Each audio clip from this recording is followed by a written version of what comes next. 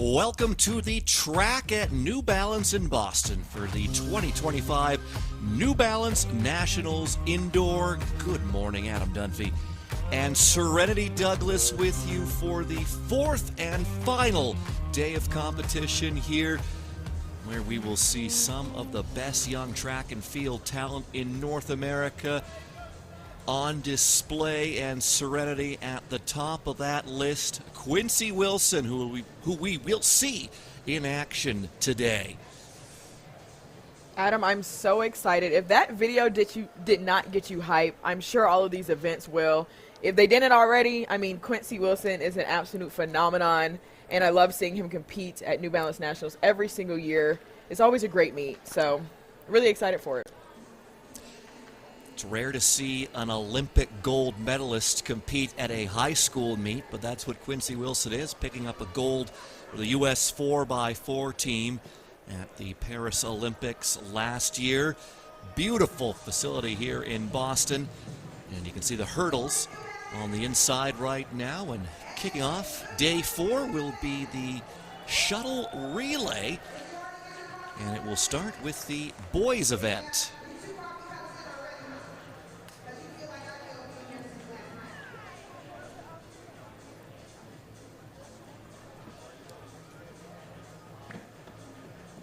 And Serenity, if there is one way to describe this event, perhaps the best way to do so is organized chaos. Organized chaos. How can you stay on your feet this entire time is really the theme.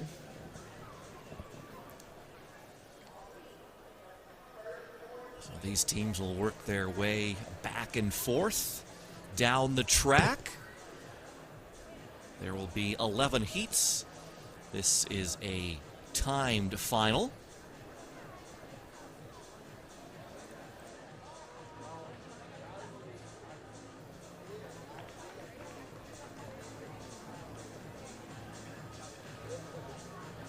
And for so many of these athletes, obviously a great chance to compete at the highest level, but another aspect of this that I'm sure they all really enjoy is the swag bag they get from competing here at this New Balance event. Man, I want a swag bag. New Balance is known for these legendary, if you guys don't know, they're known for these legendary book bags that they give out every single year. I still have the ones that I got. And you used to be able to get your name like laminated on if you wanted to, or a nickname or a phrase, and I still have mine. I would still rock it right now.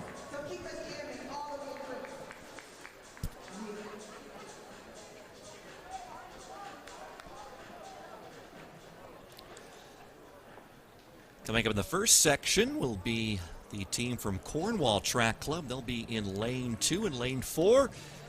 It'll be the Woburn Track Club. Lane 6 will have the Hopkinton Track Club, and lane 8 will be the Warriors Track Club.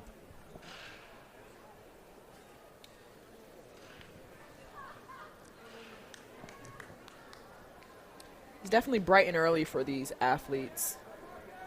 Had to get up pretty early for them, but hopefully they were able to get the jitters out. Sometimes the earliest races, you don't even have time to get nervous. Your coach got you up so early and said, eat breakfast. All right, let's go. Would that be an advantage? Racing earlier, you don't have as much time to get nervous, get those butterflies? Advantage. I guess you could say advantage. Depending on if you're an early riser, I guess. For sure. I don't even think these athletes have gotten the crust out their eyes. I know it's early, but honestly, a lot of the high school meets, they're pretty early meets. In college is when it goes pretty late.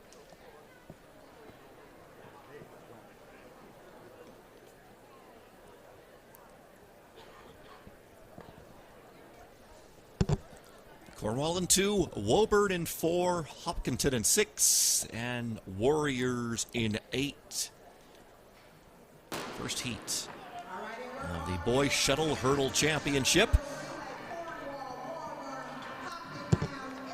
Cornwall off to a good start, and they have the lead at the first changeover, and they're going to maintain that through here.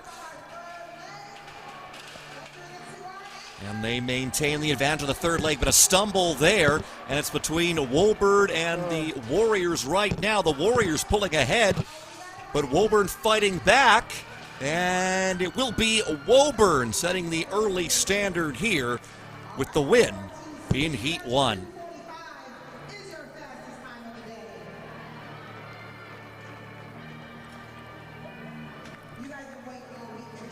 So 32-45, Woburn takes the opening section, and that is the time to beat right now. Like I said, Adam, it's a game of how can you stay on your feet the entire time. It gets pretty chaotic. You have to stay on your numbers, especially for hurdles. Hurdles is a very calculated race, but the fact that it's a relay, you get a ton of adrenaline, more adrenaline than you probably normally would. So you saw a lot of athletes on that third leg just falling and hitting those hurdles. It's a tough one. It's, like I said, organized chaos, really. Section 2 will have the Marauders in lane 2. Old Rochester track will be in 4. Bloomfield Track Club will have lane 6. And the Knights Track Club will be in lane 8.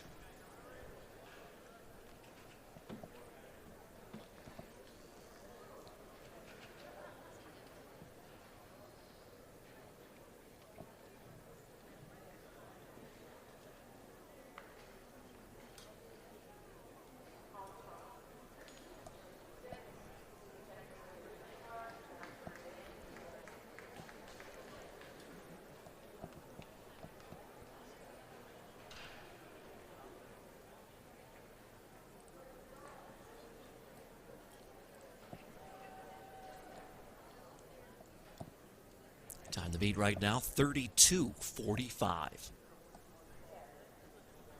And it's a good start by Bloomfield.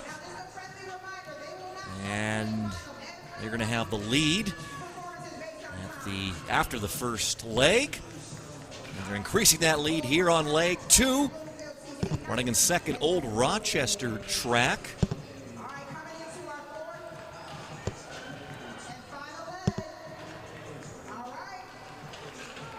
It's Bloomfield maintaining their lead, and they are going to win Section 2. And they will do so in a time of 31:03. So they set the new standard. They're pretty happy with that one.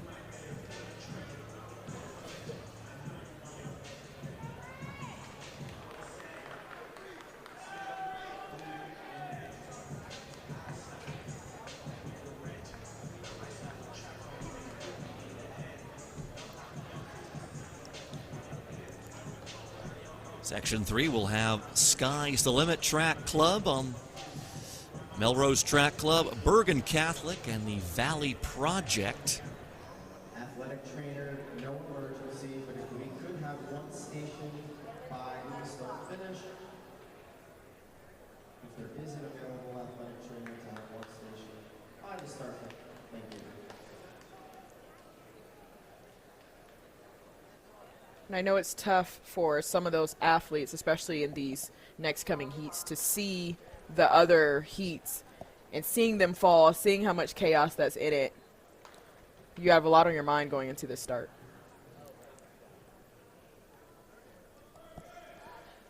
Sky's the Limit starts in 1, Melrose in 3, Bergen Catholic in 5, and Valley Project starting in lane 7.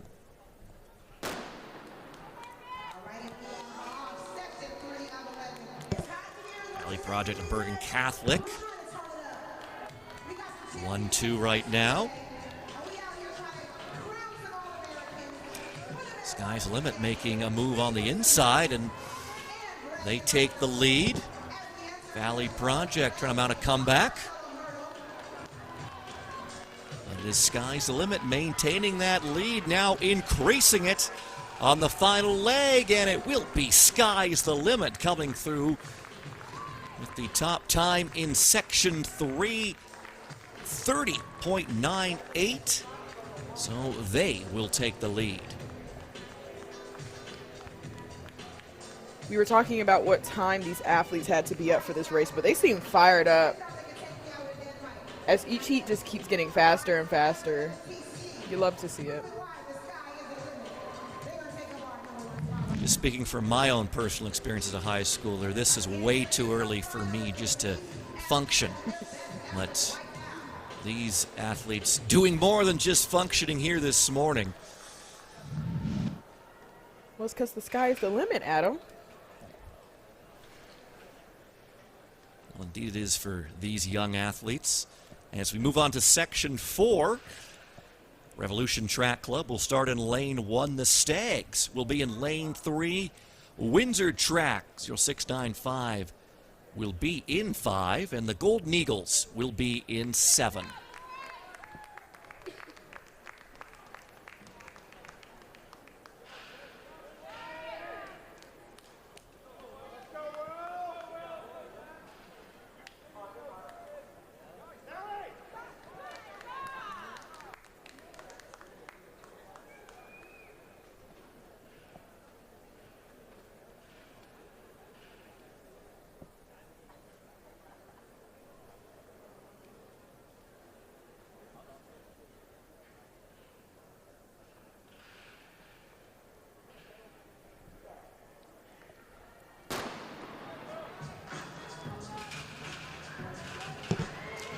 Windsor Track off to the early lead, but a stumble there. 2 hurdles taken down by Windsor Track. But they maintain the lead on the second leg.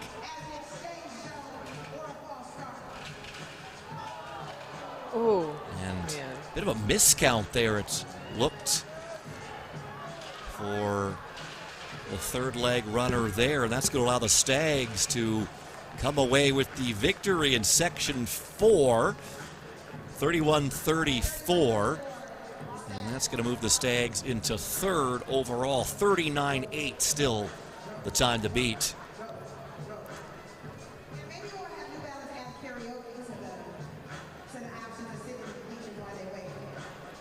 That one was tough to see for sure. There seemed to be some type of confusion.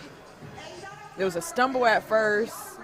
Looks like the hurdle wasn't up in time, but that's something with these shuttle hurdles for sure. And we get another look at it. We're gonna see, there's the stumble right there, which gave the other team an advantage really to use it to their advantage to go ahead and take over that lead.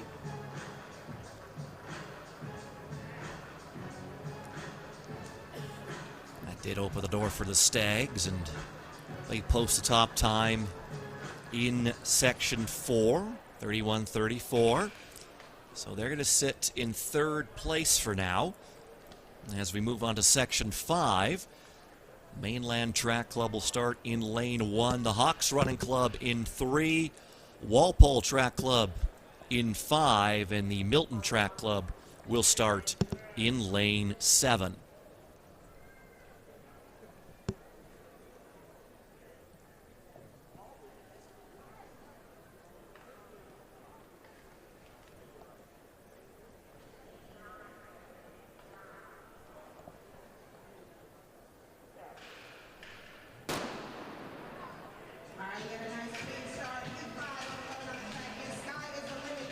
Walpole out to the early lead in Lane 5.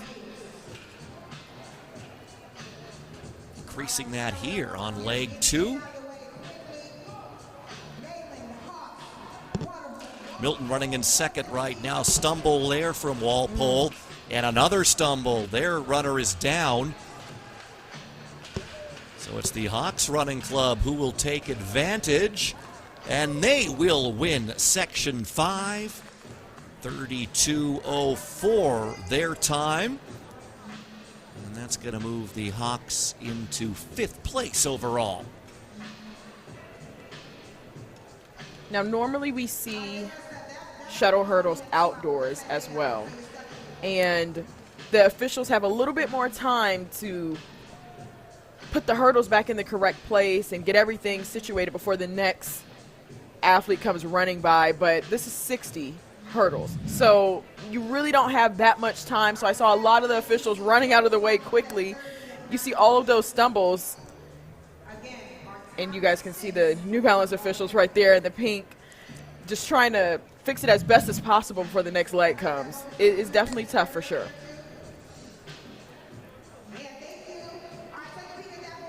It's not just organized chaos for the competitors, it's organized chaos for the officials too, as you can see them, as you mentioned, Serenity, just scrambling to get those hurdles back up.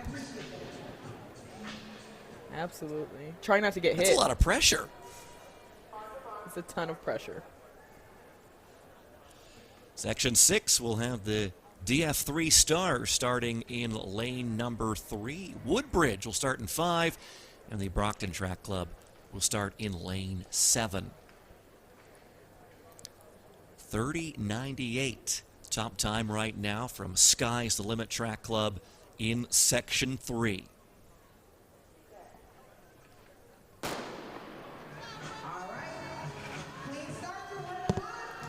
Brockton Track Club getting a good opening leg there. They have the lead.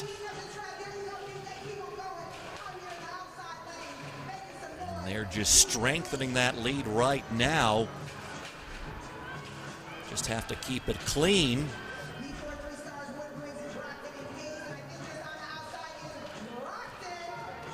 And the Brockton Track Club will take the win in Section 6. And we'll just wait to see what that time is.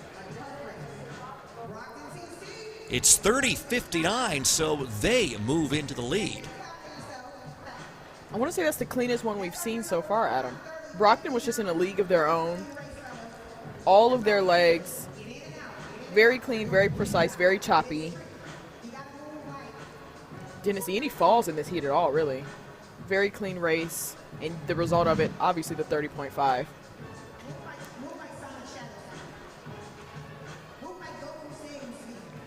So Brockton setting the new standard. So get set for Section 7 of 11.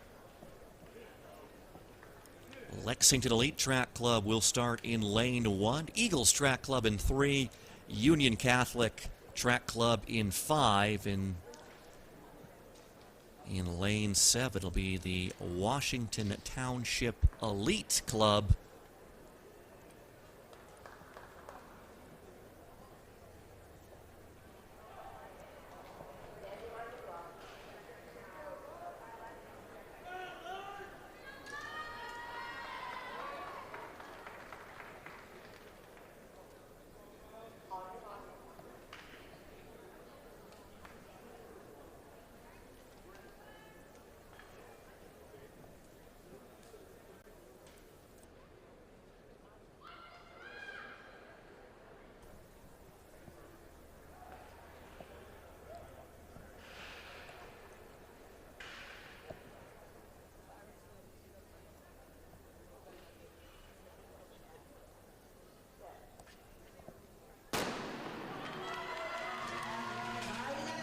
Union Catholic off to the quick start.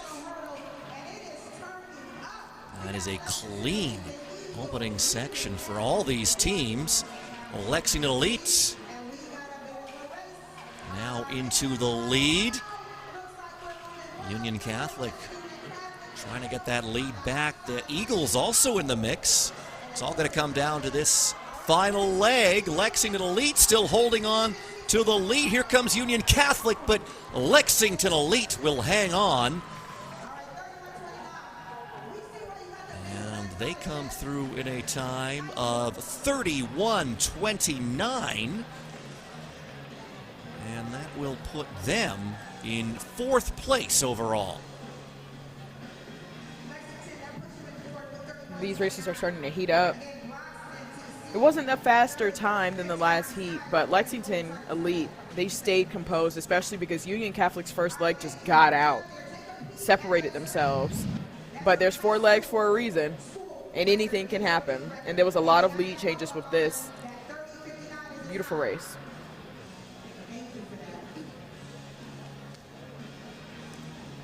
clean race all around for those 4 teams.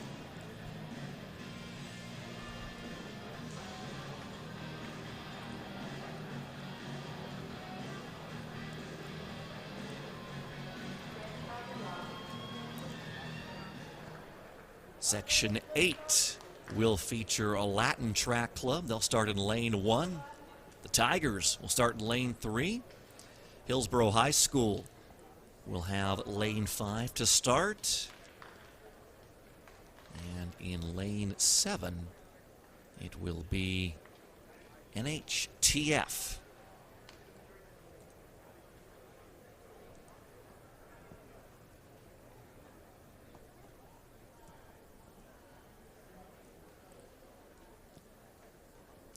.30:59, the time to beat.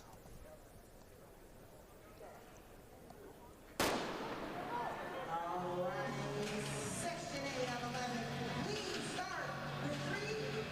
a very even opening leg between the Tigers, Hillsborough, and NHTF. But now it is the Tigers pulling ahead in the second leg. NHTF making a push, as is the team from Hillsborough. But it remains the Tigers in the lead. Here comes Hillsborough, though.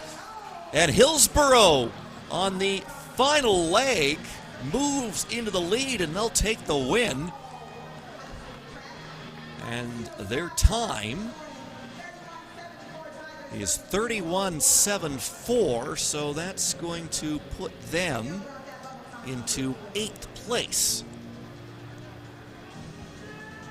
Like I said, there's 4 legs for a reason.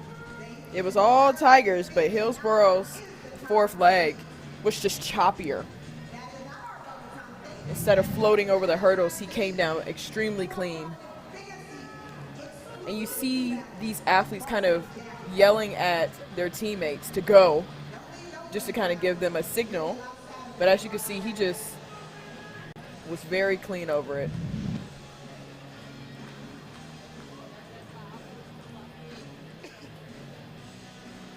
Michael Bynes running that anchor leg for Hillsborough.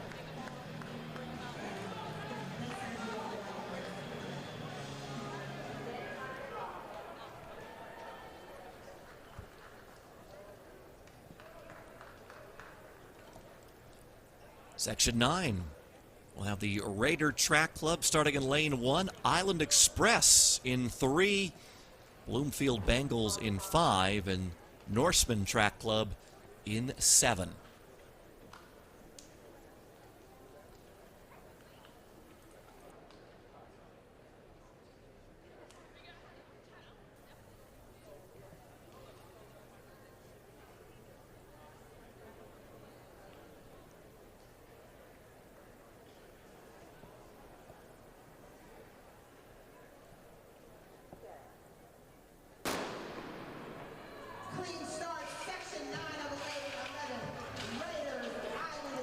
Raider Track Club of Norseman close after the first leg, but now it is the Bloomfield Bengals pulling ahead.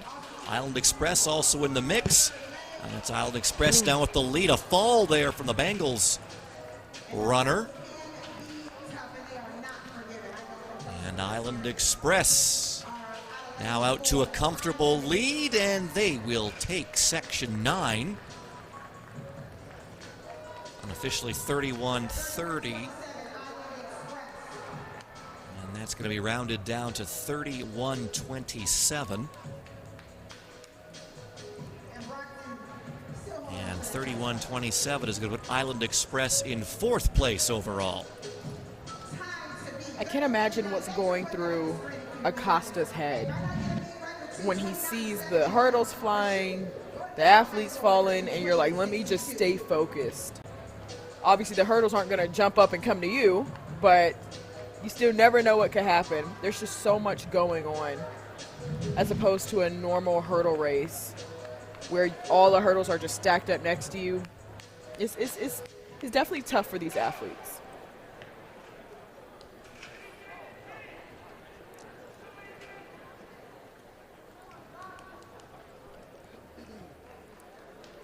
Section 10 will have Paramus Catholic Paladins Track Club starting in lane 1. NDHS Elite in 3. Paramus Catholic Paladins Track Club's B team will be in lane 5, and Deptford Elite Track Club will start in lane 7.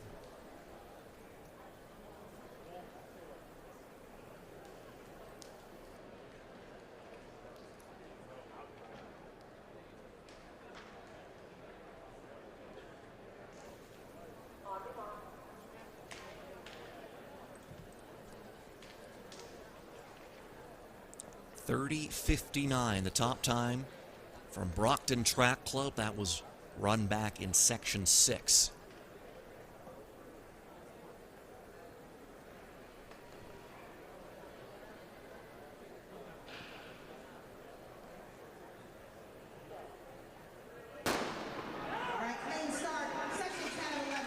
Good start by Deptford on the outside. They have the early advantage. Paladins A team on the inside also in the mix, but it remains Deptford out in front, running now in the third leg. NDHS trying to get back in the conversation, and now the Paladins A team into the lead, and they are going to take the win in Section 10. Waiting to see what the time is. And it's 30-30, so the Paladins A team moves into the lead, and the 30-45 for NDHS Elite is going to put them in second place.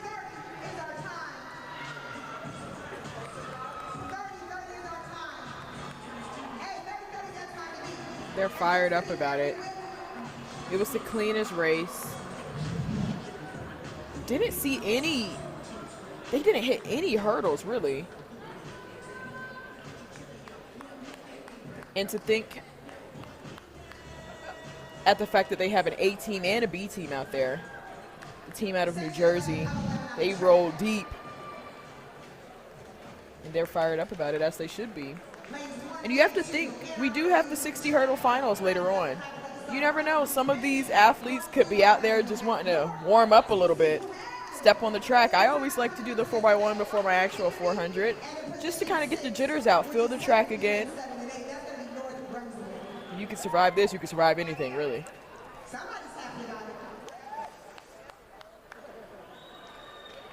So the Paladins A team will have to wait a few moments to see if that 30-30 is going to be enough to get them the win here at the New Balance Nationals Indoor. One section left to go here in the boys' shuttle hurdles.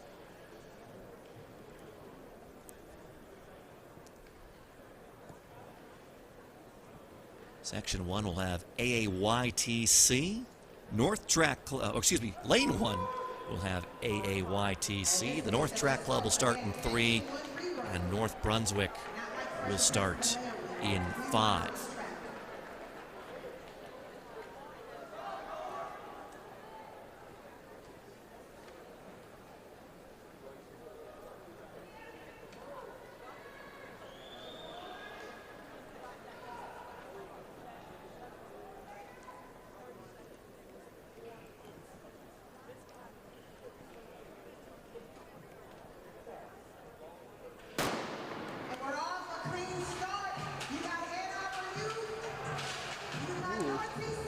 Not much to separate these three teams through one leg. And a fall there from AAYTC. That's going to open the door for North Track Club. North Brunswick running in second. 30-30, the time to beat. What's North Track Club going to do here? They're going to win, and it looks like they're going to take the victory overall. Let's wait to see what the official time is. It's 29-31. It's a win. It's a meet record.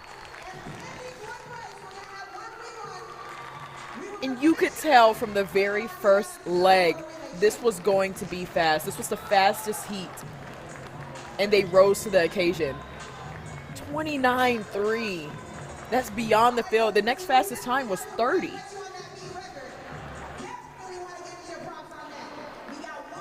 0.3, and they really separated themselves for sure. Love a victory lap. And it is a well-earned victory lap for the team from North Track Club, 29.31. They win the boys shuttle hurdle relay, and they do so with a new meet record time.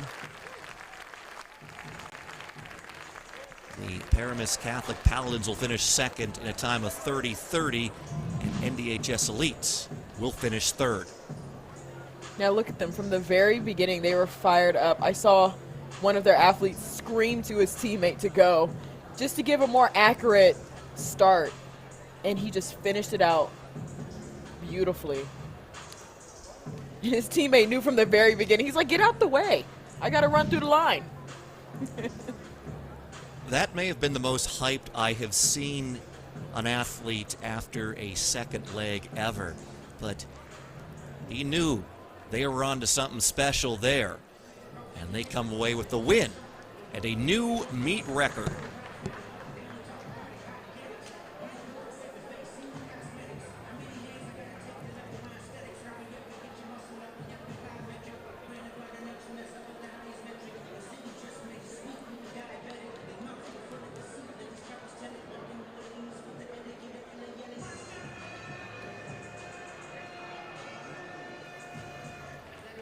Look at the final results. North Track Club 29.31 for top spot. Again, that is a New Balance Nationals indoor record. Paramus Catholic Paladins A team will finish second, and NDHS Elite will round out the top three.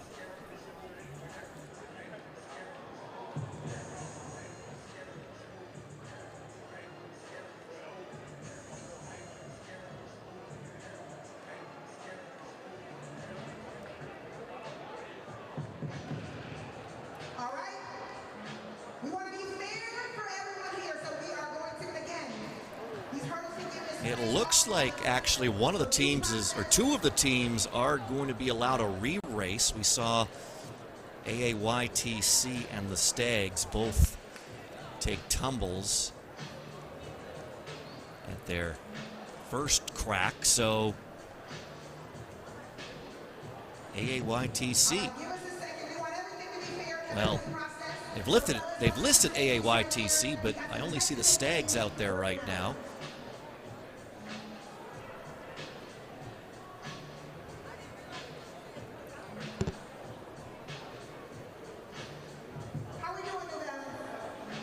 I mean, if you think about it, like we were saying, there was just so much chaos going on that a lot of it is not the athlete's fault.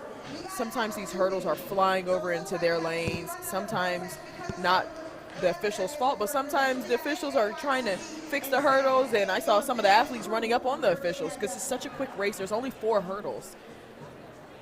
So I'm very happy that they will get an opportunity to re-race for sure, just to give everything a fair chance. Sometimes it's, you know, their personal best that they can put on their die stats. They want something official.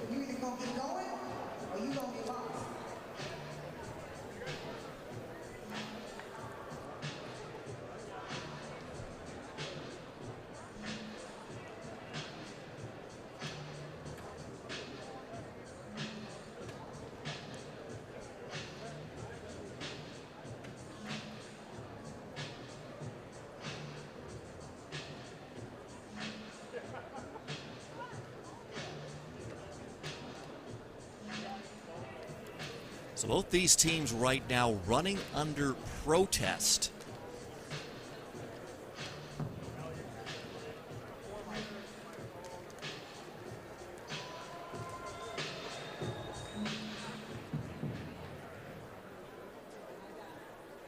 I think it's the smartest thing to do. You never really know what could happen afterwards. The officials will look at the tape afterwards, but you have to give yourself a fighting chance by going out there and running under protest. Because if they do win afterwards, after looking at the tape and seeing that everything was legal from the beginning, then this mark could count that they're about to run.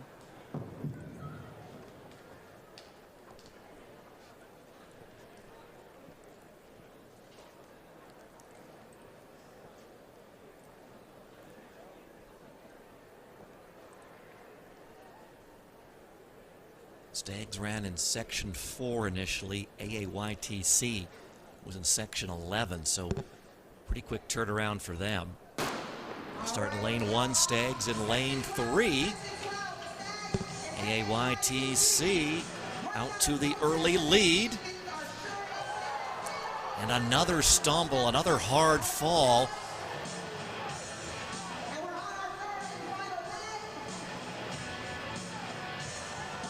And the athlete down in lane 3, so we're going to have another rerun here, Serenity. Let's see. Hey, this is track and field, okay? If you guys were tuning in to the NCAA Nationals just last night, there's a ton going on with Arkansas and USC. This is track and field for you. Buckle up.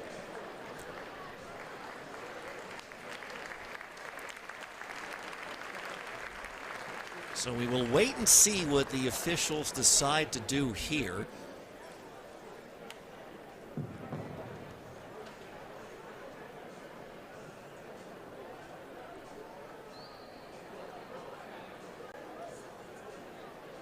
I really commend these athletes for even having the heart to stay locked in.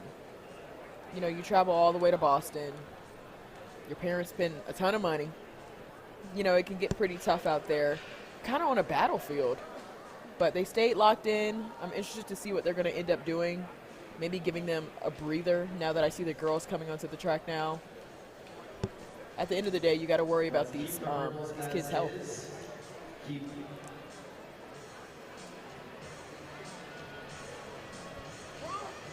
Stags team meeting with the officials right now. I have to imagine they will do what you indicated, Serenity, and allow them a little break and then have them re-race again. Although now the women are off the track. Or are they? Nope, excuse me. Well, they're down at the far end, but they are not. The opening leg runners are not going to the start line, so are the Stags going to run again now? I mean, if you think about it, they only would have about 2 hurdle lanes that they would have to raise to keep on the boys' height. But it seems like they're staying locked in. I kind of feel bad for first leg. My guy has gotten some reps in, okay? And ladies, you guys keep moving. Just keep active, ladies. Stay sharp with your brains. We are waiting for Team Marooners. We are waiting for Team Marooners for your rerun. Team Marooners, we are waiting for you at the start. And now is there going to be another team offered a rerun? Just heard the PA asking a team to come down to the start line. Are they going to allow AAYTC to run again?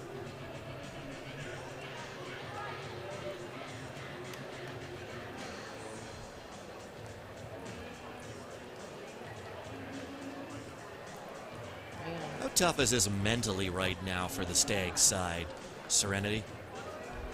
It is for sure tough because anything can happen.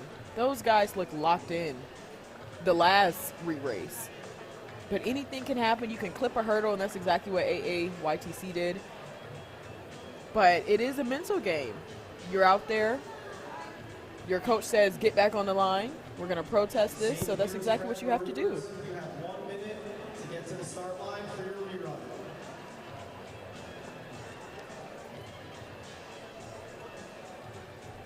And there was just a 1 minute warning for the team they're waiting on. Not sure who it is they're calling to the start line. But they're going to have to get there quick.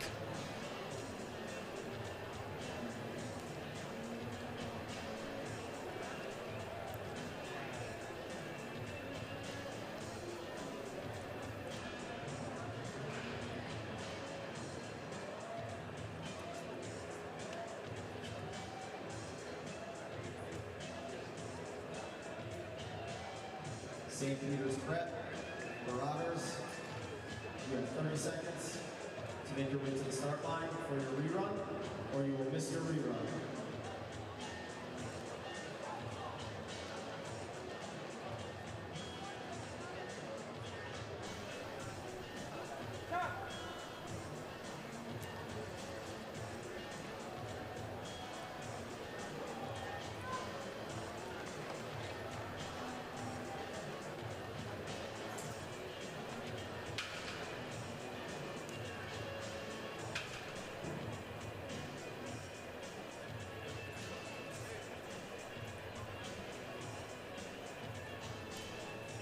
You have to appreciate the fact that they want to make it fair.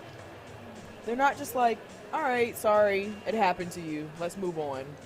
You're holding up the girls. Let's move on. No, they're making everything fair for all of the athletes. Give them a fighting chance, at least.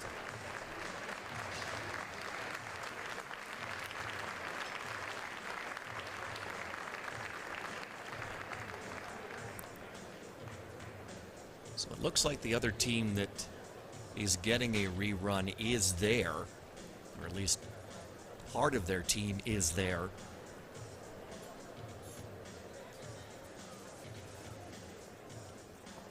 Although now they're being ushered off the track, so did they not get there in time?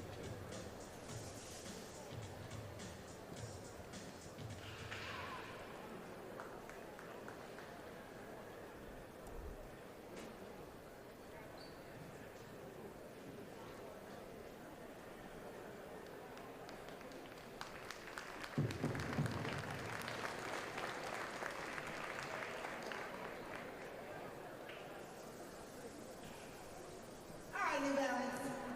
Thanks for all the love. So it looks like it is going to be the AAYTC team. They are going to allow another rerun too.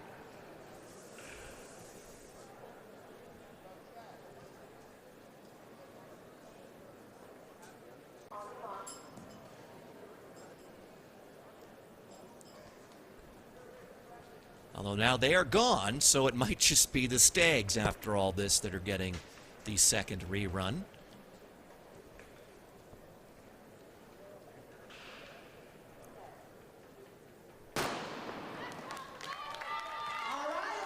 So they're going to run this one solo.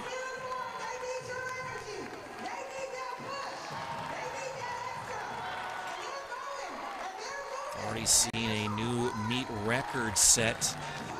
North Track Club ran 29:31.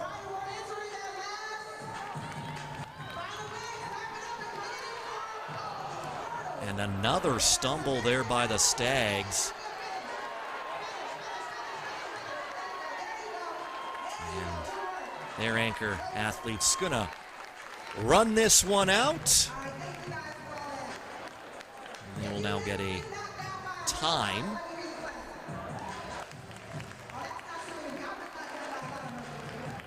But you got to feel for that Stags side. They had to do 2 reruns. A lot of waiting around, but in the end they do get a time. Man, the pressure is on. You can hear Candace Price down there on the field. She was telling him to finish, just finish. She's a hurdler herself. Sometimes it is pretty tough when you fall. You're out of it mentally. It throws off your rhythm. But you've done all of these reruns at this point. You might as well get through the line and finish and have a time out there.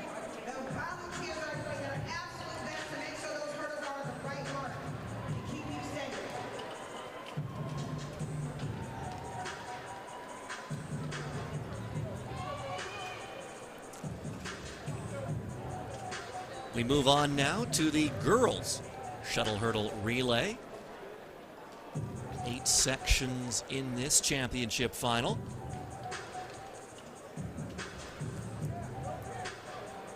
And full credit to the organizers, because even after those reruns, this meet is still running on time.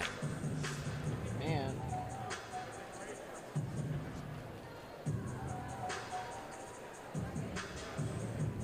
also can't really imagine what the girls are going through as well, because they came in ready to go, and they came out like, oh, all of this drama with the boys. But they know how it is, like we were saying in the very beginning. It is organized chaos for these shuttle hurdles. But you have to remain locked in. A ton goes on.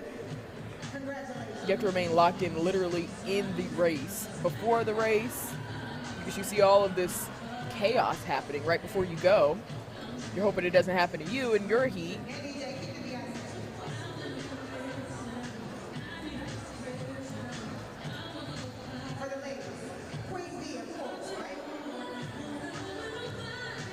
These competitors were out on the track for about 10 minutes waiting for the boys sections to finally come to a close.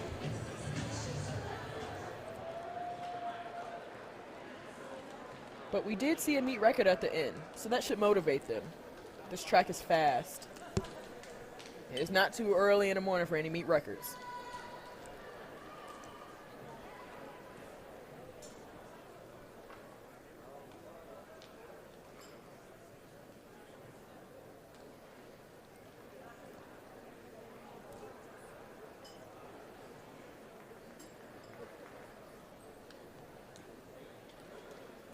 Section 1 will have the Corning Track Club starting in lane 1.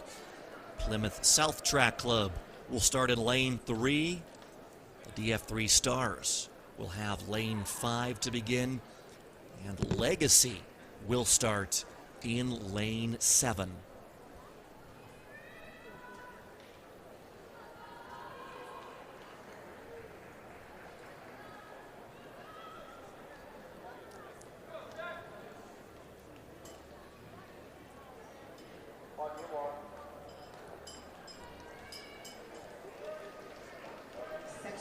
Section 1 of 8, Girls Shuttle Hurdle Relay Championship.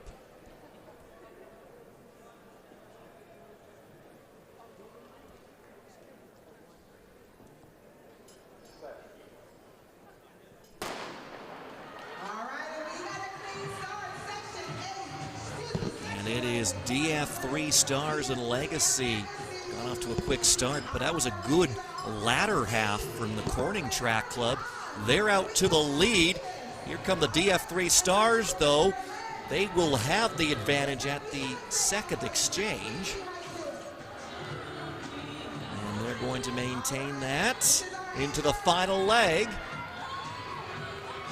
And it is a healthy lead for the DF3 Stars. And they are going to set the early standard.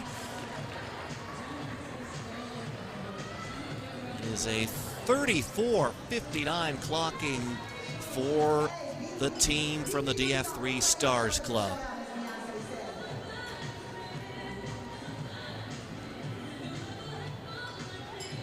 There might be a tad bias, Adam. But this first heat, the girls is a lot cleaner, which is usually what ends up happening. The girls' hurdle races are a lot cleaner. The men, they're kind of just busting through the hurdles, but the girls were very clean, very demure.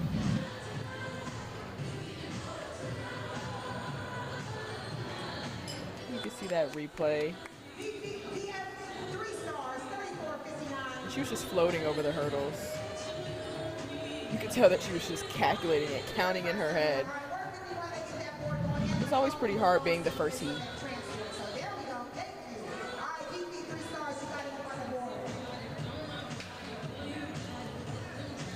34:59, the early time to beat.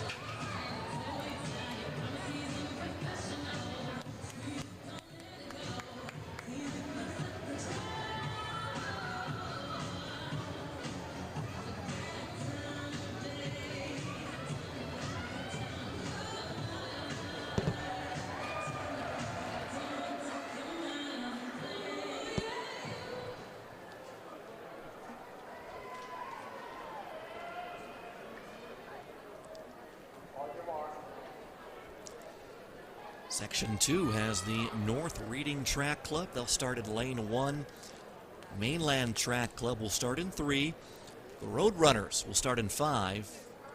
And the West Hill Track Club out of New York will start in lane 7.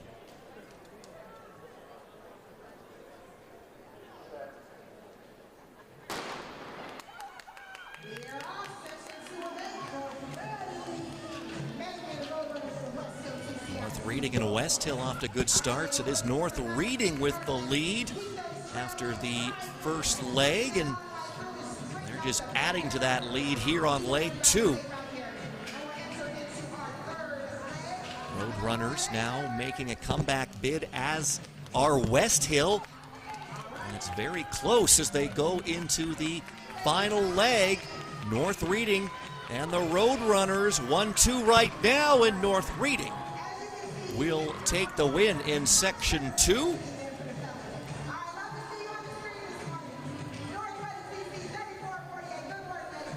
And it is a 34-48 clocking for them. They're going to move into the lead.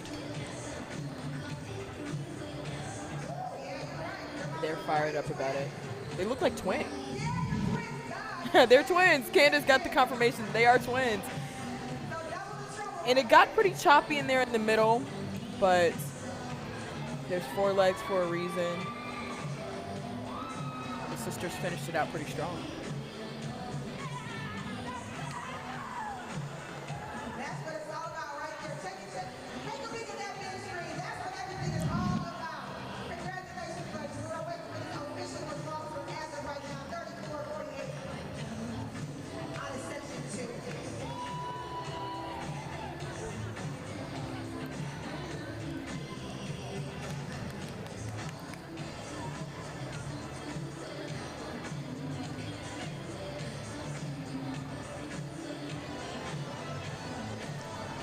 Section 3 will have West Orange starting in lane 1. The Borough Panthers Track Club will start in 3. The Mustang Track Club will have lane 5. And the Woburn Track Club will begin in lane 7. 34-48, the time to beat right now. Shout out to the DJ. I heard Sabrina Carpenter. I mean, this is the fastest party on the planet. So the DJ has to be on point, and they definitely are. If that's what I heard before I stepped into the blocks, Beyonce and Sabrina Carpenter, I might beat a world record. You're definitely running a PB.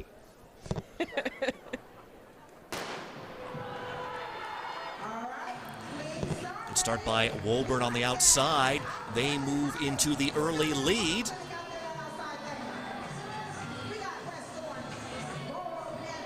And a fall from West Orange in 2. Woburn maintaining their lead as they move into the 3rd section. And a stumble from the Mustangs. They recover, though.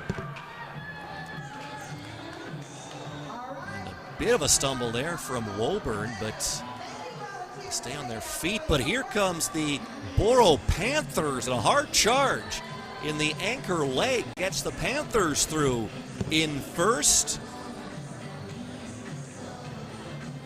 And they come through in a time of 36-22. It's going to move them into 5th place. It looked like she was just bounding over the hurdles. When in doubt, just keep your rhythm right.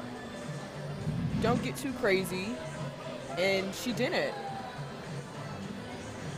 We're going to see it right here pretty soon. That final leg for Borough Track Club. She kept it very consistent. She was trying to be very low over the hurdles because you could tell that she's a bit of a taller athlete.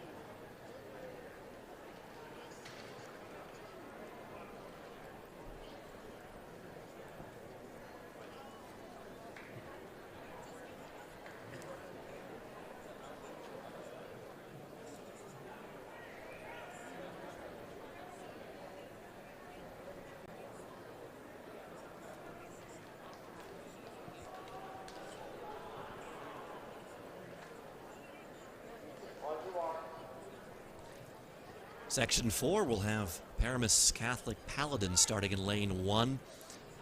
Willingboro girls track will be in 3. North Track Club will start in lane 5, and North Brunswick will begin in lane 7.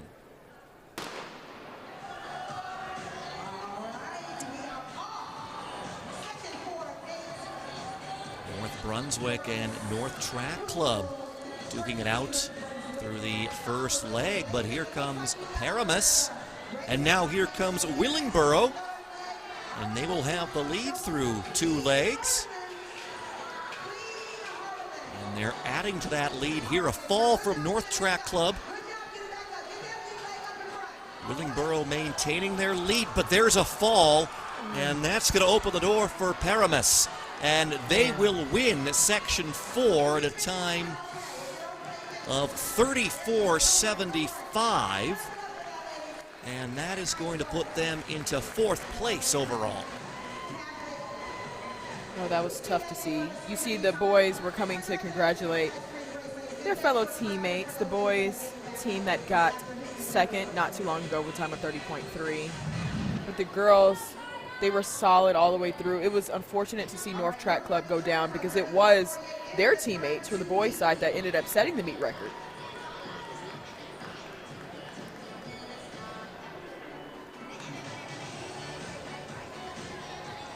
There's the fall that opened the door for Paramus Catholic. So they sit in 4th place right now, 34.75 their time. Hey, shout out to all the parents who probably used their last bit of PTO to come here and cheer for these kids. That part, right? Shout out to the parents that are remotely working in their seat right now.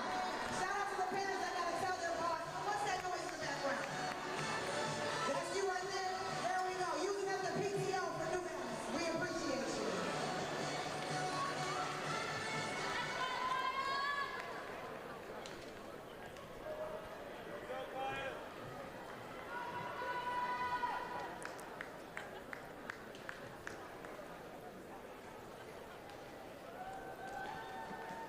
Section 5 up next on the track.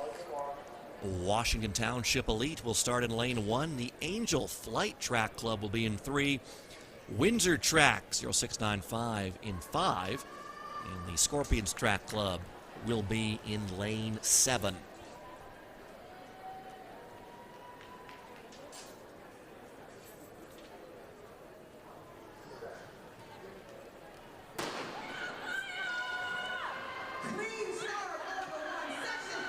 It's an early lead for Angel Flight.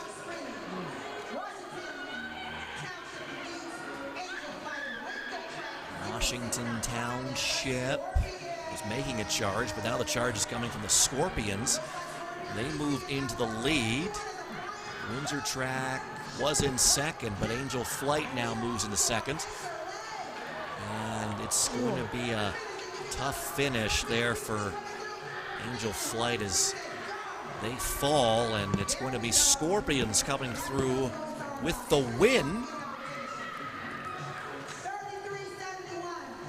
And it's 33-71, so they move into the lead. Look at how fired up they are. That's exactly what it's all about. You never know what these athletes have put in to get here. This could have been a personal best for them. The cleanest race that they've ever had. The first time that they've even come together on a relay, you never know. And they stayed clean all the way through. You see that celebration? That was definitely worth it. Out of St. Louis. Those ladies deserve to be fired up about it. 33-7, we're gonna see how well it sits with these other heats to come. 3 sections still to come.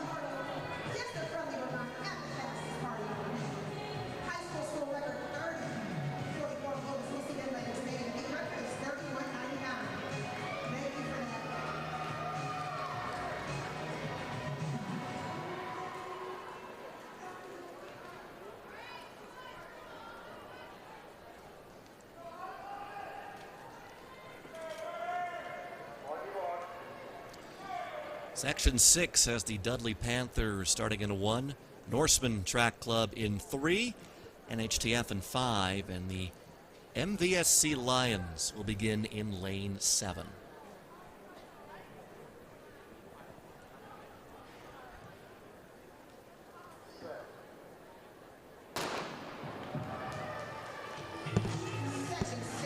Panthers off to a good start in 1. NHTF also in the mix, as are the Norsemen. It's the Panthers maintaining their lead in the second leg.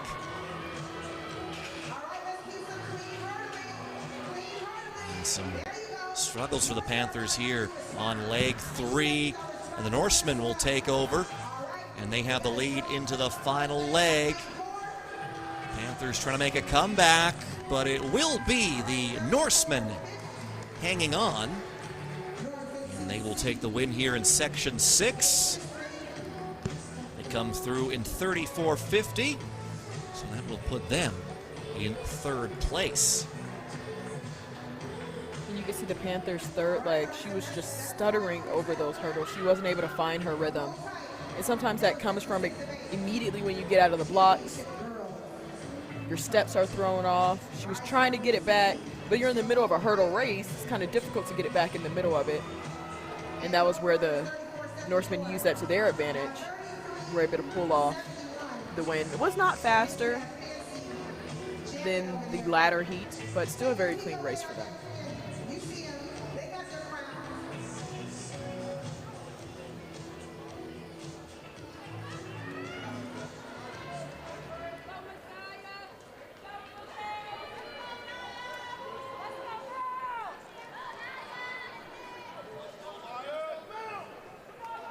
Two sections remaining. Time to beat 33.71. That was run by the Scorpions Track Club in Section 5. This is Section 7.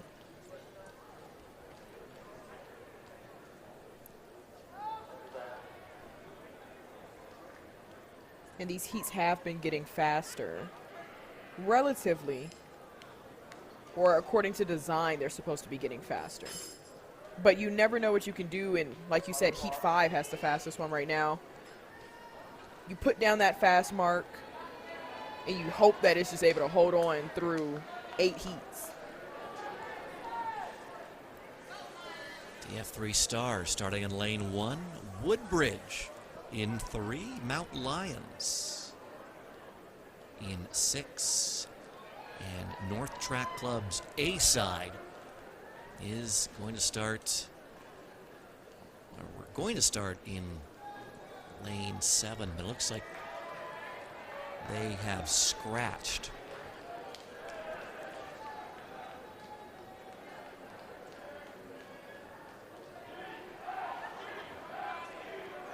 Or they're just a late arrival, it seems.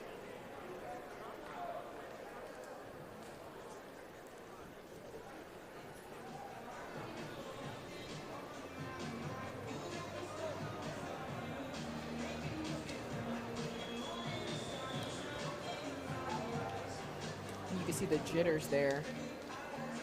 Happy we made it. Okay, now let's take my heart rate back down.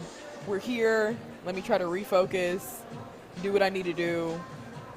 Everybody's looking at us, but you have to just focus. Remember your steps, remember your teachings. Shoot, how to even set up your blocks.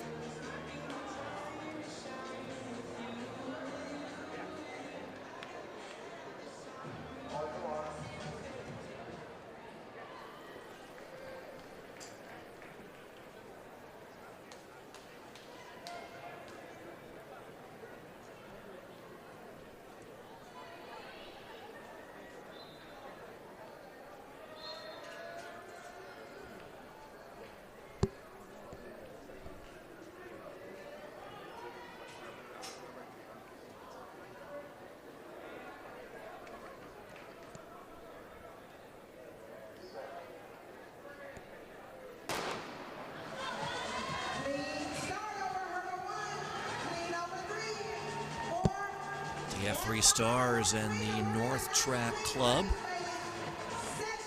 To good starts. DF3 Stars now pulling away. Clean race so far. Woodbridge making a charge in the third leg. But the DF3 Stars maintaining their lead, and they will win Section 7. 33:02 they come through in. So that's going to move them into first place.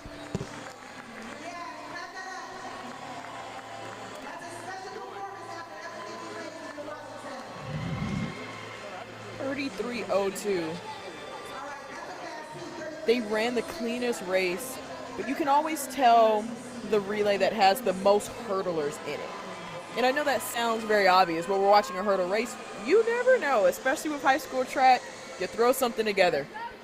But theirs was very clean. She was very low over the hurdles, very snappy. And that's going to be a tough time to beat as we're going into this final heat. But you never really know as these heats continue to get faster. And especially, I mean, you look at the next heat. We have Bullis, we have Motor City Track, we have WETC. It's one of those things where they just saw that time. They're fired up now. They're like, okay, all right, bet. Let's see what we could do.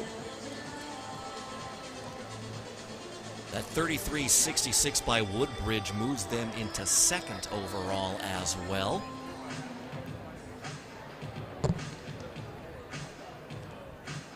But it is 33:02, which these final three teams are looking to take down.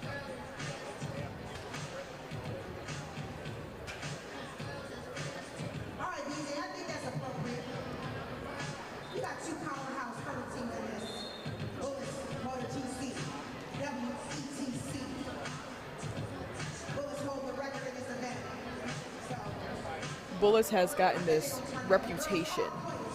And it's not just from Quincy Wilson. Obviously, he is a huge name. We have to give him his flowers. Breaking the New Balance National Indoor 400 meter record just yesterday with 45.7. But Bullis has just gotten this reputation out of Maryland of being the best to beat. They had Masai Russell, who was an Olympic gold medalist as well in the past. But talent comes out of Maryland.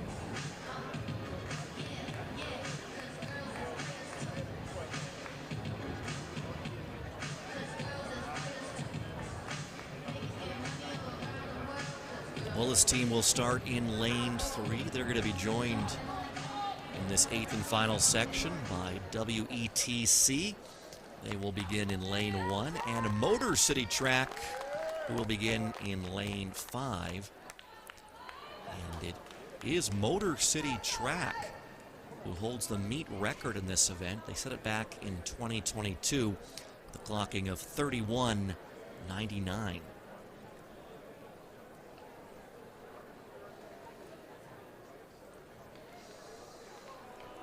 33:02, the top time right now.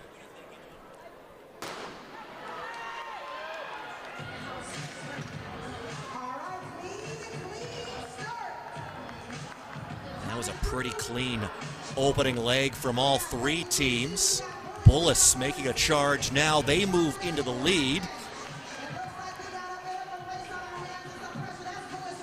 Maintaining that lead in this third leg. The anchor leg now, and Bullis pulling away. And it's going to be Bullis winning the section 31-37 unofficially. It's 31-36. That's what they round it down to. It's not only the victory, it is a new meet record. What did I say, Adam? Bullish Track Club always brings the top hitters. I mentioned Masai Russell, who used to race for them as well. In the past, she's the Olympic gold medalist in the women's 100 hurdles. Her sister was on this race. So it runs in the family there. She had a clean third leg. But Bullis, they always just stay so cool, calm, and collected. Like, they're so used to this. They always show up and show out. You see them talking to Candace Price there at the bottom, who is also a hurdler, and she's still a hurdle coach out in Michigan.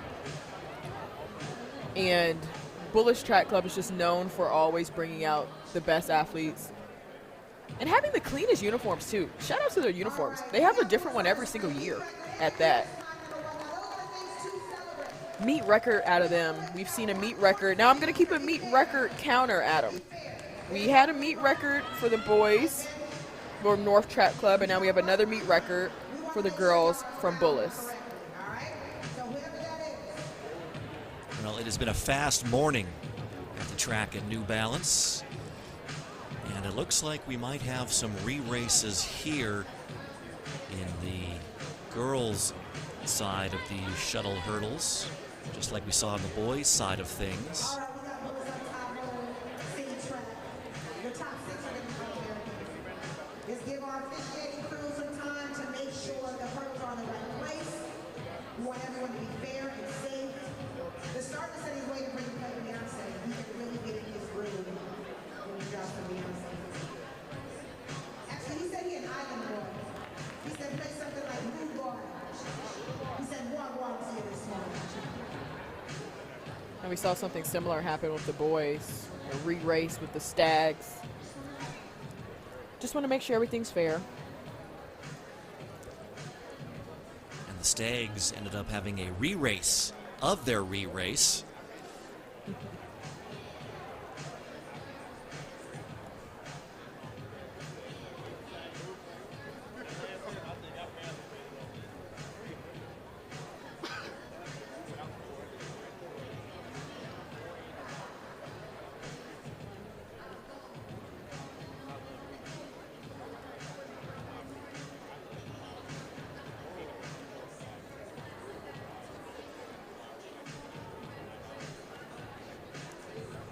Keep track of all of today's results online at live.athletic.net. All track races also available on demand at Runner Space.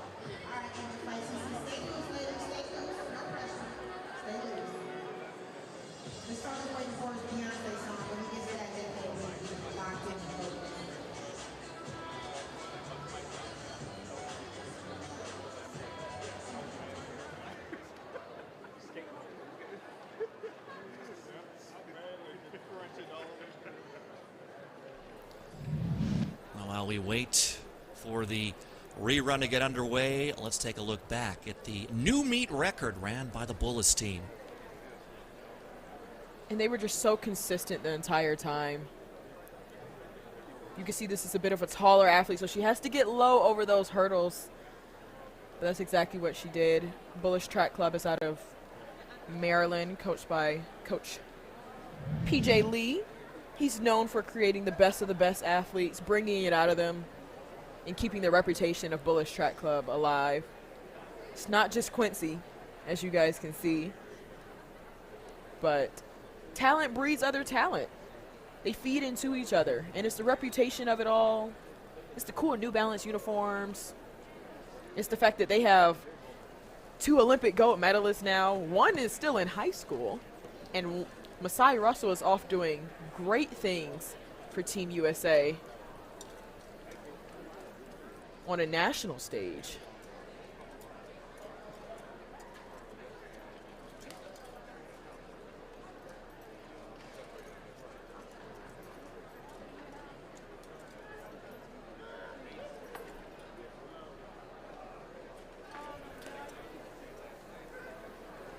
So it will be North Track Club and Angel Flight Track Club competing in this re-race.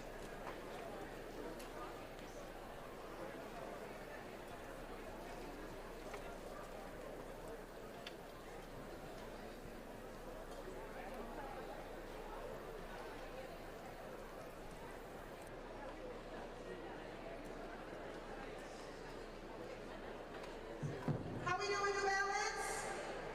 As good as you can be. Remember, you use your PTO to be here, so you gotta be having the best time of your life. All right, starter, it's your show.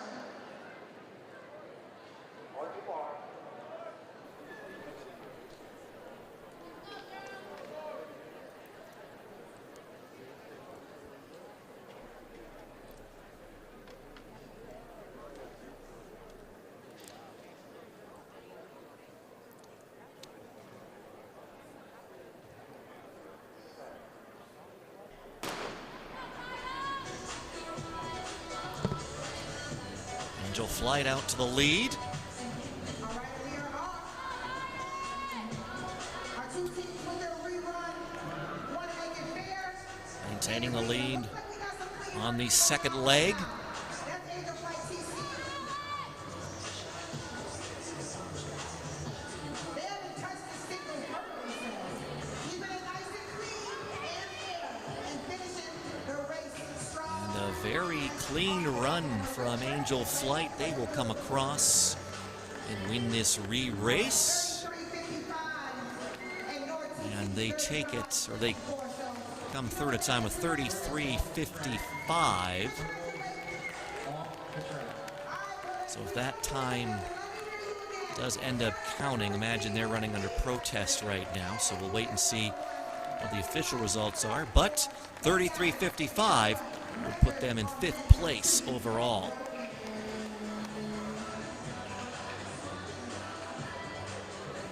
And this is why you do the reruns. 5th place overall, if it does stand, that's solid for them. It could be a nationally ranked time. You see, they're pretty happy about it.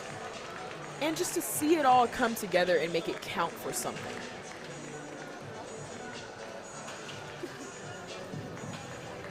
It's been an exciting 4 days of competition here in Boston. Let's take a look back at some of the highlights from yesterday.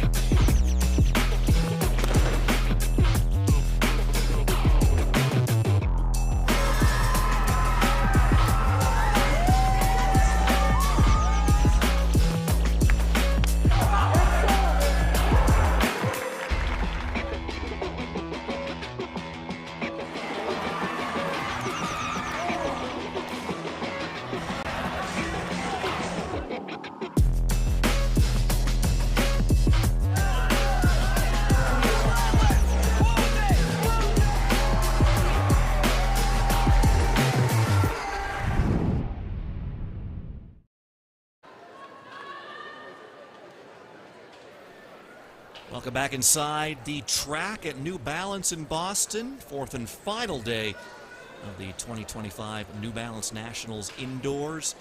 Adam Dunphy and Serenity Douglas with you. We've already seen 2 meet records set today.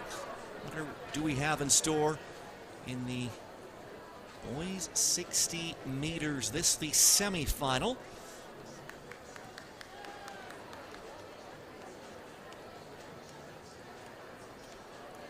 This is a fast track. Getting on the track after meet records, you get a different type of adrenaline. I wish they could have just seen the hype video that we saw. So featured so many amazing athletes. The Oregon Distance Project, The 4x miles were insane yesterday. I'm excited to get into the miles as well. I'm excited to see what these guys have in store for us. The hurdles are now off of the track. Clean slate. Hopefully a lot cleaner races. Shouldn't be anybody falling. Shouldn't be. Knock on wood. This heat, 1 of 3 top 2 finishers in each heat moving on to the final this afternoon. And the athletes with the next best 2 times will be joining them.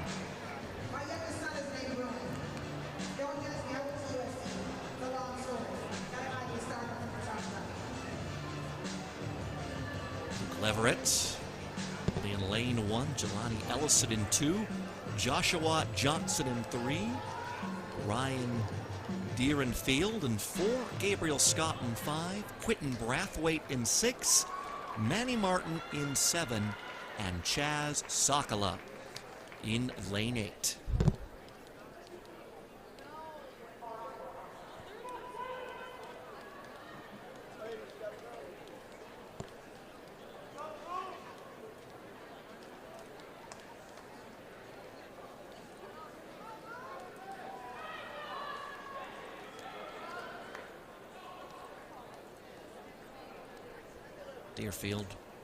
Deerenfield, excuse me, ran the fastest time in the prelim round. He clocked 6:69.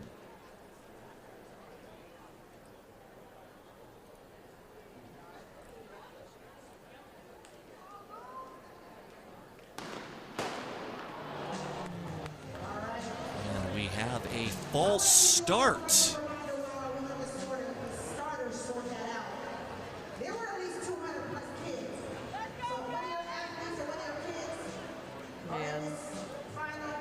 The officials are going to talk about it, but it's always a difficult balance of wanting to react to the gun, be the first one out the blocks, but you don't anticipate the gun.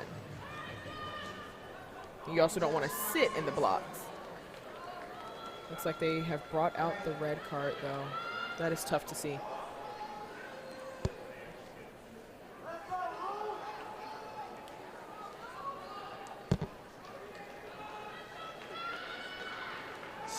Chaz Sakala out of this race.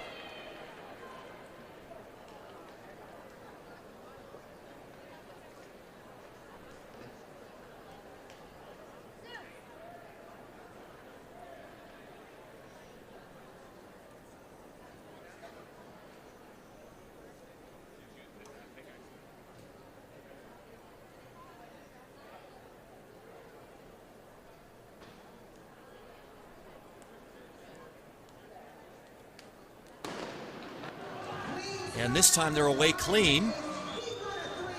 And it's Deerenfield in the middle of the track who is going to post the fastest time in this semi. He clocked 6:70. He's off to the final. Joshua Johnson, 6:77. He's going to join him. And Quentin Brathwaite and Jelani Ellison, 6:79 and 6:80 respectively. They will wait and see if those times are going to be quick enough to move them on through. And you can see that it was just all business for these athletes. They have a final later on today. So this is just really getting through the rounds. They ran the prelims yesterday, so they're just really getting through the rounds. It's not like the shuttle hurdles where each heat is going to get faster. These were just sectioned out. There's usually one faster time. They're going to usually be in the middle lane, either lane 4 or lane 5. And for Deerenfield, it was just off of his prelim time, which was 6:69. So 6:70 was clean for him. But yeah, it's just straight business for them because they got to come back. Sit your legs up, maybe get a snack, and get your mind right for the final.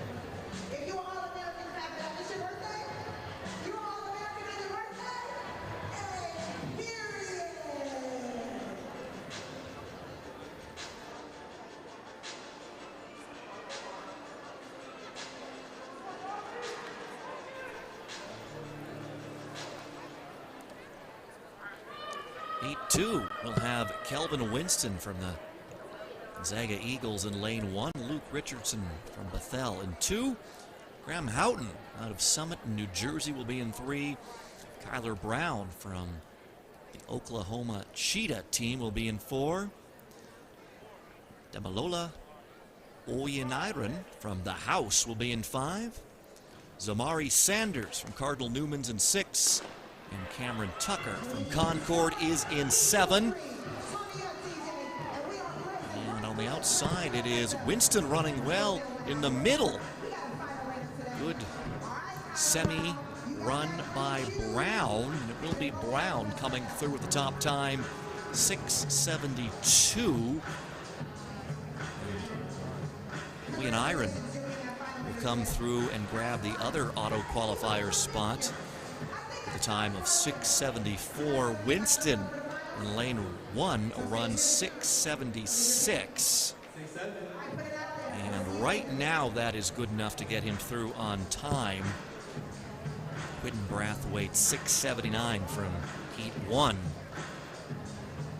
Still good enough to get him through on time as well. 1 heat remaining though. It's a bit of a tighter race for that one. Came down to the wire. But these guys are just trying to get to the final. You don't want to jog through the line. No spot is definite. It's all on time. You never know. 1 heat could go out there and blaze it. All going 6-6. And that's just the way it is. Some people like it when it's according to place. Some people like it more when it's according to time. I think I kind of feel indifferent about it.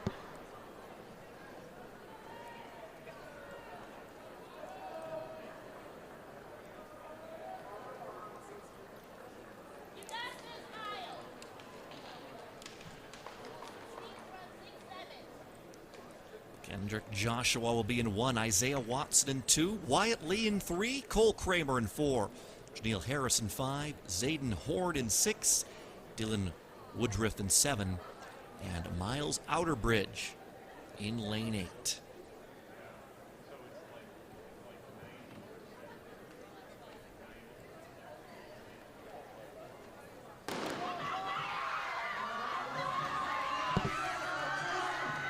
Kramer getting up to speed in 4, and it will be Kramer coming through.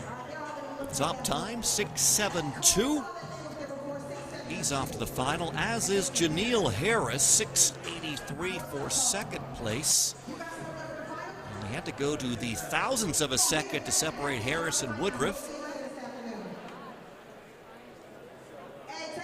Woodruff also runs 6:83.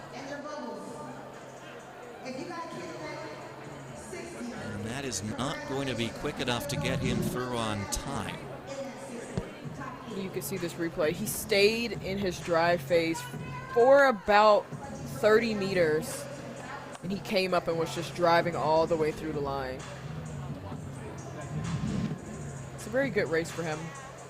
I'm going to keep my eye on Kramer for the final for sure, because he is sitting tied for second at that with 6:72. He's tied with Kyler Brown from Oklahoma Cheetah. They have their final later on this afternoon. Here goes the compiled results.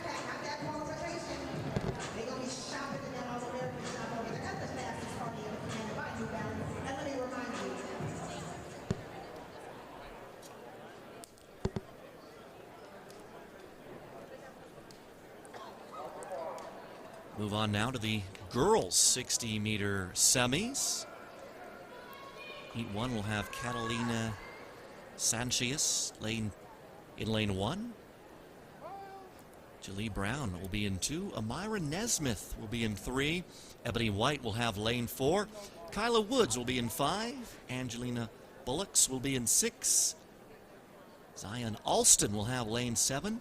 And Kilani Whitlock will be in lane 8. And it is Nesmith with the lead, but here comes White. But Nesmith hangs on. So it will be Nesmith and White Moving on to the final, Nesmith through at a time of 7:39. White comes through in 7:41.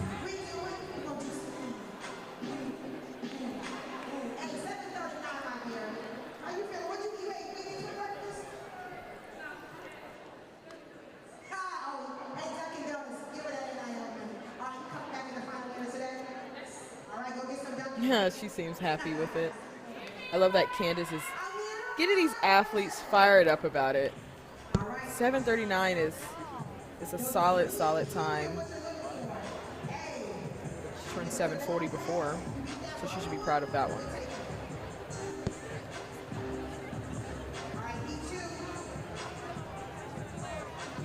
Heat 2 will have Alexia Jones from the Mississauga Track and Field Club in Canada in lane 1. She's a grade 10 athlete. Elizabeth Tanis from the Speed Academy will be in lane 2. Xenia Ray from West Warwick Track Club will be in 3. Elise Cooper from McDonough will be in lane 4. Christina Gray from West Coast Speed will be in 5. Jasmine Cook from Archbishop Carroll out of DC will be in 6. And Kira Beaumont from Exchange Zone Athletics will be in lane 7. Keep your eyes on the middle of the track. Elise Cooper out of Philly. She's run a blazing 300-meter time, a solid 200 time as well. At the second fastest time in the prelim round of 7:35. Again, she's in lane 4, and it's going to be Cooper crossing first. She comes through in a time of 7:35, so she is certainly consistent as she matches the time she ran in the prelims. Absolutely. Elise Cooper set a national record in the 300 meters just a couple weeks ago. She's a University of Texas commit, so hook 'em.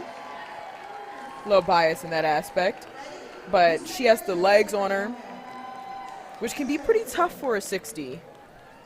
But she will thrive for sure in Austin under the coaching of Coach Flo. He's used to the taller athletes. We've seen Rashida Adeleke, but we've also seen the Julian Alvarez, the Olympic gold medalist. So worked with all type of athletes, but Elise Cooper, she takes them on a 7:35. Christina Gray joining her in the final.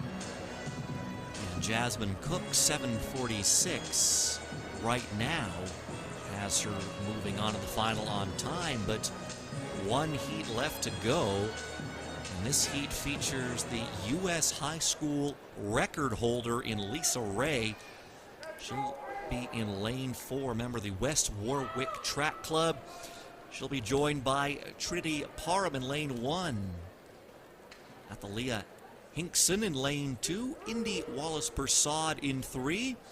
Somto Iguilo in 5. Peyton Payne in 6. Cameron Tatum in 7. And Corinne Tucker in 8. Keep your eyes on Lisa Ray. She's used to running at New Balance. She's already committed to the University of Georgia.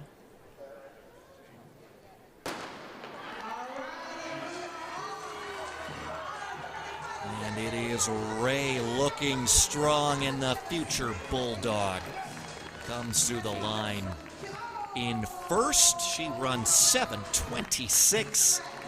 She's off to the final. Peyton Payne joining her with a 7:39 clocking.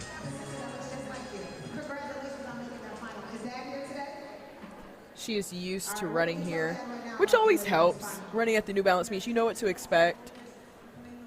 But she's always stayed pretty cool, calm, and collected. She won New Balance Nationals outdoors in the 100-meter dash at a time of 11:2. She has a PR of 7:13. She ran that at Millrose Games, Adam. Mind you, Millrose Games, you run with professional athletes, and they threw her, after she ran that, they threw her in the pro section as well. I want to say she got around 6th or 7th place, but to run earlier in the day, running 7:13, and they're like, hey, let's just call Lisa Ray back. And here goes those compiled results, and she's sitting at the top with 7:26. A cool time for her. So to keep in mind, she's just a grade 11 athlete still. Man.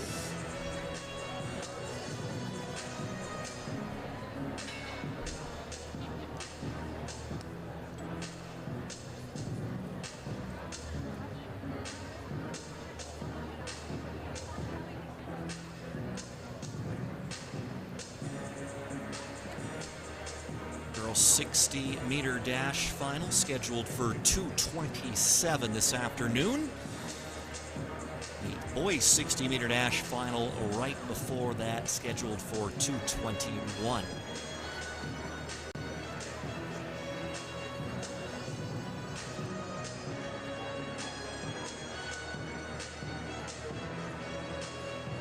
I'm excited to see what Lisa Ray and Elise Cooper are able to pull out for that final.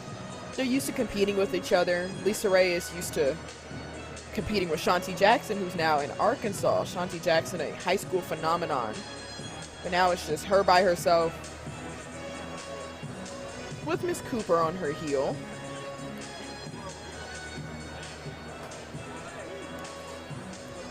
That is also going to have be those. an exciting final. Absolutely. They're going to be competing in that final and also in the 200. That's later on today as well.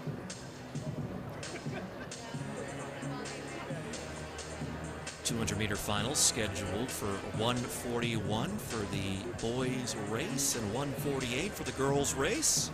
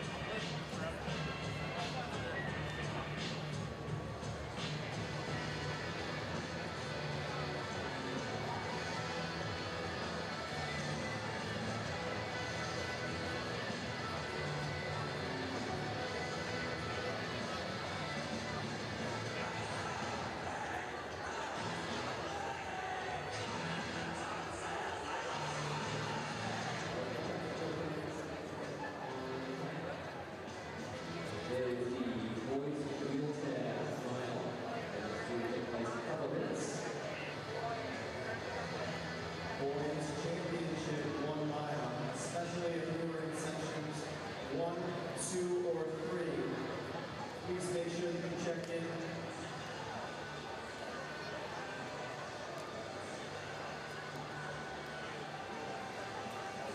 So if you're just arriving at the track of newbalance, welcome to day 4 of newbalance Nationals Indoors, the fastest party on the planet.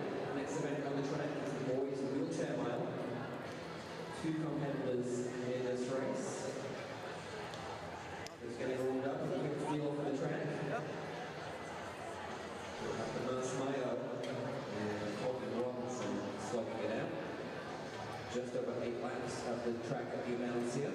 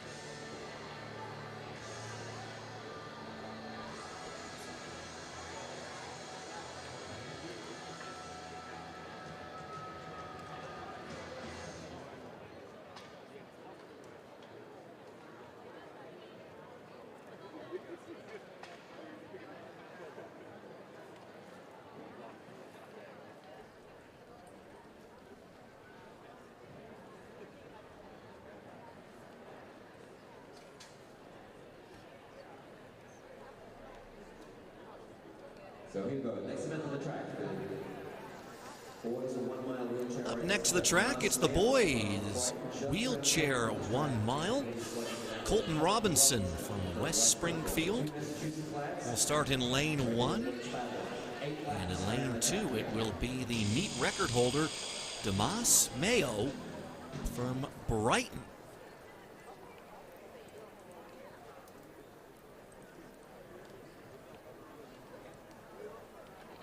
Mayo set that meet record last year with a clocking of 4:35.60.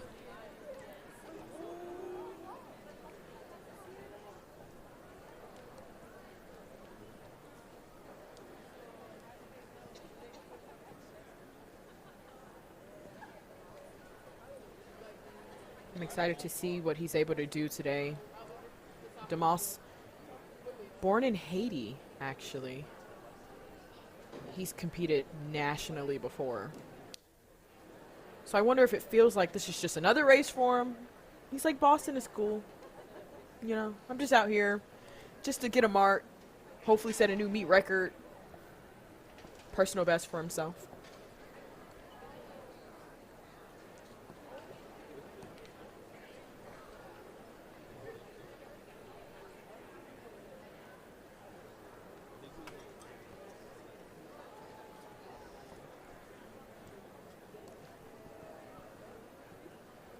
Looks like they've switched their helmet numbers.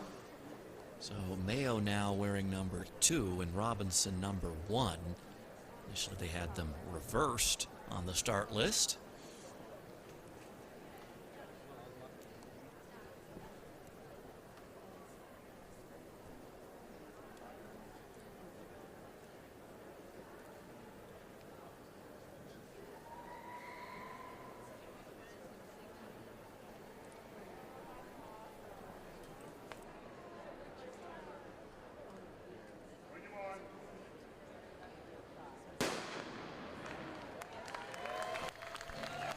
We're underway in the boys wheelchair mile.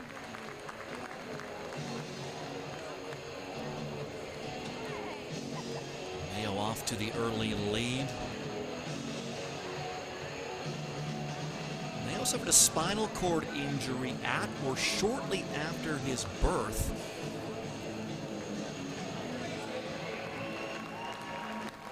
He has become quite an accomplished multi-sport athlete. Also competes in triathlon, sledge hockey, basketball, surfing, and baseball. Man.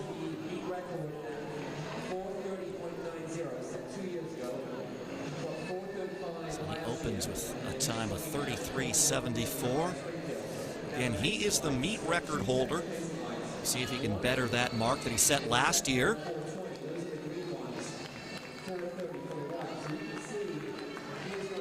was 4:35.60.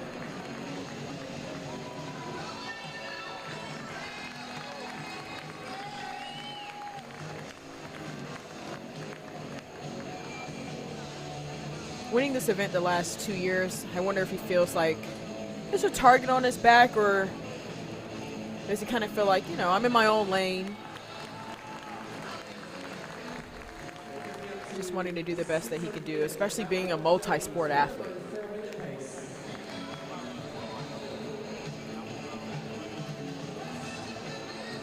Robinson in second right now.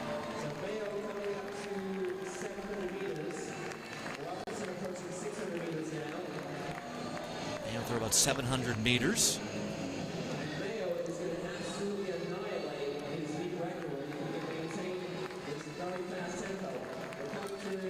So he's coming up to right around 800 meters, 2:02. So he is well on pace to beat his own meet record.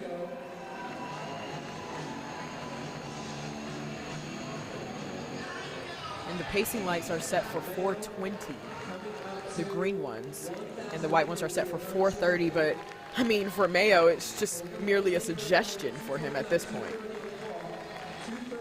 Again, his meet record is 4:35.60.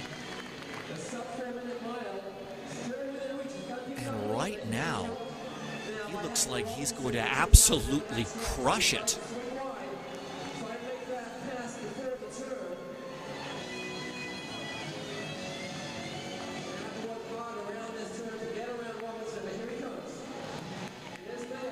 And Mayo laps Robinson there.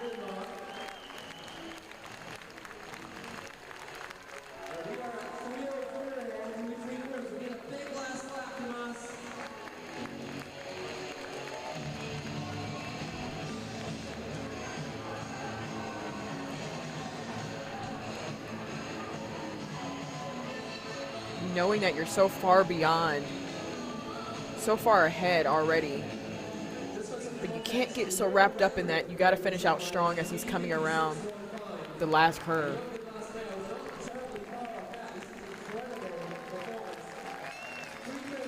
And there is the bell. 1 lap left to go for Mayo.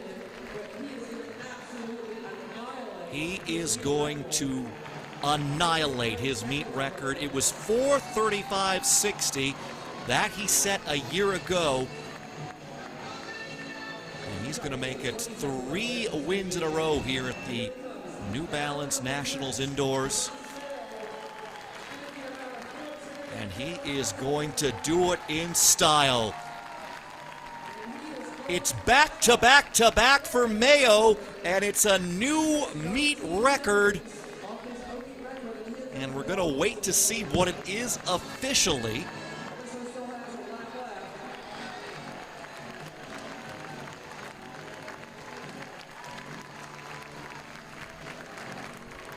And here comes Robinson. He's got 1 lap left to go.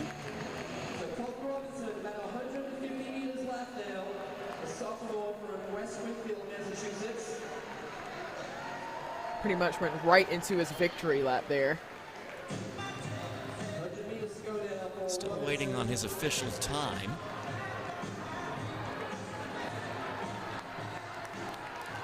Good final push here by Robinson.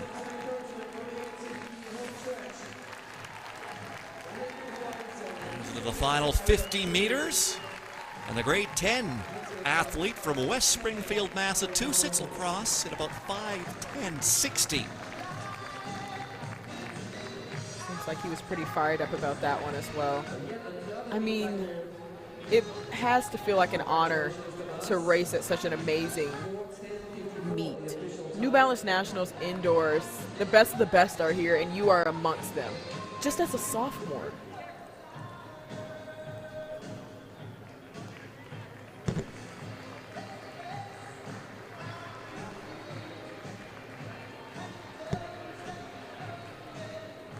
In stadium, it's a 4:10.54 clocking for Mayo. That is a new meet record by quite a margin.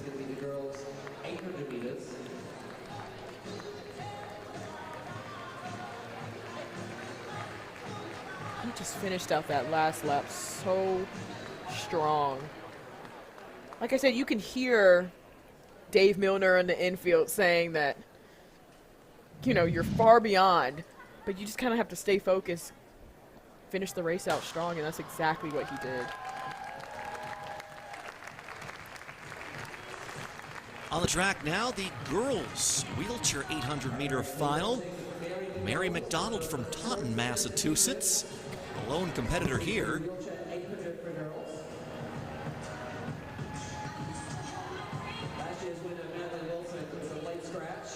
Madeline Wilson, the meet record holder, a late scratch in this event.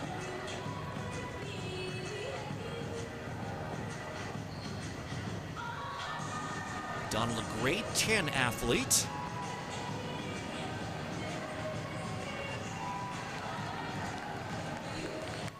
Like I said, it's an honor to run at such a big meet. Get your name out there. Get a book bag, man. I mean, if you don't want to do anything else, get yourself a book bag and get your name out there. And just the exposure. I found myself running at the New Balance meets. Got me the most looks from colleges.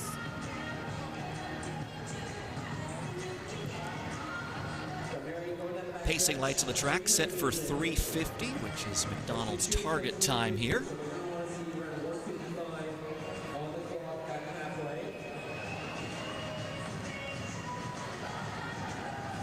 And we have to acknowledge the difficulty that these wheelchair athletes must face with indoor tracks specifically, because it's a 200-meter track. The curves are a bit tighter. It's also incline. This Boston track is at an incline. Some tracks end up going down, but you can see that McDonald is continuously adjusting her front wheel, just trying to find the rhythm, especially coming around those curves. So it's a constant battle there. So I commend her for it for sure. It's 146.67 through 400 meters, so she's just a little off that 350 mark right now.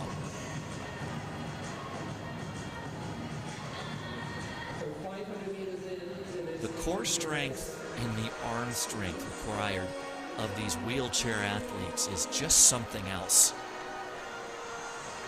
Absolutely. And in this race specifically, the mental strength that Mary has to do this herself, by herself out there. She doesn't have Madeline Wilson, the former winner, out there with her. I'm sure that she was really wanting to feed off of her a little bit as she's going into that bell lap, but she's just out here by herself, so you got to remain strong. And the last lap, 58.74. So she's going to need a big push here on the final 200 to get to that 350 goal she set for herself.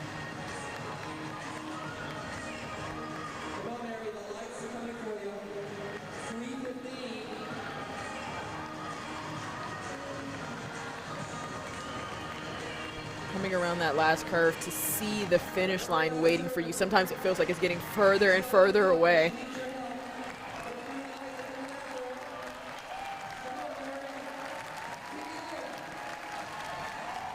In the final straightaway, what she got left. Mary McDonald, her target was 350. She's going to take the win, and she's going to hit it in 3:45.18 unofficially. Mary McDonald. Fantastic final lap, and she's got to be happy with that. Can't wait to see these pictures with the sparklers coming down that last 50. Amazing run from Mary. Amazing race from Mary. And it goes down to 3:44.89, so she breaks 3:45, and I have to laugh a little bit about the difference between her coming across the line and Mayo in the boys wheelchair mile. McDonald went right through the tape. Mayo ducked under it, but she punched through it. You it can was see an Mayo cheering emphatic for her finish. too. It absolutely was. You could see Mayo cheering for her, rooting for her. So next race on the track is one of the boys' championship mile. We'll have 17 runners here. We're going to slug it out for 8 laps. Now move on to the boys' championship mile, this other timed final. And there will be 12 sections. Section 1 will have Nathaniel Swanson, Luke Bradbury, Cole Francis, Adam Dickin, Jackson Free, Kenan Willard, Jake Pritchard, Danny Curran, Nicholas Walker, Mark Meester, Andrew Marino, Cade Duncanson, Ibrahim Ford, Cedar Nichols Barnhart, and Kyle Barney. Also Dylan Winters.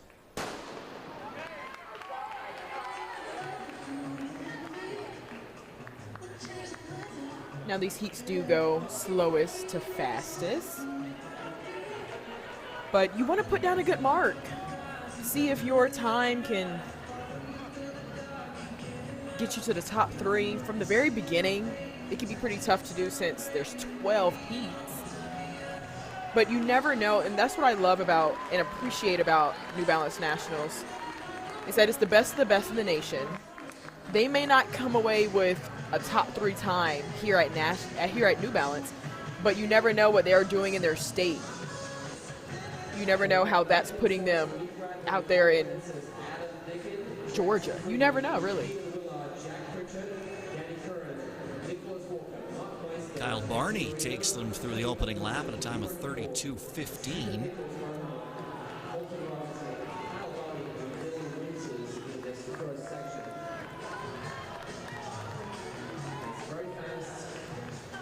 There's now Willard in the lead. Kenan Willard from Vero Beach, Florida. So his pacing lines are set for 4:21. You can see they're ahead of that pace right now. Lights set for 4:21 for these athletes. Leading the way right now. Jackson Free from Arkansas. Second. I think the biggest difficulty for these distance runners is not getting tripped up, not getting spiked, not getting caught on that inside rail.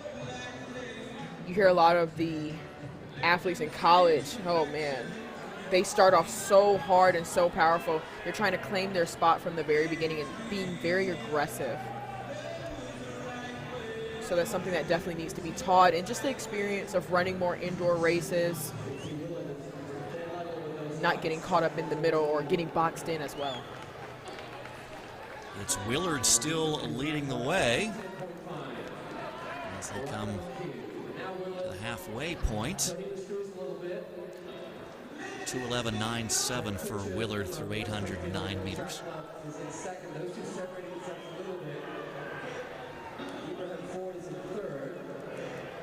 Jack Pritchard running in second. He's from the West Springfield Track Club.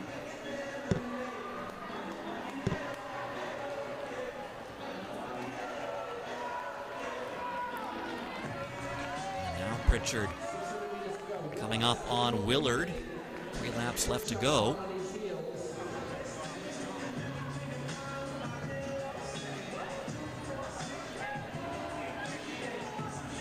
Wouldn't it be hard to believe that a lot of these younger athletes are looking up to, you know, Yard Nagoose, Josh Kerr, who's just taken the world by storm. Obviously have been popular, but now since with the drama and the records going back and forth, is an exciting time for distance right now. Willard maintaining his lead right now. Pritchard still in second, but he's dropped back a bit. And now that appears to, is that Nicholas Walker who has moved into second place? It appears to be. Pritchard has dropped back to 5th. Willard in the lead at the bell. Walker in second. He's from the Winchester Track Club in Massachusetts. Mark Meester now running in third from Cambridge Christian School. Here's a charge from behind. And Willard's lead is in jeopardy.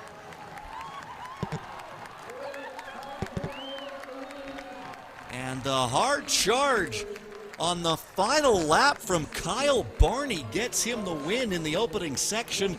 He comes through at a time of 4:18.57. And Willard will finish up in second place, 4:18.87 for him.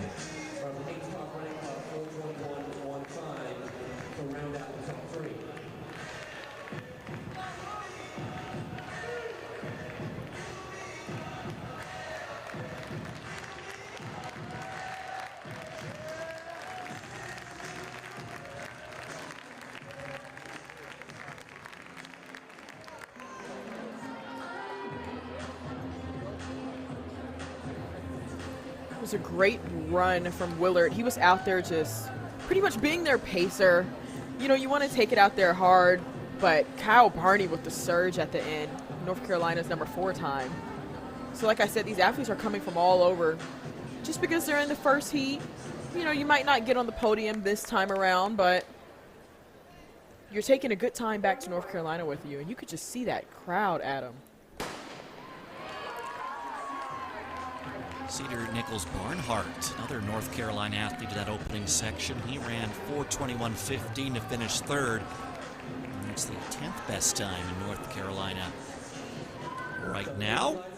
As we move on to section 2, Krish Desai, Sam Leone, Owen Conley, Corbin Cole, Michael McNew, Jack Brannon, Max Larson, Kane Lawler, Brock Yoder, Thomas Larson, William Conklin, Albert Turner, Emmett Johnson, Brendan Nolan.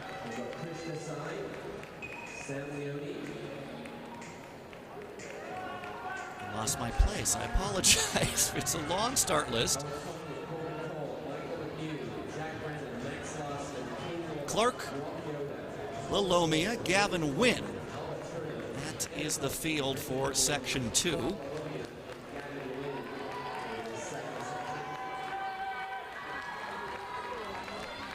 Brock Yoder leading things right now.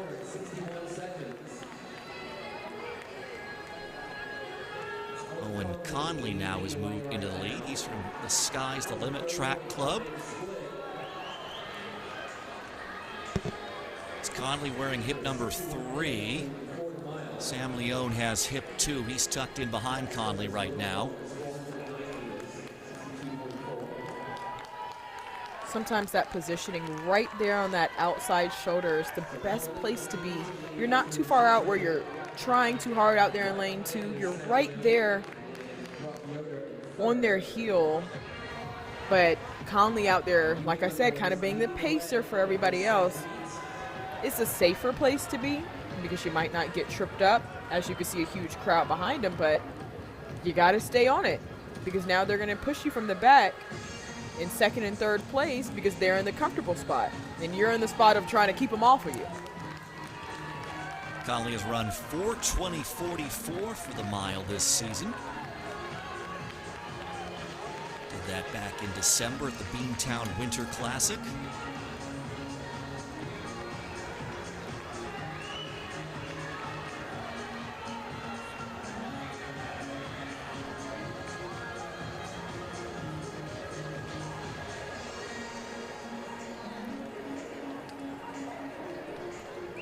Holding on to his lead. Sam Leone continuing to hold down second.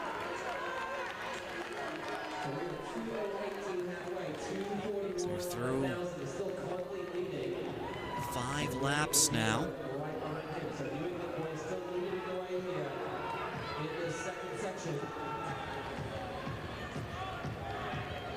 See there the early time to beat, 4:18.57.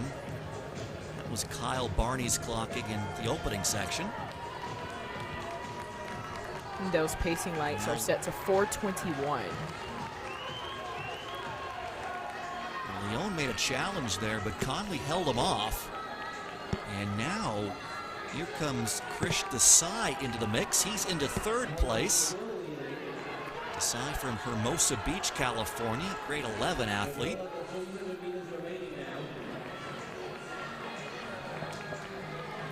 California. If you guys have a moment to look at a map today, look at how far away California is from Boston, Massachusetts.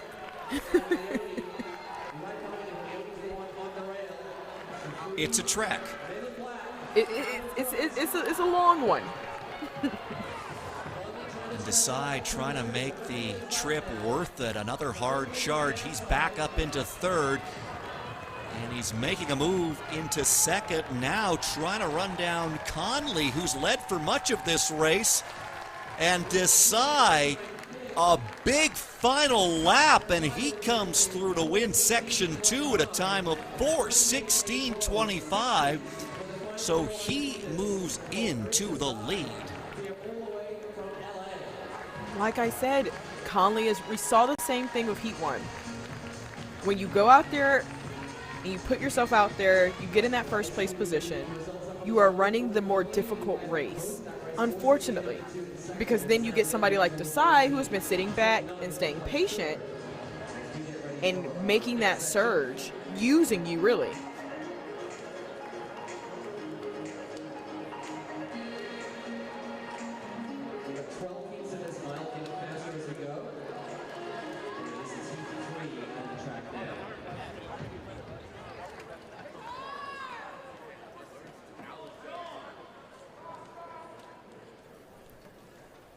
Section 3 of 12 on track next.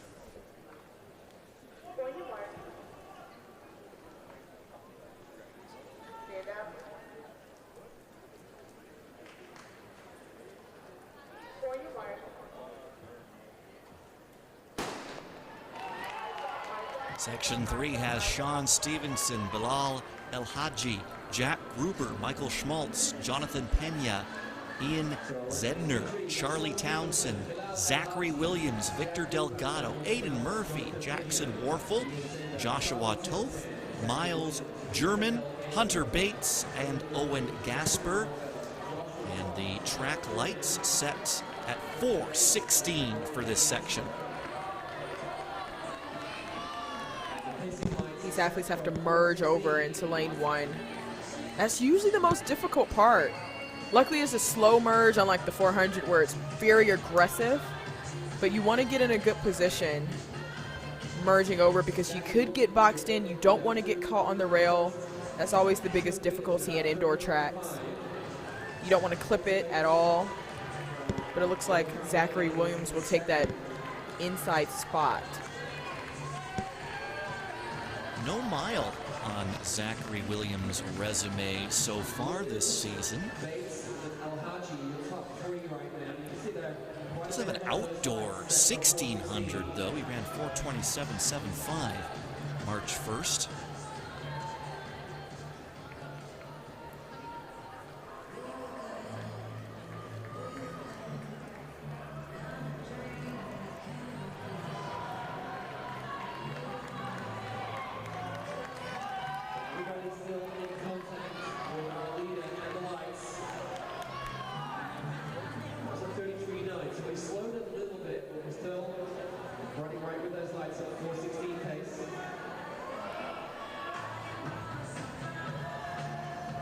Now move on the inside.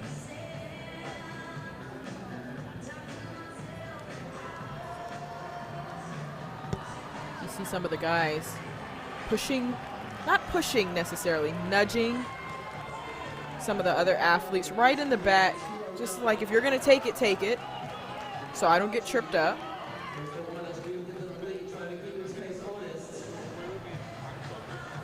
El Hadji in the lead now from Latin Track Club. Brings them through halfway in 2:10.61.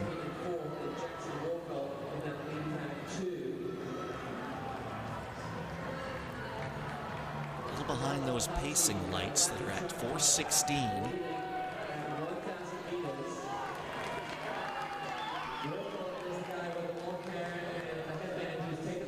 Now Jackson Warfel moves into the lead. Remember the Penridge Track Club. A bit of a different strategy than we've been seeing. A lot of different lead changes.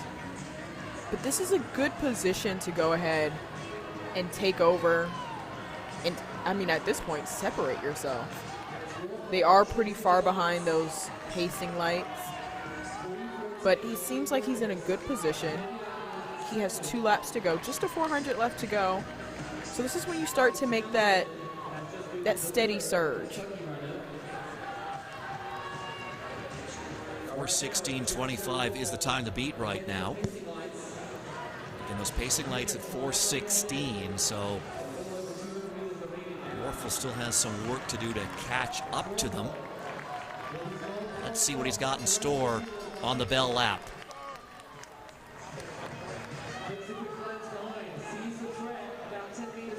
And I wonder for those athletes, do the lights help? Do they hinder? Do they feel like they are as accurate down there? Because, you know, you're the athlete running it. Lights are just calculated, but it seems like he's right up on it now. And here comes a charge from Charlie Townsend, and he will come across in top spot in section 3. Good final push by Townsend out of Goshen in Kentucky. So he'll win the section in time of 4:17.36. Warfel through in 4:18.16. You know, Adam, it seemed like with that heat, nobody wanted to be the one to take that lead from the very beginning. Like we've been seeing for the other heats where somebody's like, I'm going to take it, but then they get passed in the end. So it seemed like there was just a lot of lead changes, more timid race. And you could tell from that time of 4:17 as opposed to the previous heats, which were 4:16. You're supposed to be getting faster each heat.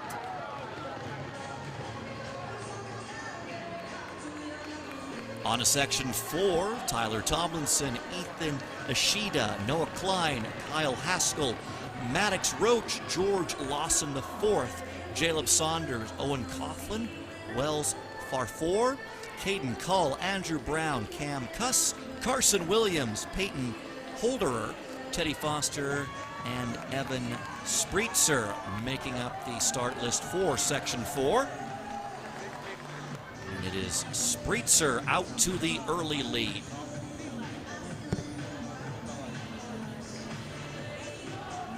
Feels like the first 400 is not so much of even worrying about how your legs are feeling at all, really. It's so calculated. You're so in your head. I've spoken to a lot of distance runners, especially for the longer events, the 5Ks, the 10Ks. I would always ask them, do you lose track of what number you're on?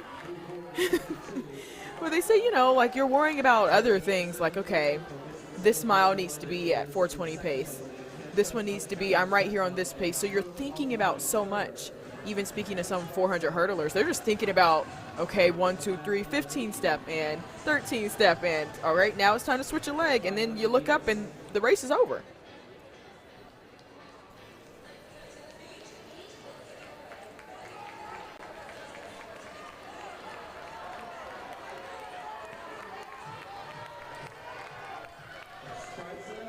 Spreitzer still leading the way as they come through 3 laps, 1:36.36 for Spreitzer at that interval.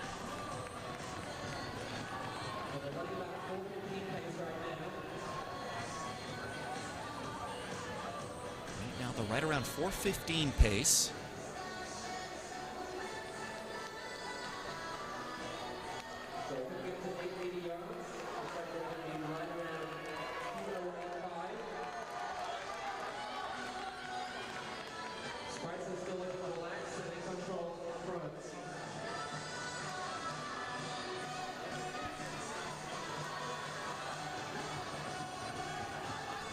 Spreitzer still maintaining that lead, but now a challenge on the outside. And that is coming courtesy of Andrew Brown. Brown now into second, and he's up onto the shoulder of Spreitzer, and he makes the pass. 3 laps left to go. Andrew Brown now leading the way.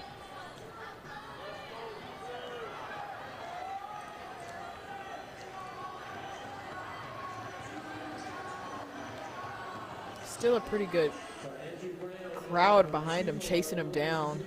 As you guys can see, at the track at New Balance, they have jumbotrons, so he can see what's happening behind him.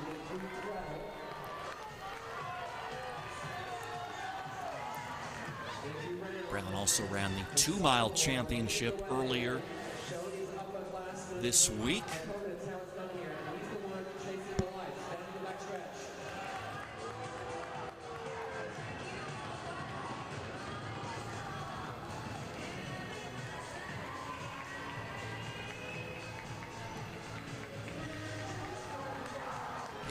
Holderer now into second place, and he's making inroads on Brown's lead.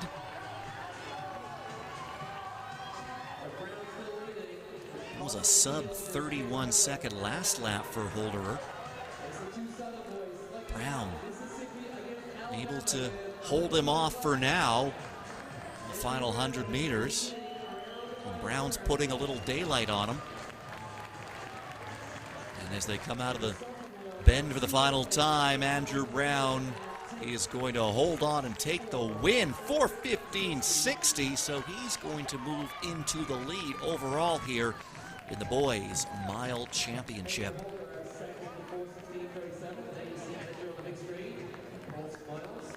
And he should be very happy with the way he executed that race. Started to get some pressure. But Andrew Brown out of Mississippi. Now, like I said, y'all, if you want to pull out that map, this is the time to do it. Because Boston, Massachusetts is not easy to get to, but look at that crowd, Adam. And I think that's what I really, really appreciate about track and field. They always show up. It's a beautiful track. Brand spanking new. And you can hear the crowd cheering these athletes on. That's exactly what they need. Look, running a meet where it's quiet, it's not the way to go. Well, and they have certainly had lots to cheer for today. We've already seen 3 meet records set. And we are now into section 5 of 12 of the boys' 1 mile. Gavin O'Connor, Ben Marks, Teddy Hojlo, Knox Wallask, Nick Mazzeo, Chance Basiloni, Corey Coughlin, Jackson Jarrett, Ewan Conroy, Declan Smith, Wallace Bullock, Adam Pettijohn,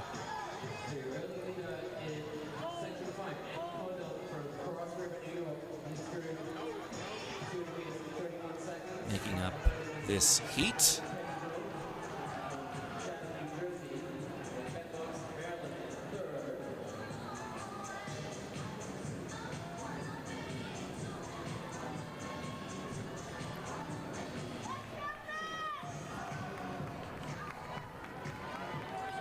Andy Condon with the lead, but pulling ahead of him is Ben Marks as they go through 2 laps.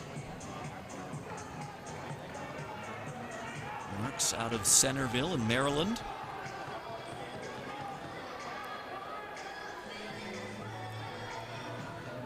And these heats are meant to go slowest to fastest. We still have plenty to look forward to in that final heat. Now, we've never had a sub 4 mile at New Balance Nationals indoors, which is pretty surprising. We've had some killer races for New Balance. We've seen a lot of great talent from the Oregon Distance Project. They just had a 4x-mile just last night. That one was on fire. So I'm excited to see what these athletes will do later on. Marks maintaining his lead right now as they come to the halfway point of this mile. 2:07.75 through the first 4 laps for Marks. Condon running in second, 2:08.02 through 4 laps for him. You could see some pushing and shoving right on that rail. Like I said, it just feels like the first 400, 800, it's really just finding a good position. You don't even know if you're pacing right yet. You're just trying to get in there. See some throwing of the elbows there in that inside. Andy Condon back out in the lead.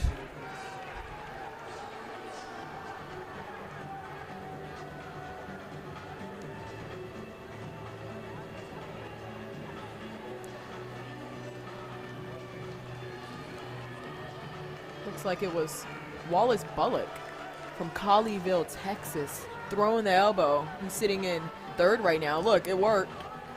But hoping that he didn't tire himself out too much. He was just trying to find a good position, not get boxed in. With these distance races, you kind of do got to bully your way out of it. And it's working right now for him as he takes over the lead.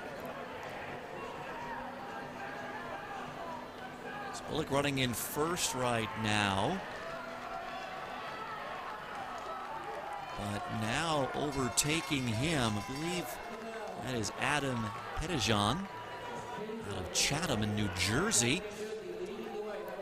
And he has the lead here in the Bell Lap. Time to beat 4:15.60.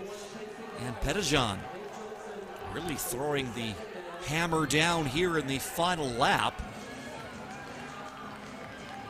You can see Bullock is just starting to fall behind in that third position now. It's Pettijohn, just throw the arms up and everything. Really relaxed run for him. So he will win Section 5 at a time of 4:16.60. And that's going to put him in fourth place overall.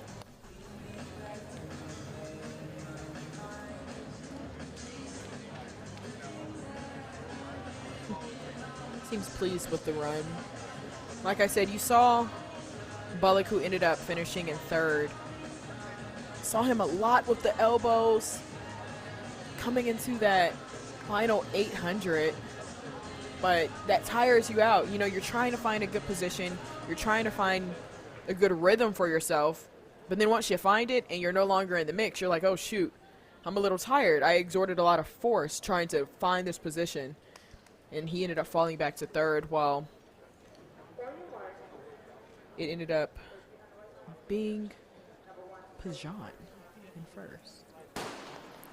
Section 6 has Bryce McCleary, Caleb Tenney, Caleb Toftland, Benjamin Berman, Jackson Kane, Sam Vaught, Will Bradbury, Will Chiuchi, Gabe McLean, Nikolai Martino, Sean McCauley, Clay Stevens, Liam Luff, Matthew Giardina, Diego Romero, and Ian Chatterton.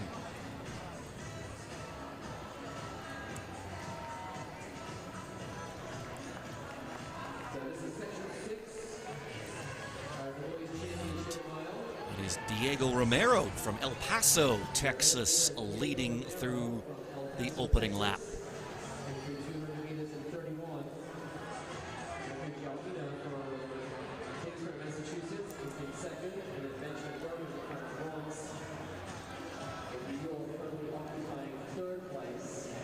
Contested the 2-mile championship earlier in the week, ran 9:14.75 there. It was good for 50th overall.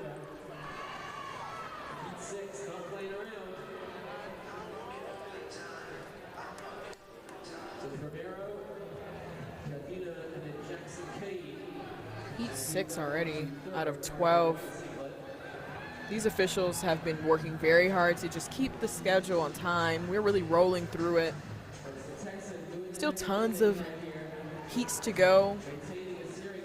Like we said, with the fastest heat, we'll probably be in heat 12.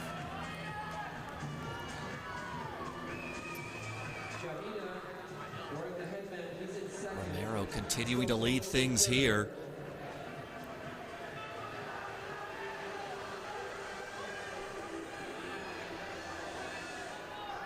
In second is Matthew Giardina, Kingsborough in Massachusetts.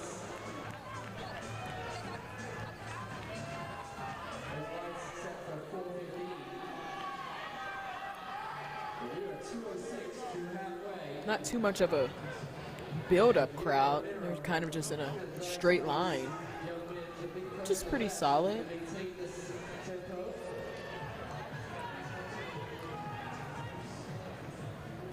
one has made a move on Romero yet.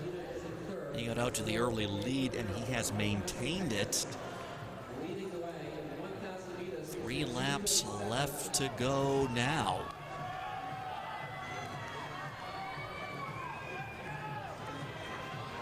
Time to beat, 4:15.60.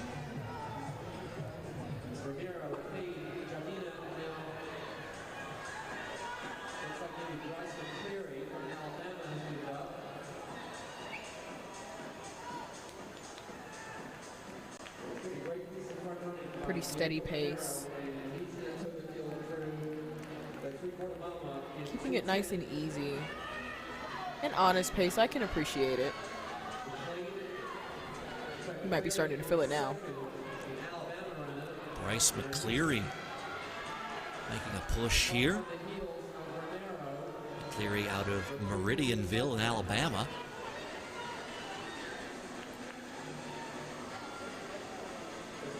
And McCleary now onto the shoulder of Romero, and he's made the pass. What will Romero do here to counter? The bell goes, 1 lap left to go, and McCleary trying to pull away from Romero. Romero hanging tough, though, but he's also going to get some pressure from behind him from Benjamin Berman. And Berman's out into lane 2 right now, and Berman moves into the lead. Man. Look at those arms coming around the last curve. He's just hit a crazy kick. A crazy kick indeed, and Benjamin Berman takes the victory, and he moves to the top of the table with a clocking of 4:12. They're going to bump it up a little bit, 4:12.78 for Berman. Man, I love that you can see the wheels turning in some of these athletes' heads, especially the ones who are not in first coming around that final curve. He was like, you know what? I think I'm just going to do it. I have enough energy. I am going to just go ahead and take this over. 4:12.78. I love a good distance kick.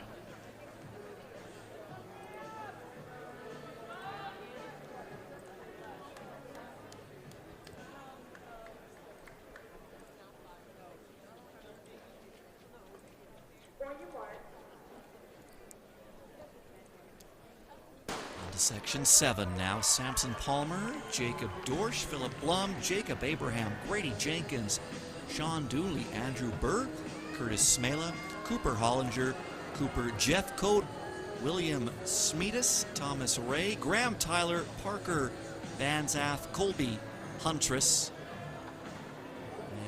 and Ty Blackman making up the competitors in this section.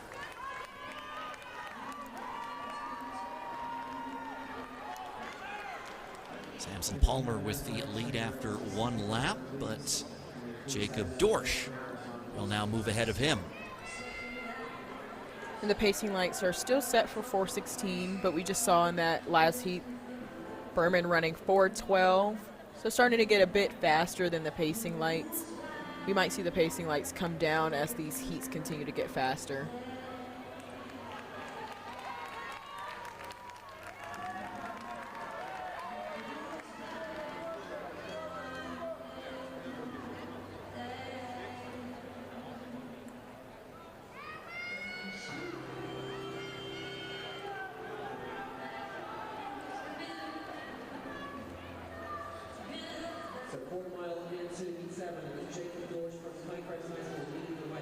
Dorsch still leading the way, and in second place now is Thomas Ray.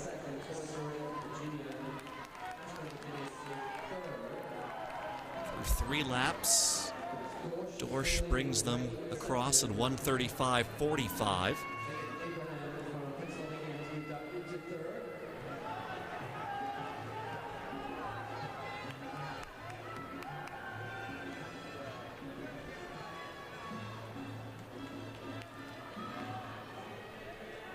On the outside, that's Jacob Abraham. Hershey in Pennsylvania making a move. Dorsch able to counter it, though, as they are through the halfway mark in this boys' mile. And You the see pacing lights at Abraham. 4:16. And Abraham was right on his heel. He should have just took it when he could. When you wait for it a little bit too long, you see Dorsch was able to counter it, really. The perfect time to make your move is coming right down that bank, right off of the curve. My coach always told me, don't pass on a curve, but coming out of it, so you kind of have that little bit of a surge. But Dorsch was able to hold him off.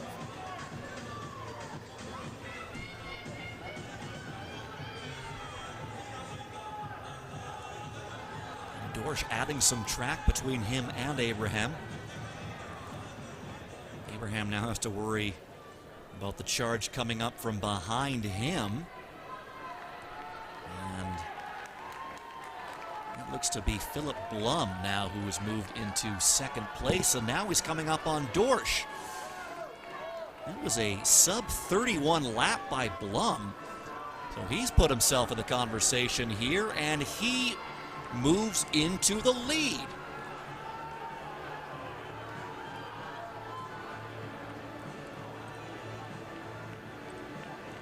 Abraham is still holding on in that third position, but Blum is just starting to separate himself. There's as the he's bell going for into the bell Blum. lap. He's from the Eno Track Club in North Carolina.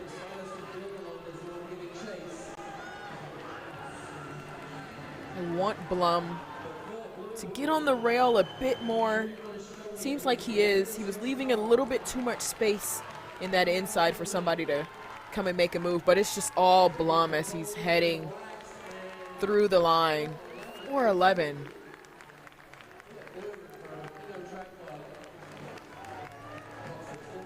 So officially for Blum, it's 4:11.01. They'll knock off 1/100th of a second there.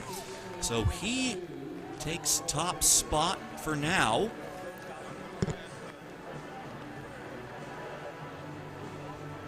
William Snyder's 4:12.14 in second, and then Curtis Miller 4:12.69 in third place.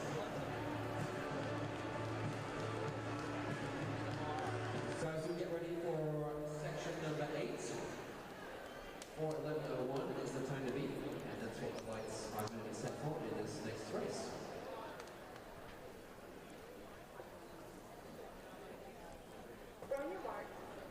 Five sections still to come. This is section 8. Jackson Tuck, Luke Cushing, Greg Borden, Michael Eischen, Thomas Arender, Jonah Montagnisi, Duncan Frisbee Smith, Stephen Todd, Matthew Dodds, TJ Zwall, Delmas Joseph Mayo, Bryce Cook, Cadell Ruthven, Sean Reith, Tanner, Andrade Brinsko, and Mateo Gross Slavinsky making up the competitors in this section.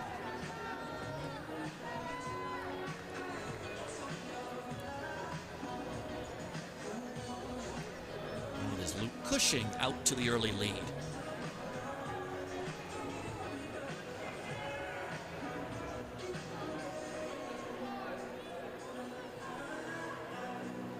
So Luke Cushing is our early leader, Sean Wright, who has been the middle school champion here in the past. Ryan is in second. Jackson Tuck moving up now from South Carolina.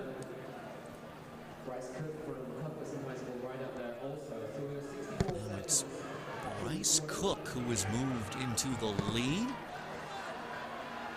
Waxhaw in North Carolina. Oh, excuse me, Jackson Tuck now leading, and it is Cook in second. Tuck from Greenville, South Carolina. So it's a battle of Carolinas at the front right now. Seems like he's right up there on those lights. I always wonder if the athletes can really see them. We see them so well being up top, but I'm not sure if they're necessarily looking down. Maybe it's in their peripheral, but does it help their internal clock or does it kind of throw it off a little bit? I've heard various different arguments for the lights. The distance crew has definitely schooled me on why the lights are cool, or others have schooled me on why they're not. Greg Borden making a move. And Borden moves into the lead. Borden from South Riding in Virginia. Member of the Eagles team.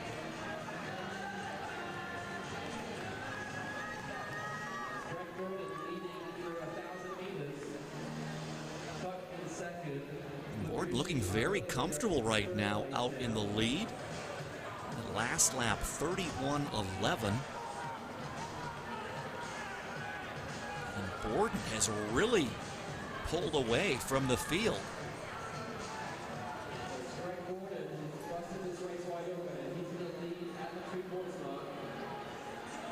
He's separating himself, but if I haven't learned anything from watching distance races, calling distance races, anything can really happen. There's enough laps. There's still 400 to go. They're still in sight. See if he can hold on. It's Duncan Frisbee Smith out of Seattle running in second right now, and he is eating away at that lead of Borden.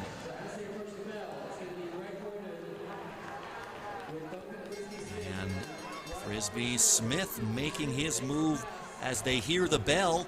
Frisbee Smith in the lead. Borden now in second place. And Frisbee Smith pulling away now from Borden. And a charge from behind Borden. That appears to be Michael Eichen out of Franklin in Tennessee. So he's moving into second. A look back by Frisbee Smith to survey what's going on behind him. But there will be no challenge from behind. Frisbee Smith takes the win. 4:13.64 unofficially. 4:13.66 officially. So that's going to move him into fifth spot. A pretty solid run from Duncan. You see a lot of the nose tape from these distance runners. I wonder if that helps with maybe altitude. And I always love to give a good shout out to the New Balance YouTube chat that is just going right now. They always, like I said, they have schooled me before, Adam. Y'all can tell me, does the nose tape help? Does it help to breathe with distance runs? At certain tracks, is the altitude tougher? I know in New Mexico, the altitude is through the roof. So, see a lot of the distance runners with it.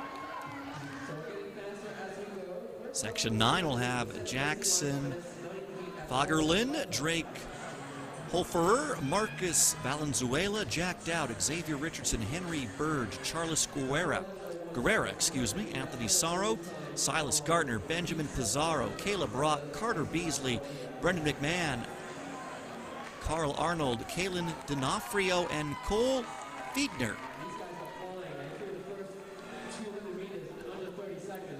We have adjusted the pacing lights here for 4:11. Well, you know what that means, Adam.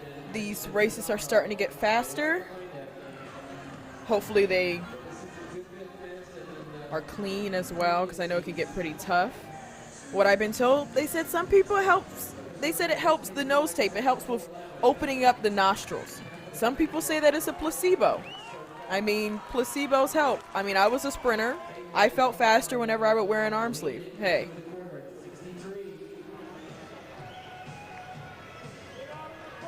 But now you're going to have to try the nose tape. I mean, I have to at this point. If anybody were to get a mile out of me, maybe. One of these days.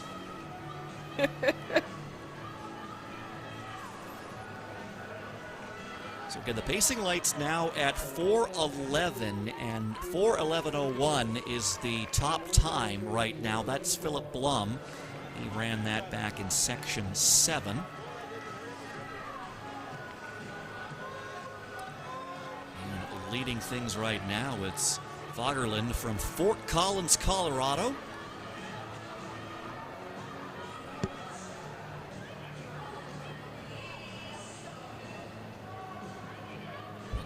into first is Benjamin Pizarro from the Adrenaline Track Club. And he brings them through the halfway mark in 2:08.62. So Benjamin Pizarro has moved into the lead. He was 2:08 to halfway. So they're behind that 4:11 pace that the lights have been set for. Quite a bit behind, too.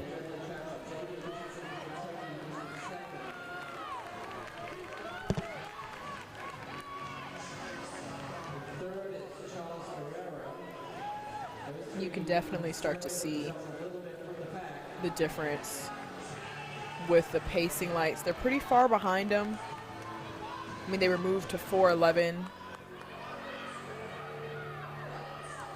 But they still have plenty of time to catch up. Laps are getting quicker. Pizarro, Richardson, and Guerrera all running sub 32. Last time around the track, what are they going to do here? Still under 32.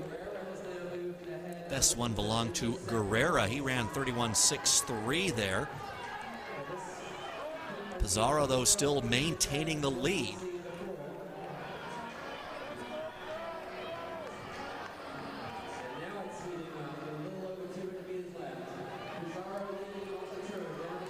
Guerrera trying to challenge him now. He's out into lane 2. There's the bell. I apologize. Xavier Richardson, that's who made that move out of Lexington, Kentucky. And You can see the fight on his face there. Good charge there on that last lap, but he's maintaining it in this bell lap. That last lap for Richardson was 29.86, and he is going to take the win here in Section 9. Another sub-30 lap to finish things off for Richardson. He runs 4:11.97, and that's going to put him in second place.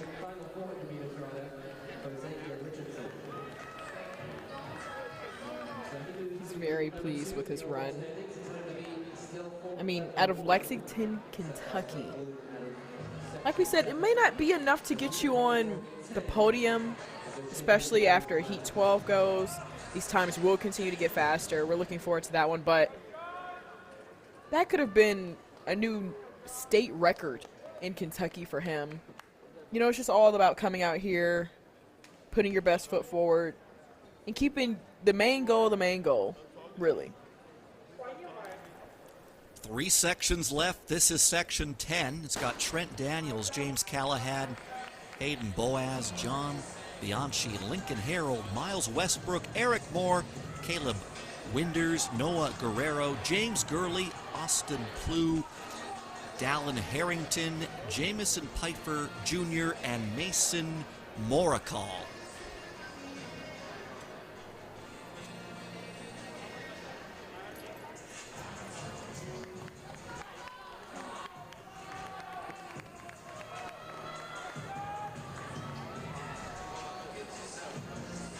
Piper Jr. with the early lead. He opens with a 31.40.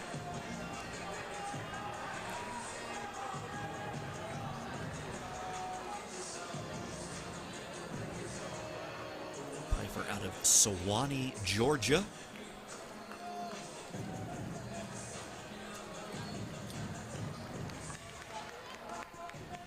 That is now Piper in second place as James Gurley has taken over.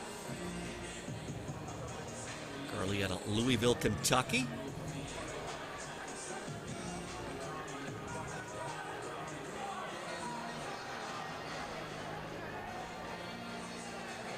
It's getting pretty choppy behind him. It's still pretty tight-knit. It doesn't really start to open up until maybe, well, every heat is different. It doesn't usually start to open up until maybe about 400 left to go. This is still a pretty hefty crowd chasing him. Like I said, sometimes these athletes will peek up at the Jumbotron a little bit. And they have fallen off the pace lights here. They're still at 4:11.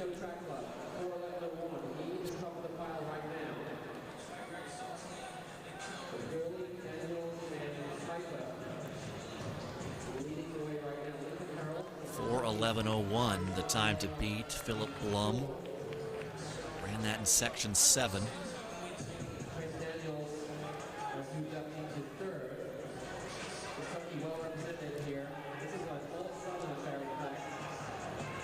And there's a move by Trent Daniels out of Bristow in Virginia.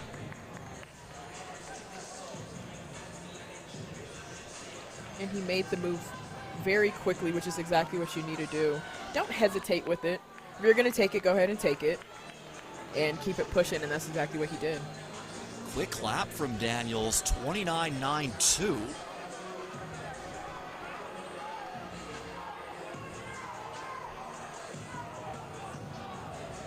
He's got himself back on that 4:11 pace.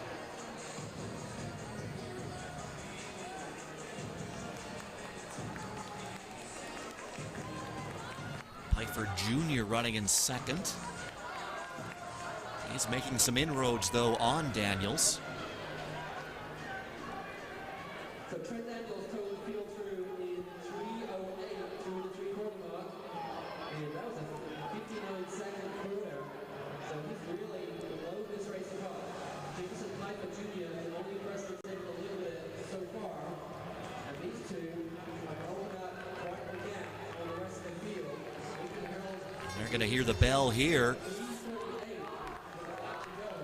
30:30 on that last lap for Daniels, 30:67 for Pfeiffer Jr.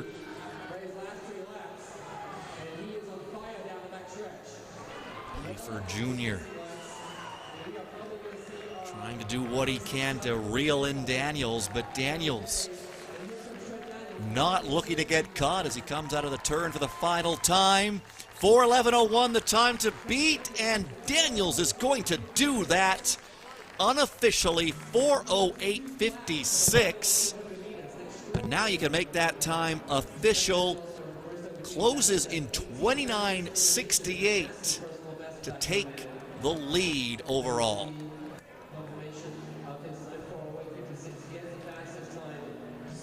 Solid run from Daniels for sure. When he decided to make that move, it's like he hit another gear.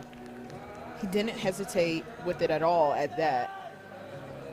Putting down a pretty solid time because, like I said, you want your time to last through this final heat.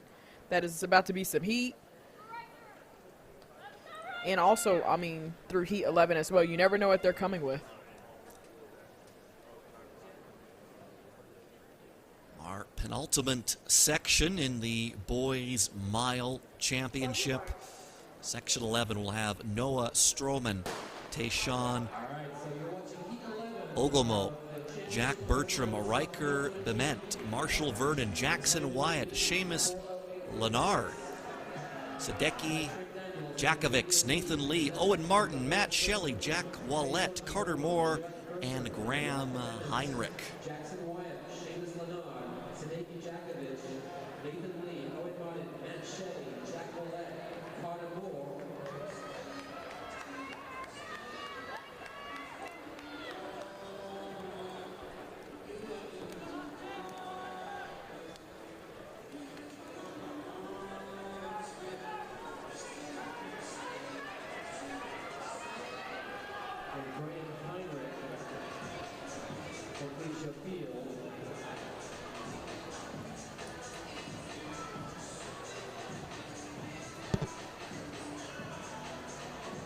It is Bertram with the lead right now. They come through 2 laps.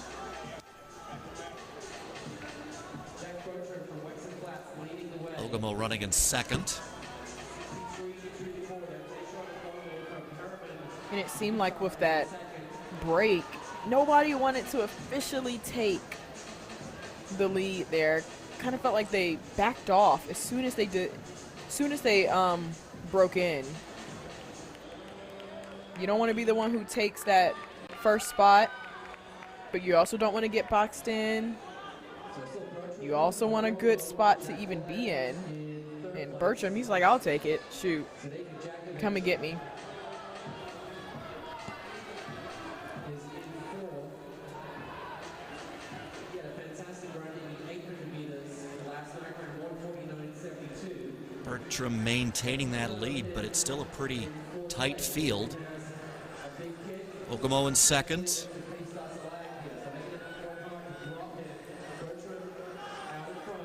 Through 4 laps and 2:05.73.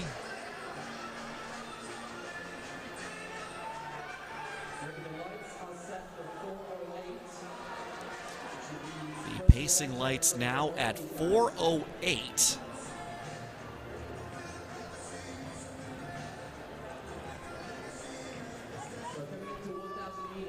4:08.56, the leading time right now. That was what Trent Daniels ran in the last section.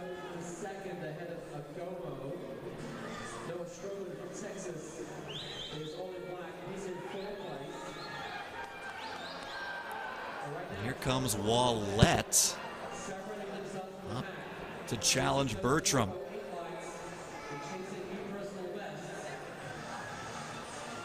A party or two in the front. Seeing they could beat that 4:08 mark. I mean, being in some of the later heats, you know, like heat 11, you can see what was done before you. Some athletes say that it helps them, gives them something to shoot for. They have a couple things pushing them, like the lights, like knowing the times before.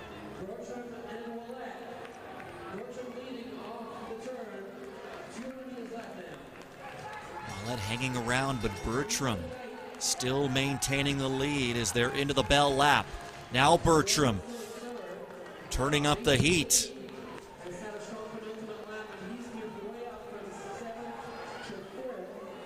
And he looks like he's got right back on that 4:08 pace. He's going to need that to move into the lead. He's ahead of that 4:08 pace now. He has a look back. He's got a healthy lead, and he's going to move into the lead. 4:07.7 unofficially. I'll bump it up a tad to 4:07.72. Beautiful run from Jack. He's ranked number 1 in Philly, number 12 in the U.S. He should be pretty satisfied with that.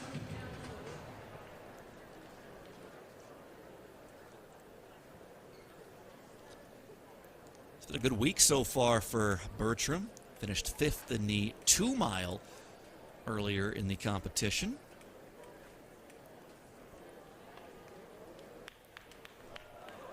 And that's And we move Caitlin on to Buskirk handing in the water. But this is what we've been waiting for, Adam.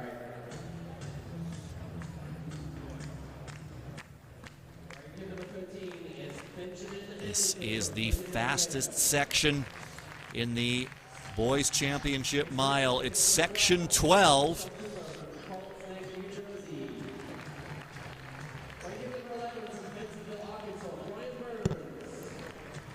Brian Burns from Bentonville.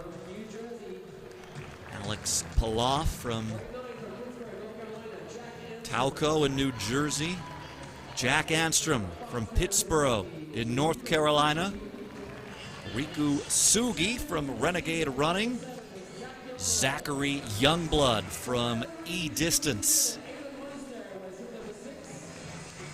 Aiden Monaster from Baton Rouge, Louisiana. Braden Lofquist from Omaha, Nebraska. Brennan McEwen out of Portland, Oregon. Juan Gonzalez out of Fremont, Nebraska. Sohaib Dissa from Sandy Hook Track Club.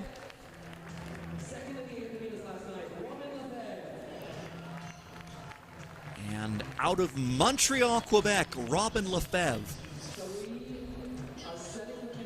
Lefebvre coming off a second place finish in the 800 meters.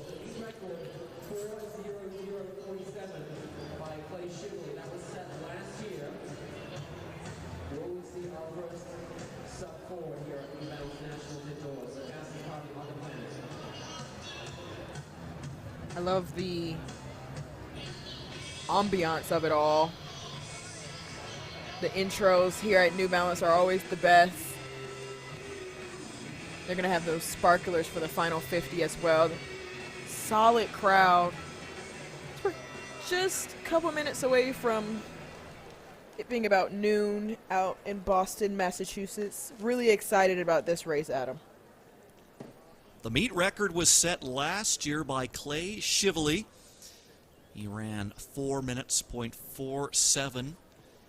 Is this the year we finally see a sub 4 minute mile at the New Balance Nationals Indoor? I say yes. I don't want to jinx it, but I say yes. And we are underway.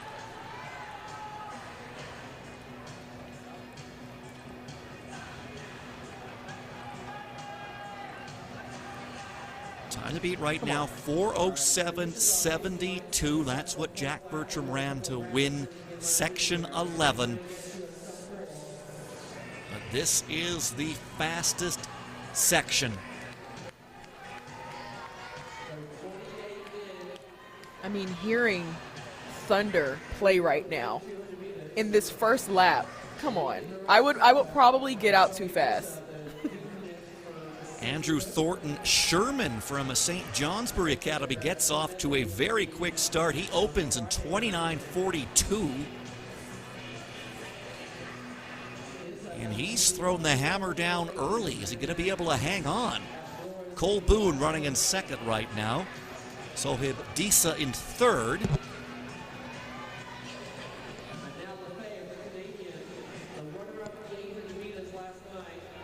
Seems like he just wanted to claim his spot and then cool off of it a little bit. Now that's one strategy, but this is the final heat. We have previous champions in this race. We have record holders in this race. So, I mean, if you think that you can get a big enough lead on them, try to do it, but this is New Balance Nationals. They might be coming for him. Lefebvre is leading that chase pack right now. He's in third overall, and Thornton Sherman steps off, so he may have actually just been pacing early on. So like it's it, Cole yes. Boone. Well, that would explain the quick start then. I have to wonder if maybe Boone's doing something similar here as he keeps looking back.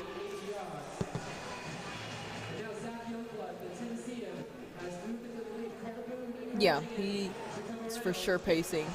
He was giving the head nod and encouragement to Youngblood right behind him. So it is Youngblood with the lead.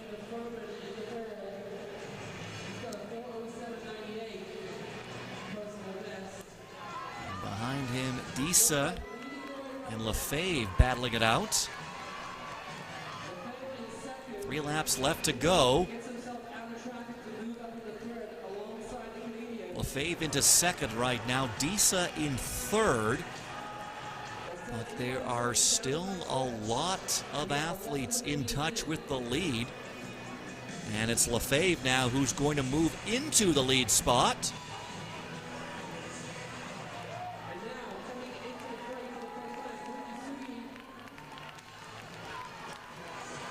It's anyone's race right now. 2 laps left to go. It's Lefebvre. It's Disa.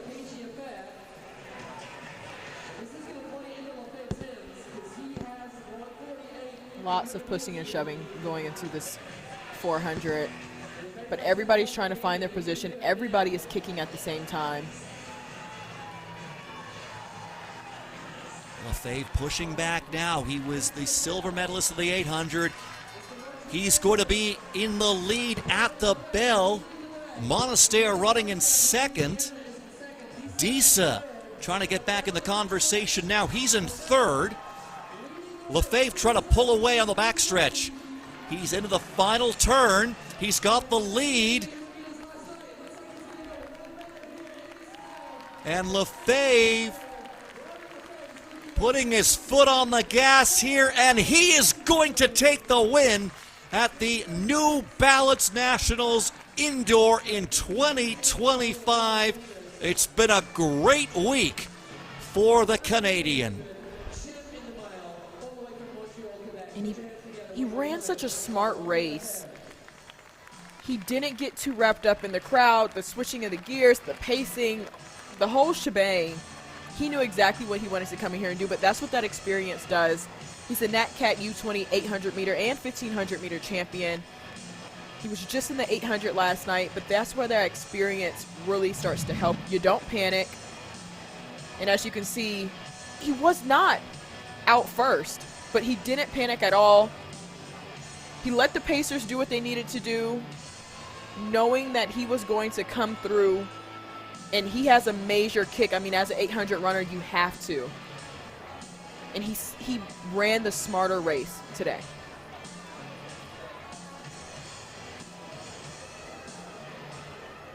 Lefebvre, 25 New Balance Nationals indoor champion over the mile. Here he is with Kate Van Buskirk.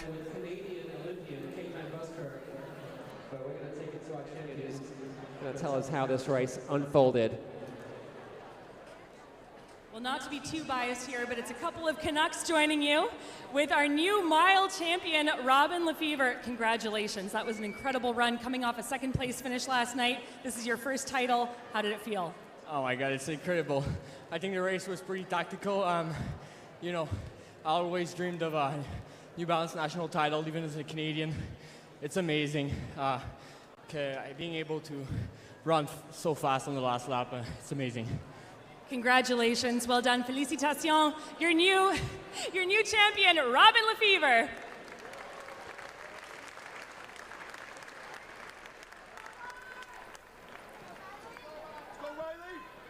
It's been a pretty good week for the Canadian out of Montreal.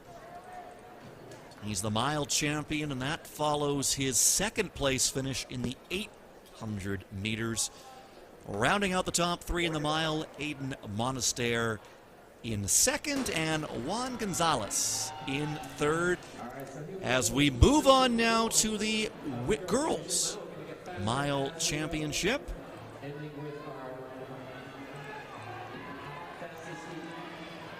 This section 1 of 13. Lexi Kolbum, Lux Bergen Bryn, Baldershot, Rachel Hawes, Emma Robinson, Eve Schur, Ava Morick, Amelia Smith, Daisy Ross, Haley Brown, Riley Newman, Ella Solorzano, and Morgan Miller making up the competitors in this opening section.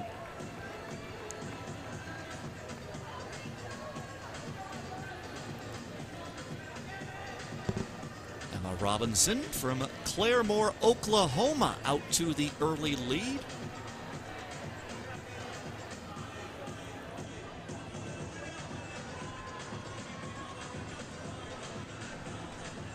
And the meet record was set just last year by Sadie Engelhardt. She was also the winner. She ran the national league, meet record, national record out of Ventura High School in California. It's always been great seeing Sadie race. This event has just gotten faster and faster as the years go on. It's Lexi Kolbom leading the way now from Bloomington in Indiana.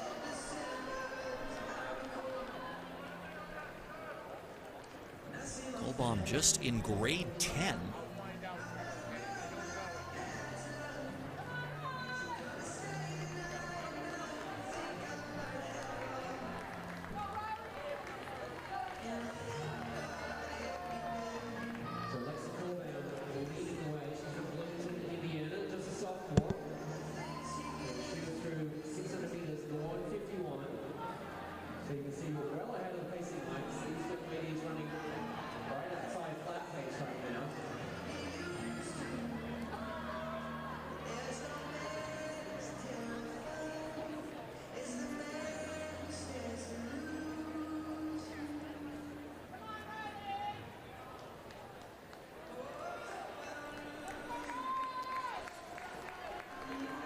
Wilbaum maintaining her lead as they get to the halfway point. Morgan Miller now in second. With Alex Bergen making a move, and she'll take over second place.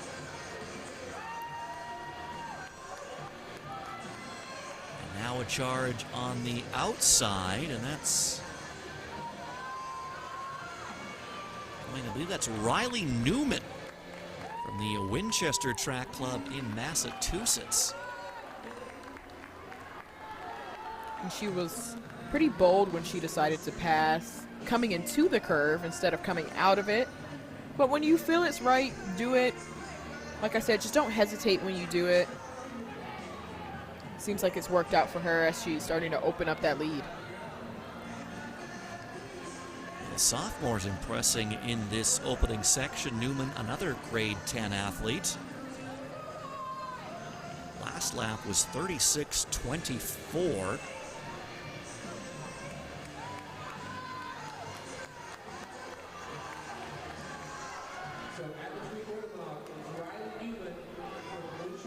Bergen running in second place.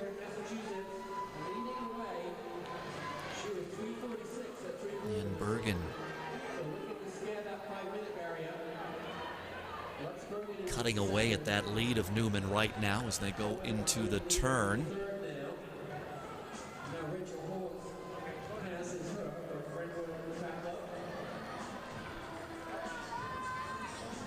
Bergen is a junior from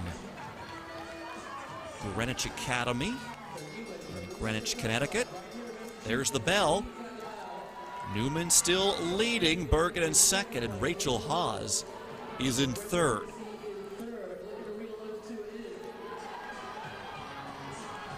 And Bergen goes out into lane 2, trying to make the pass.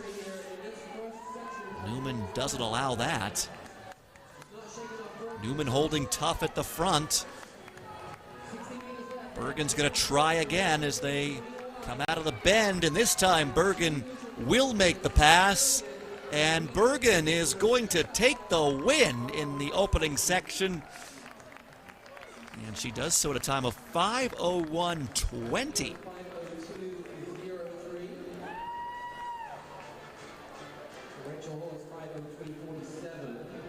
Solid run out of her. And we spoke about distance just taking the world by storm on the men's side to give the boys something to look forward to. We talked about the Yara Nuguse, Josh Kerr, Jakob Ingebrigtsen. Now you think of on the women's side, you have Elle St. Pierre, and competing as well, Nikki Hiltz. They've always put up great races. Give these girls something to look up to.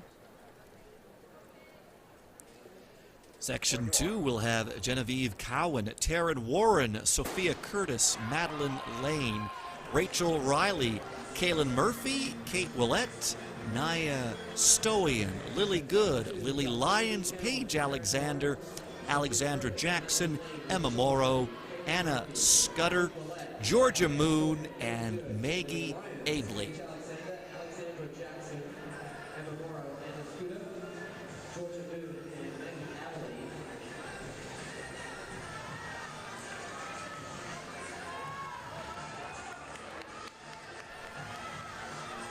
Seems like that inside group is just taking the lead straight out.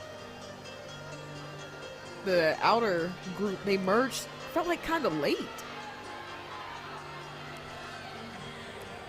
It's Lily Good out in front. She's from Whitmer High School.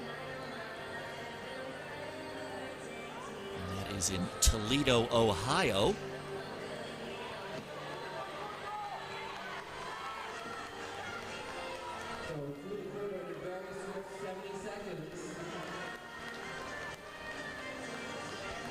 Alexandra Jackson from the Durham Dragons athletics team out of Canada is in second place right now.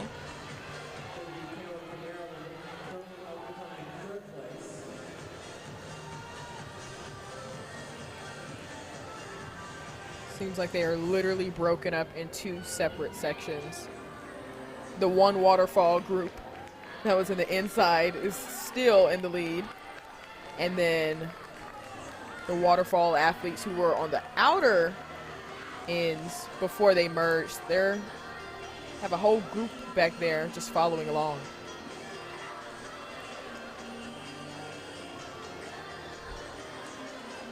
Good, still out in front.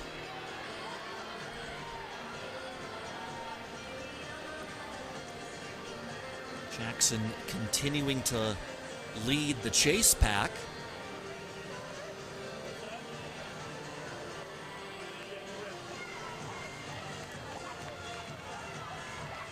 Time to beat right now, 5:01:20.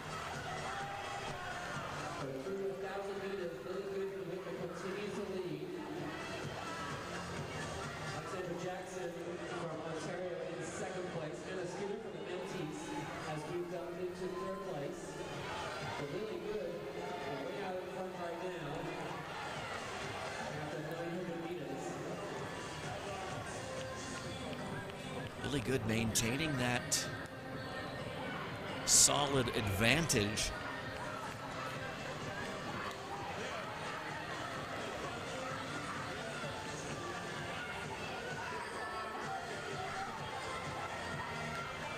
Three laps left to go. That last lap a little slower for good, 39:29. After she ran in the 38s, 37s, and 36s.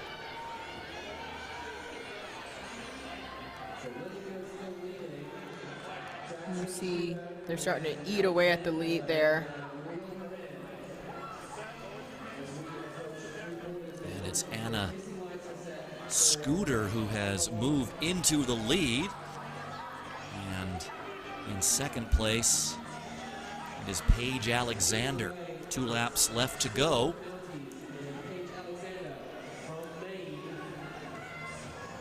Chasing those lights and chasing a potential sub-5 copy.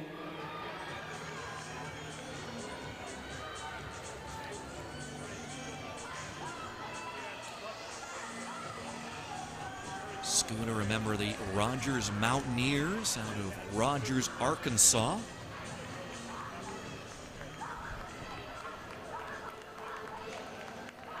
And they're going to hear the bell. Scooter trying to pull away now from Alexander. Moving up through the field nicely is Sophia Curtis. On the blue, she goes from 5th to 3rd and has her eyes on 2nd place. You probably let herself too much into Scooter, a sophomore athlete, as is Alexander. This section full of sophomores.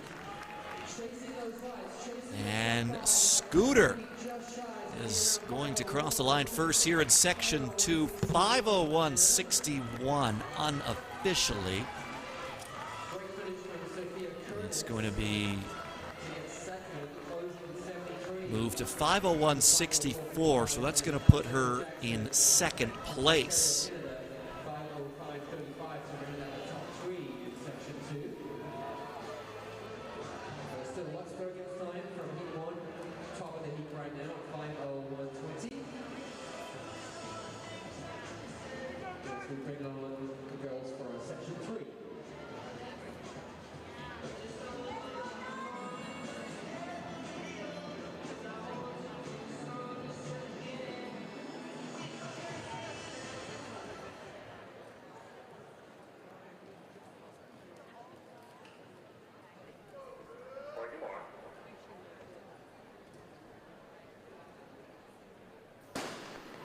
Section 3 in the girls' mile championship now on track.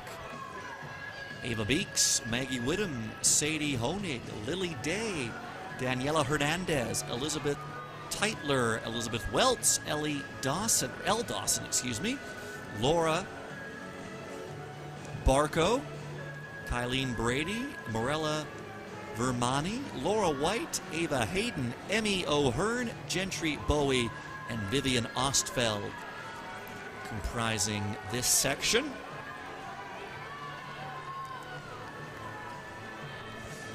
And it's Ostfeld out to the early lead. Remember, the Riverdale Country Track Club in New York. Grade 11 athlete.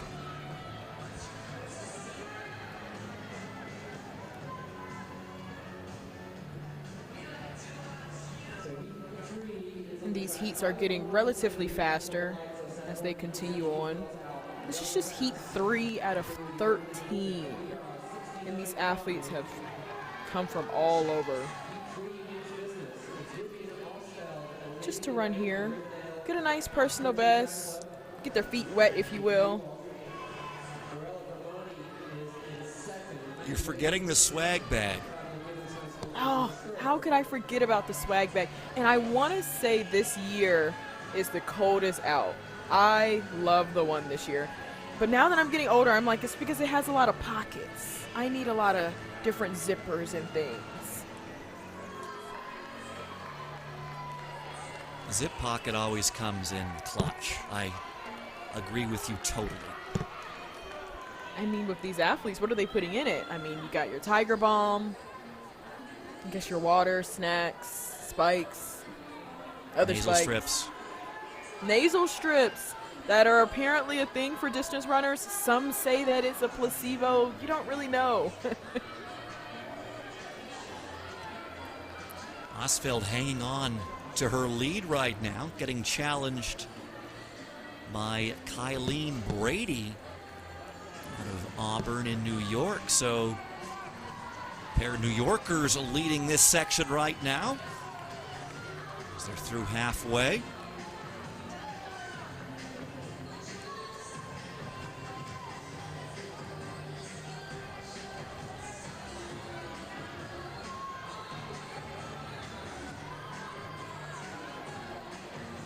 .501.20 the time to beat early on.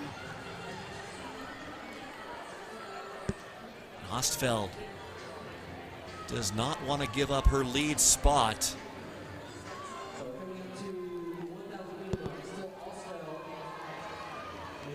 Marla Vermani now into second spot as they're through 5 laps, 3 left to go in this girls' championship mile.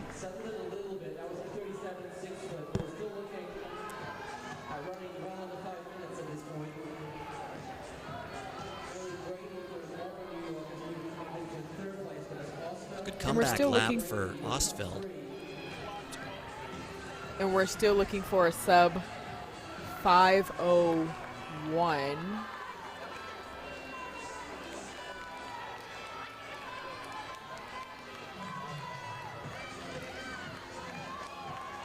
Two laps left to go, and that's another sub 38-second lap for Ostfeld.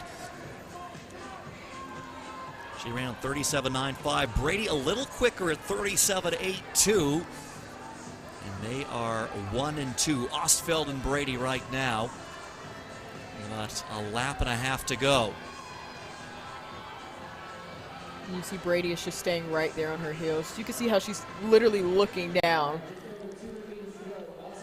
waiting to strike. Feel like it's going to be coming pretty soon. She's trying to be strategic about it as they head into this final lap. Ostfeld has done a nice job throughout this race, responding to pressure coming from behind her.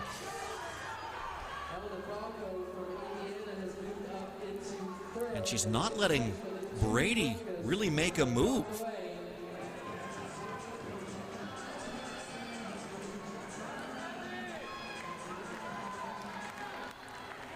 Brady's there, but Ostfeld holding her off. They're in the final straightaway. Brady, she'll make a late charge, but it won't be enough. Ostfeld is going to move into the lead as she comes through in 4:58.80 unofficially. It's going to be corrected to 4:58.85. Brady does break 5 minutes. She comes through in 4:59.16. So Ostfeld moves to the top of the rankings right now. She just stayed so cool with it the whole time. It kind of just seemed like she was jogging. That's like every track athlete's worst thing. oh, I wasn't jogging, but it just means that she looked very smooth. She looked very comfortable. In 2 sub-5s in that heat.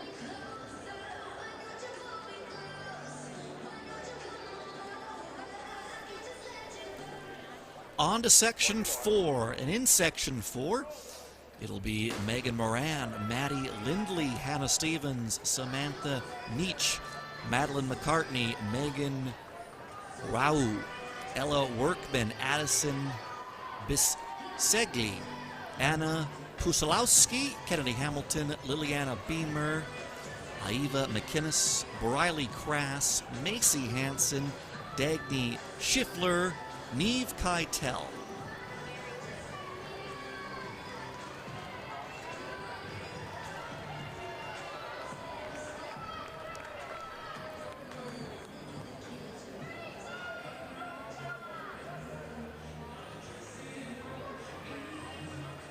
Addison Bisjejli out to the early lead. She's from the Gilbert team out of Arizona.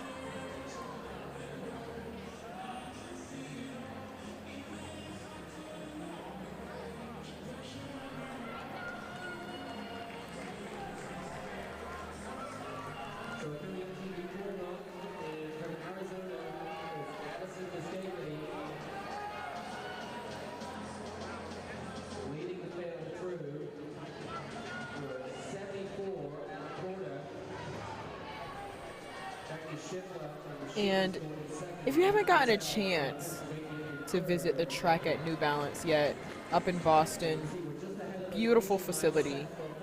And what I appreciate about it is the warm-up space. As you guys can see right there on that back curve, you can see that there's a strip of track. There's plenty of space for spectators. It's just an all-around a very, very nice facility. This is also where they held NCAA's indoor just last year as well.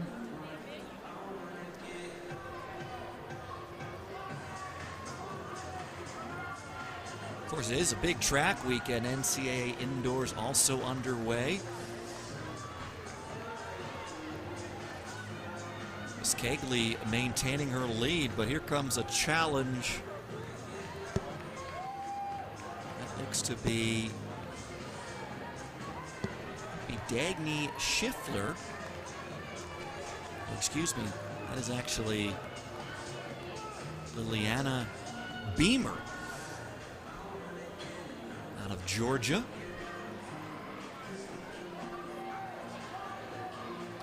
It's a good lap by Beamer. That was 37:38 to put herself in a conversation here. She doesn't look like she's tightening up. She seems comfortable. I'm sure she feels Beamer right behind her.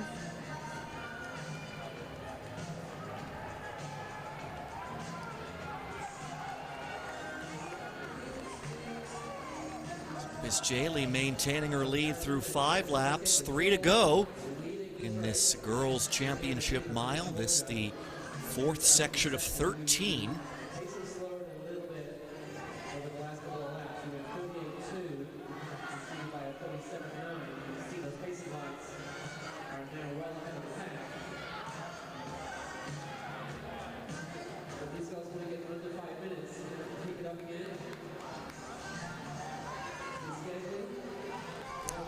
And now Beamer will move into the lead. 2 laps left to go.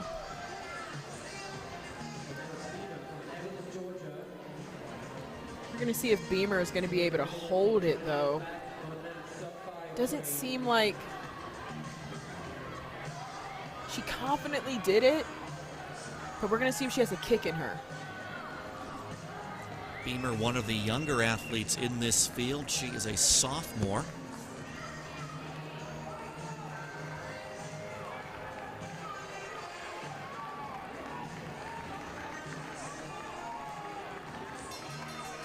And there is the bell. 1 lap left to go.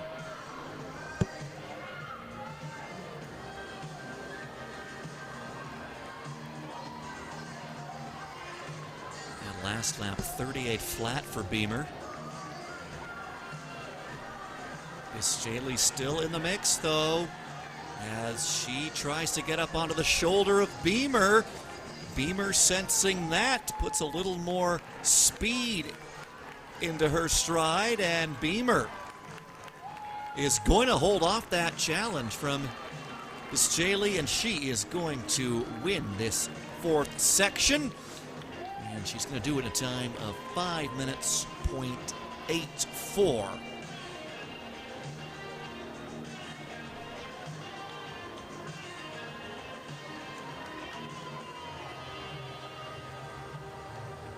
And it could have been Biscayli, but she decided to try to make that move coming into the curve. That's always more difficult to do because then Beamer used the bank to her advantage coming off of it.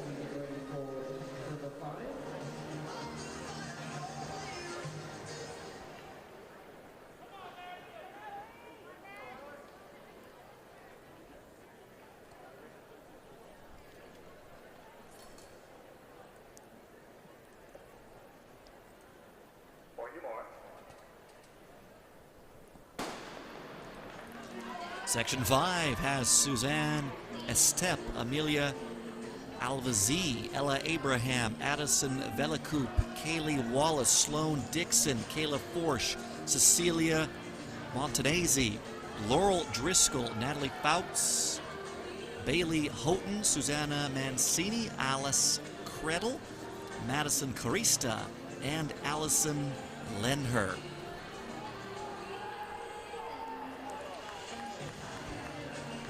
Pace light set at 4:58.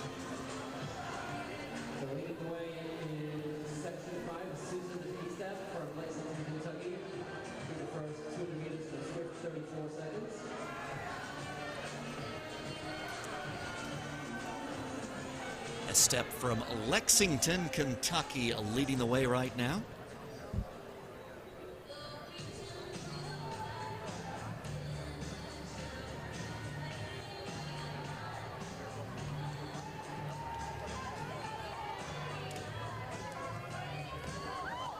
And a fall there.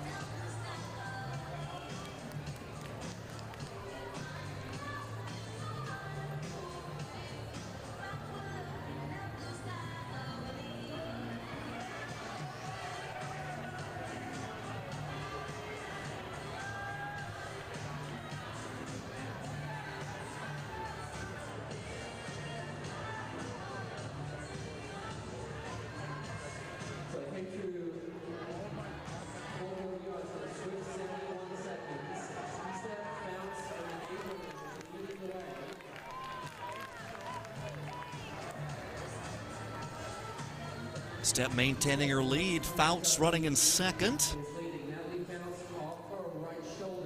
And they are ahead of the pace lights right now.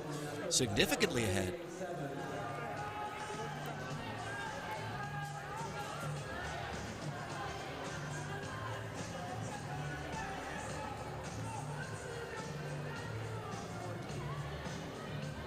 Taking that fall was Cecilia Montanese. She's back up though, that's good to see. And some more contact there between, appeared to be Ella Abraham and Amelia Alvazi. So it's certainly been a physical race so far. I mean, it happens more oftentimes than not. You see a lot of elbows, you get tripped up, and then you're also simultaneously not trying to get caught on the rail. Whoever said track is not a physical sport lied. So they've fallen behind that 4:58 pace, just a hair though, as into the lead now is Alvazi from Andover Phillips Academy.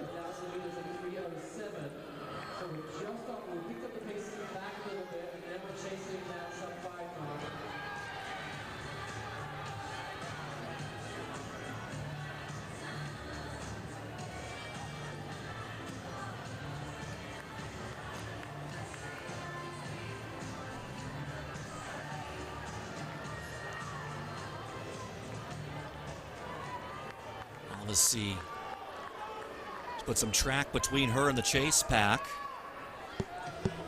Addison Velacoop leading that chase pack, and they're trying to eat away at that advantage of Alva Z right now.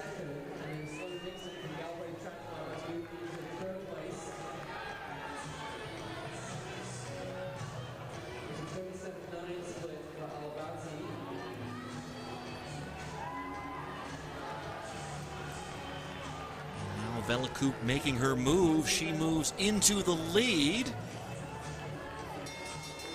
And there's the bell.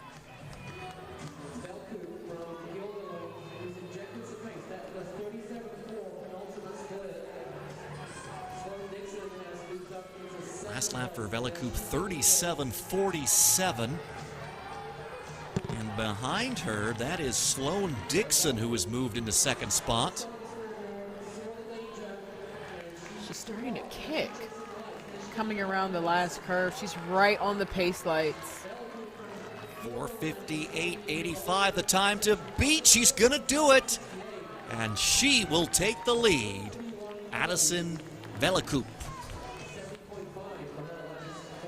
A beautiful last 200 for her. You gotta appreciate that about indoor tracks. When it's like one more lap is just 200 meters, that's nothing. And she looked very, very strong.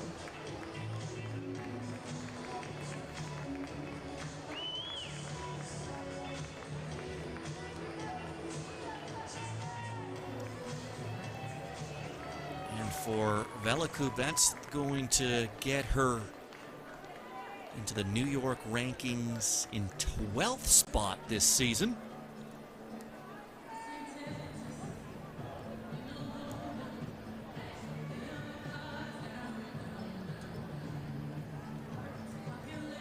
Section 6 will have Ruby Frazier, Catherine Greenwald, Molly Harford, Heidi Harmeyer, Elena Zabel, Emily Wedlake, Lucia West, Annie Zakowski, Annabelle Pollard, Haley Caldwell, Abigail Turner, Violet Korobowski, Megan Sullivan, Caitlin Estep, Callie Buxbaum, and Anna Prusak.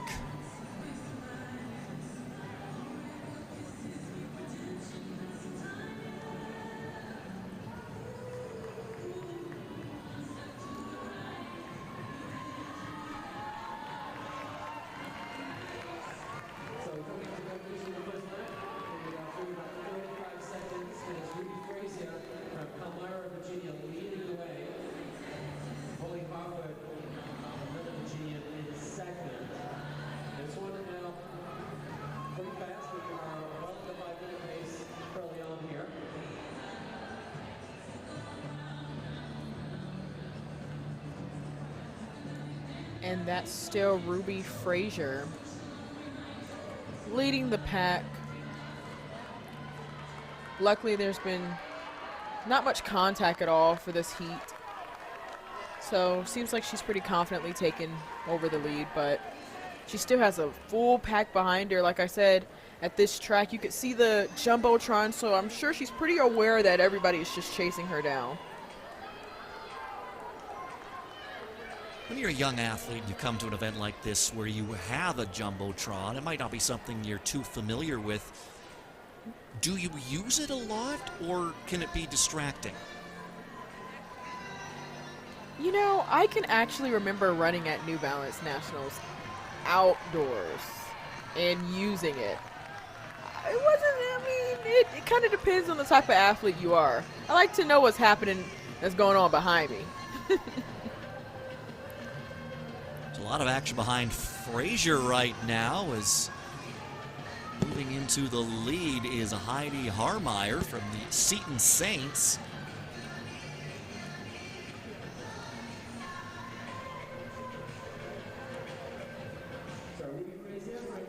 And running in third is Molly Harford from Woodbridge out of Virginia.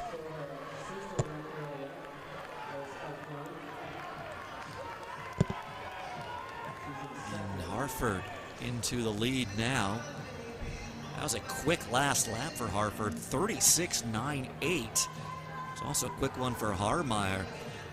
She came through in 36.87.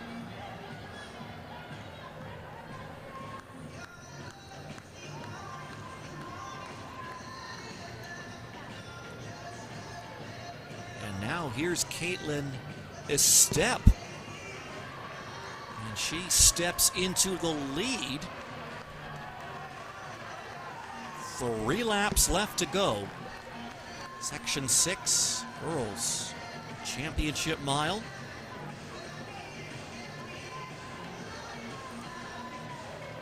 It was a sub 37-second lap for Estep. They are behind the pace lights right now, though. Those pace lights at a 4:57 pace. 4:57.68, the time to beat. And Estep, I commend her just being only a freshman out of Raleigh, North Carolina. I mean, it takes a lot of guts to want to go out there in the front. Even if it doesn't get held for the entirety of the race, it takes a lot of guts to do that and to trust yourself and trust your training to be the only one out there.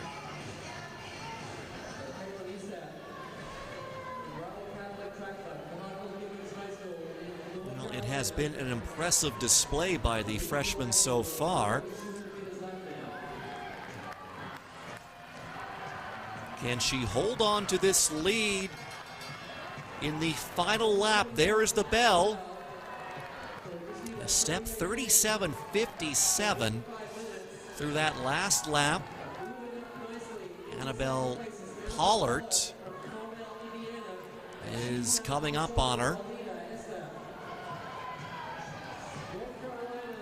Pollard is a sophomore out of Carmel, Indiana. Estep holding her off right now, trying all she can, but here comes Pollard. She'll go out wide, she'll make the pass, and she will take the win here in Section 6. 4:57.69 unofficially. And it's going to bump up to 4:57.72. So that's going to put her into second place. 34.79 closing lap for the sophomore. Man, and she was eating away at that lead anyway. She was already running 36. Then she hit another gear with 34 on that final lap to run a sub 5. That's always a big accomplishment, especially as a sophomore.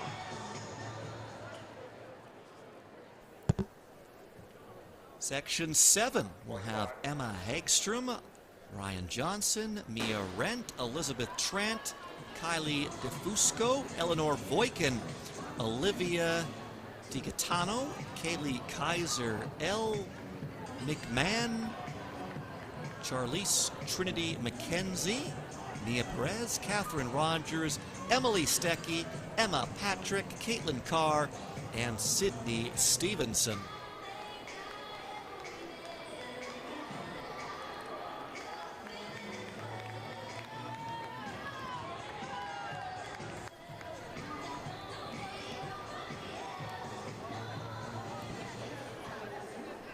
It's McKenzie out to the early lead. She opens in 34.19.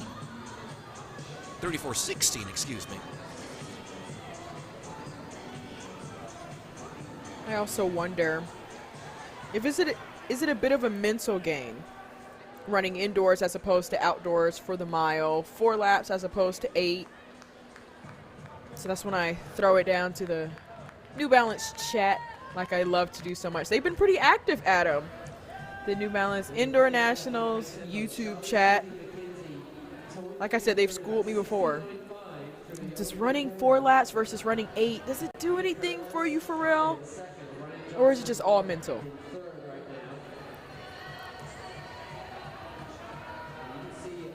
McKenzie maintaining her lead. Mia Perez right in behind her.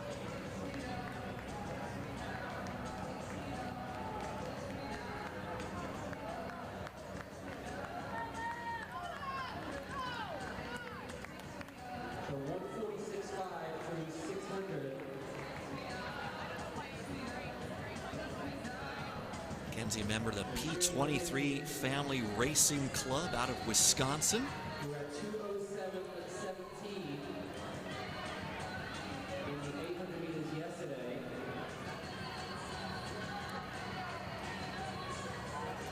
4:57.68 remains the time to beat. So those pace lights going to be at 4:57.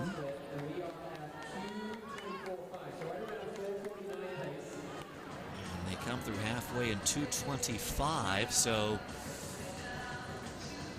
right around a 4:50 pace right now.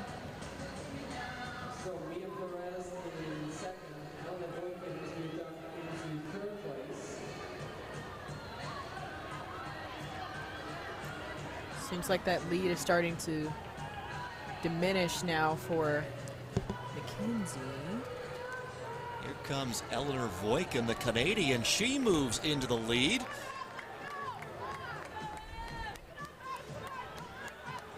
.36.91 that last lap for Voikin.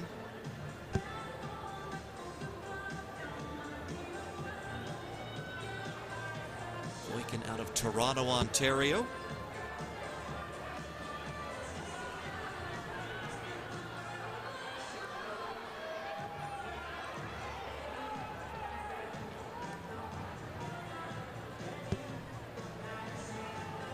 Voikin throwing the challenge down here. She has opened up a healthy lead. 2 laps left to go.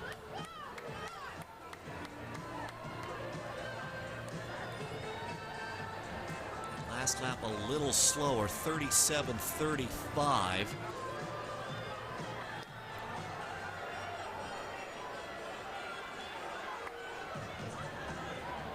Johnson now in second place.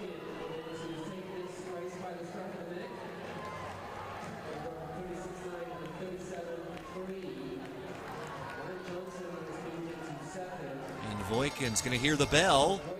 And last lap, 37.39. Johnson still in second. She is cutting into Voikin's lead, but it may be too little too late as they go into the bend for the final time. Johnson really turning it on, though. Will Voikin be able to hold her off? They're into the final straightaway. Voikin trying to hang on, and she's going to do it. And she comes through in a time of 4:54.11 unofficially. That is going to be the time she is given, so she is going to move into first place. She just looks so strong. With about 800 to 400 meters left to go. She was running by herself, and that's a hard thing to do. Kind of just have to keep remotivating yourself. And here goes that replay. That's when she took over Mackenzie. And here's her finish, sprinting through the line. Like I said, I love a good distance kick.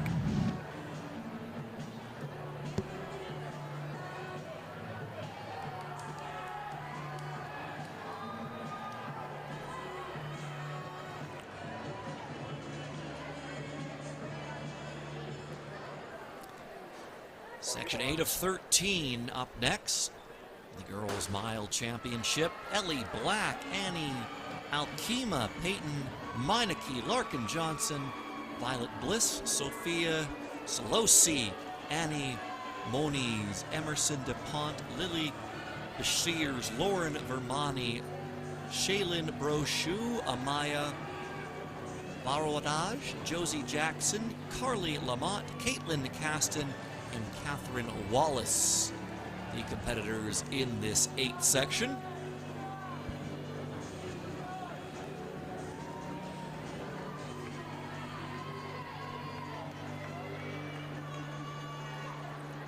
And it is Caitlin Caston out of Charlotte, North Carolina, who goes to the early lead. She's followed by Ellie Black. So former Caston from Charlotte, North Carolina, Ellie Black from Cambridge Christian School, just down the road, is in second. And Louise from Pennsylvania in third place. This is a pretty fast opening tempo. They were just under 36 seconds through the first 200 meters. So pacing light set for 4:54.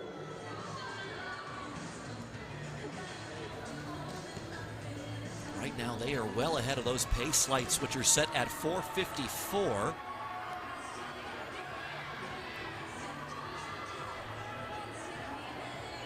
Still a pretty big crowd, but it doesn't seem like there's been any contact really, which has been good. No need to waste your energy on throwing an elbow. It's Ellie Black leading the way right now as they come through 3 laps. Black from Cambridge Christian School in Tampa.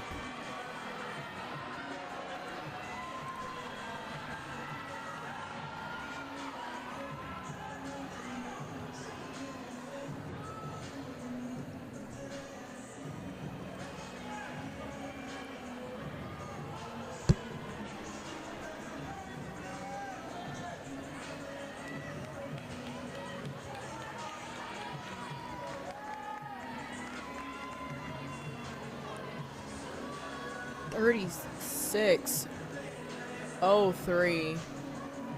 A blazing last 200 as well. We're gonna see if she can hold it though.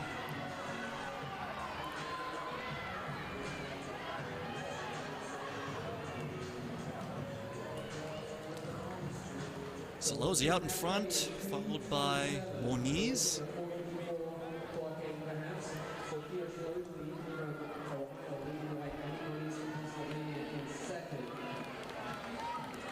It was a quick lap there by Salozzi, 35:49, 35:50, rounded up to.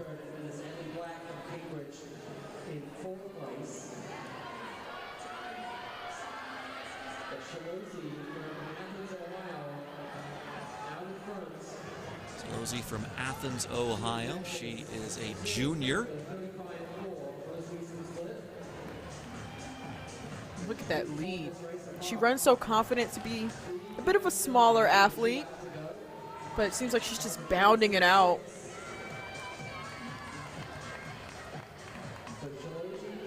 At last lap, 36:70. So she's almost a second faster on that lap than second place Moniz.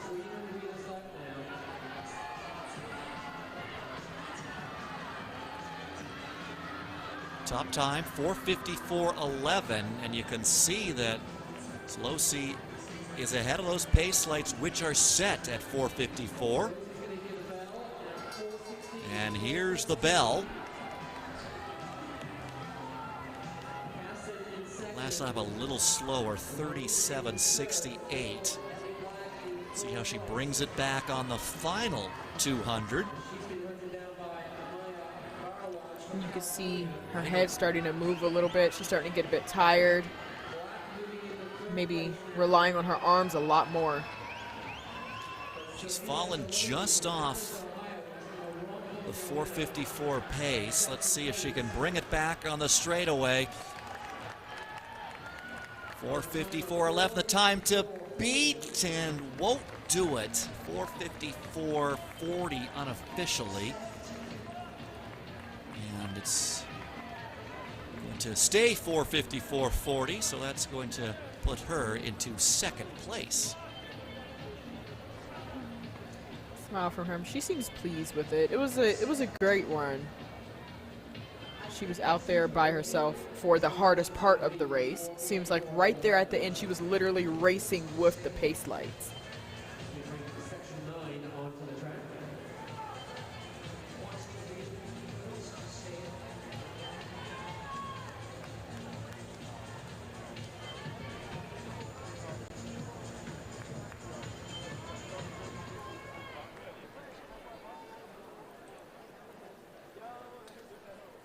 Section 9 of the girls' mile championship will have Hannah Jisha, Caitlin Reese, Emma Hoffman, Leah Banovac, Allison Wasson, Sierra Evans, Hannah Aguirre, Eva Pragnolino, Scout Storms, Macy Schreiner, Kayla Devine, Elena Pierce, Lauren Banovac, Addie Mitchell, Naomi Douglas, and Emma Barris.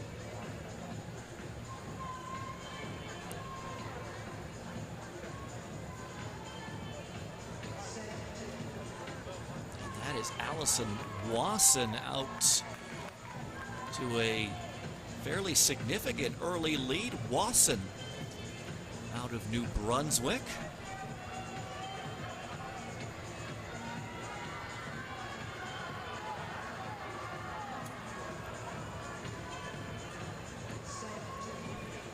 Part of the Canadian contingent racing here in Boston at the New Balance Nationals indoors.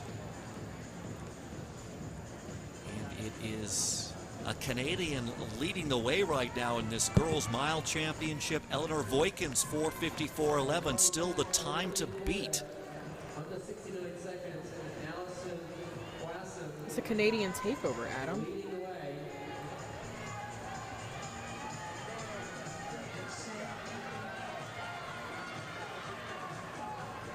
Well, this is quite a start for Wasson. Will she be able to maintain it? I can appreciate the different race strategies that we've been seeing. You test them out, see if they work. What you do in practice is just a bit different from what you do in a meet. You're just trying to see what works for you. Some people are able to take it from the front like this and maintain it.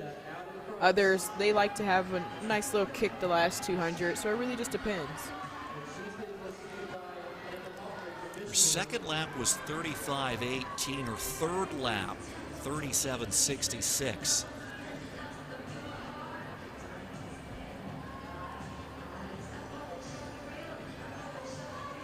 And that is Emma Hoffman, who is eating into her lead.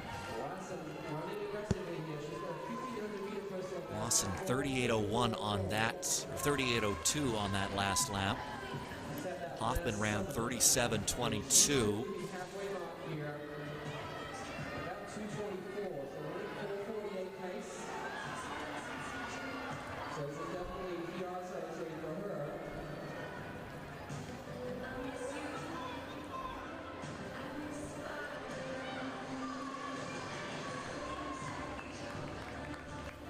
Emma Hoffman has closed that gap to Wasson still maintaining her lead. Hoffman, though, continuing to chip away at it. 38.17 that last lap for Wasson, 37.73 for Hoffman. So the laps have been getting slower for Wasson. And now the field has come back to her. And Hoffman makes the move. She'll take over the lead. Anna Jisha also up there. She's running in third. 37.46 that last lap for Hoffman. Wasson 38.21. She is hanging around near the front. And now she'll retake the lead.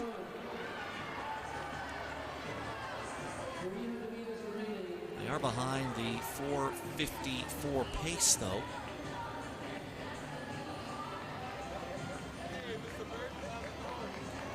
See if she can hit another gear, though. I mean, some of these track athletes have endless amounts of gears to shift into. Seems like she's kicking now. Elena Pierce has moved herself into second. But Wasson finding something left in the tank here. And she's powering through the last bend. She's well ahead of that 4:54 pace. And she is going to set the new standard, 4:53.32 for Wasson. And what a run She from went her. out. It was an interesting strategy, Serenity. She went out really hard, got a big lead. She got caught, but she had left something in the tank for a very impressive final 2. And she is the leader now. I mean, I said if it works, it works. And now it's like she can now go and put that in her notebook that worked for her.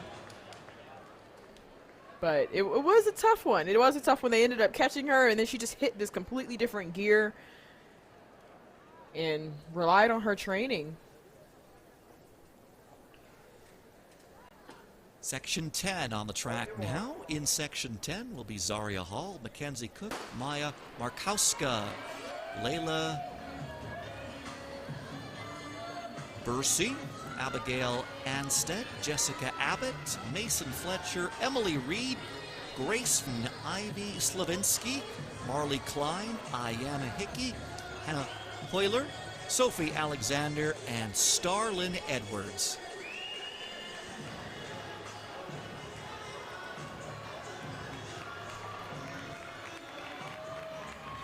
So the pace lights now at 4:53. Allison Wasson's 4:53.32, the time to beat.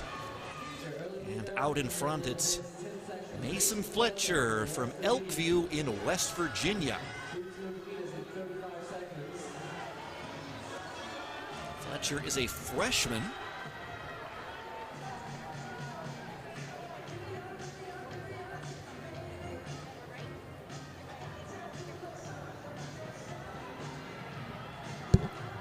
Running in second is Hannah Hoyler from the Pacer Project.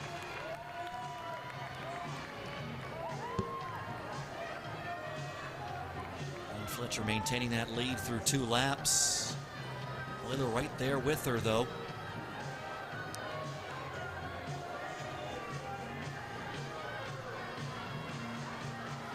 Still a very tight pack.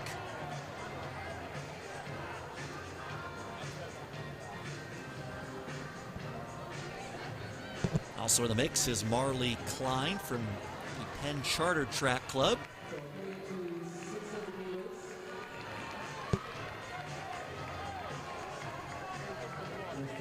It's Fletcher, though, maintaining her lead. Wheeler still in second. They remain ahead of the pacing lights at 4:53.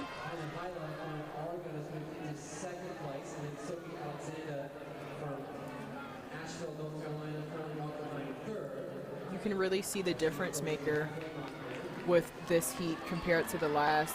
I mean, each heat is starting to get faster anyway, but for some reason it's always around section 10 that really you can start to see the difference in pace.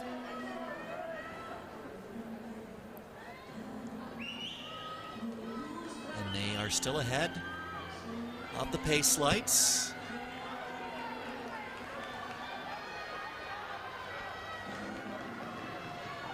And making a move into the lead spot, that is Emily Reed.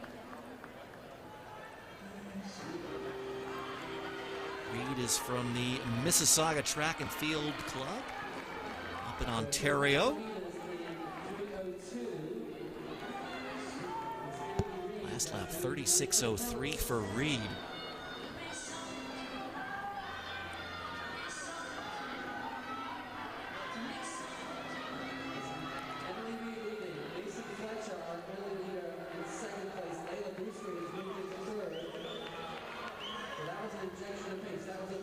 And they've got some breathing room on those pace lights now.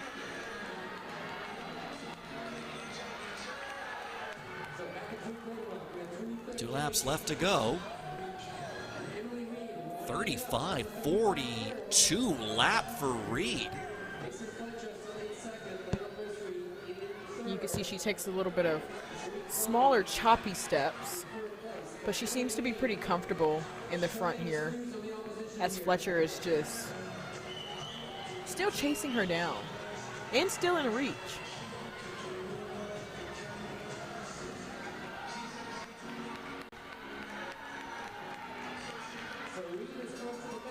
There's the bell, 1 lap left to go. Another quick lap from Reed, 35-12. And it's Busri who has now moved into second place.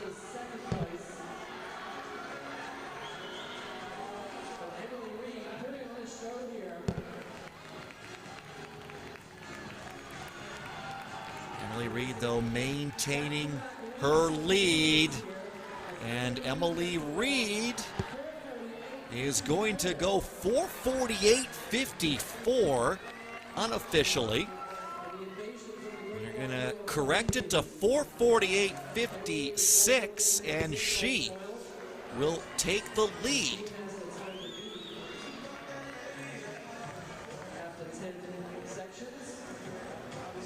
And like I said, a pretty big jump from Heat 9 then to Heat 10. 4:53 in Heat 9 over to 4:48 in Heat 10, and it's just going to continue to get faster. That 4:50.83 by Fletcher is going to put her in second place.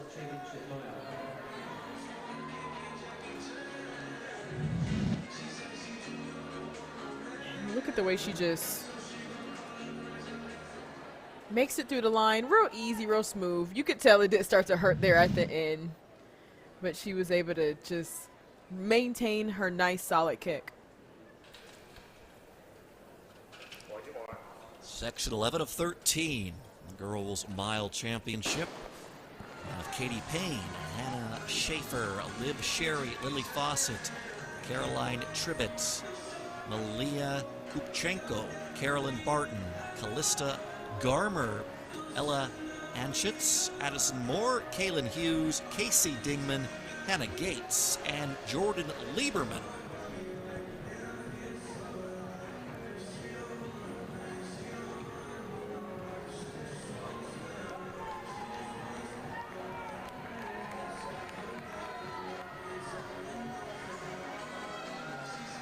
Kupchenko bringing them through the opening lap in the lead.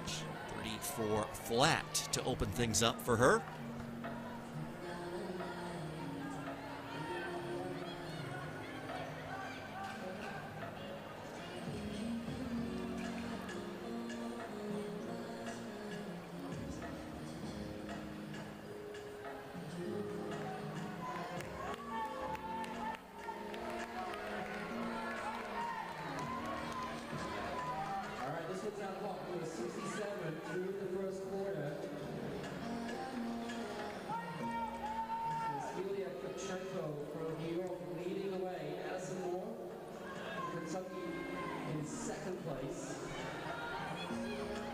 So this group well ahead of those pace lights right now, which are set at 4:48.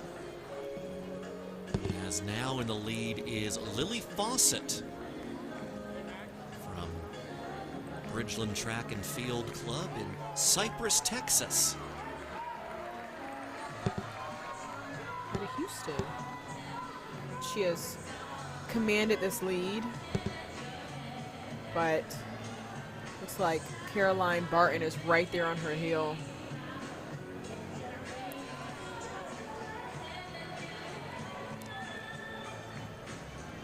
Barton out of Asheville, North Carolina.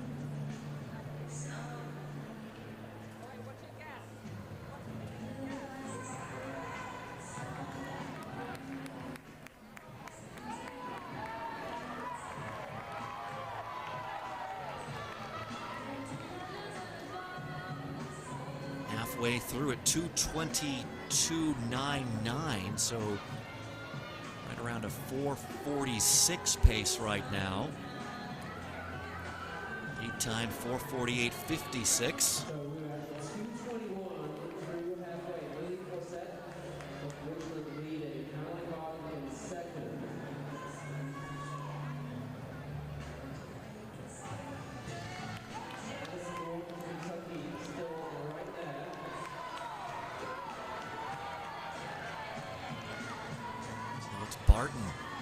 front, followed by Fawcett and Carolyn Tribbett in Gainesville, Virginia.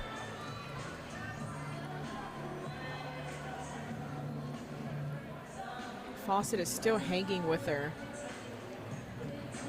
but Barton is doing a good job at staying right in the middle of lane 1. So if people are going to go around, they cannot go into the inside. They would have to move a little bit into lane 2, which is the harder thing to do, which is good.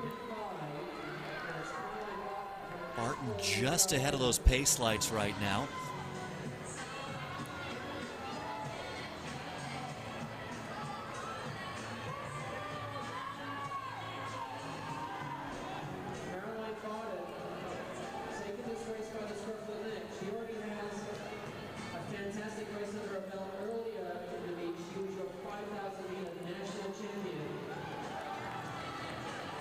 Was the 5,000 meter champion earlier in the week. There's the bell.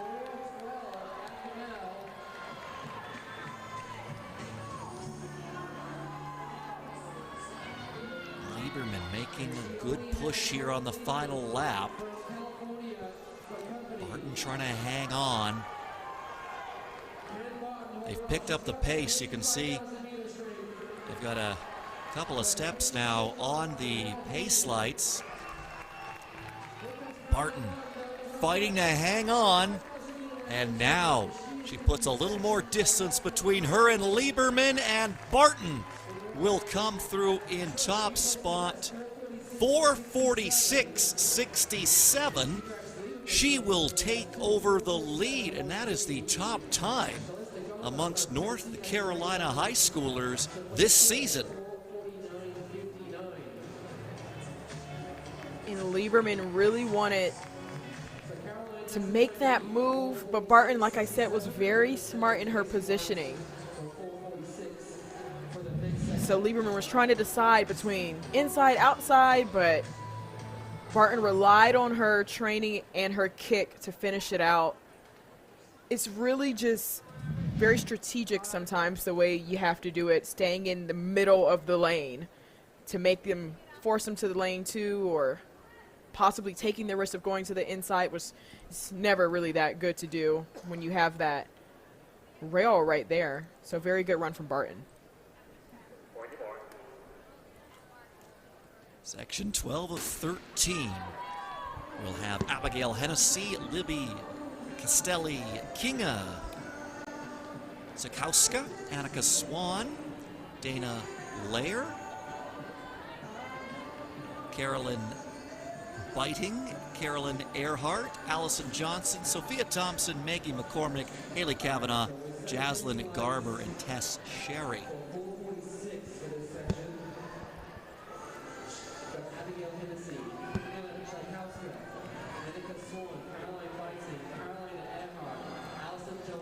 Hennessy brings them through the opening lap at a time of 34:62.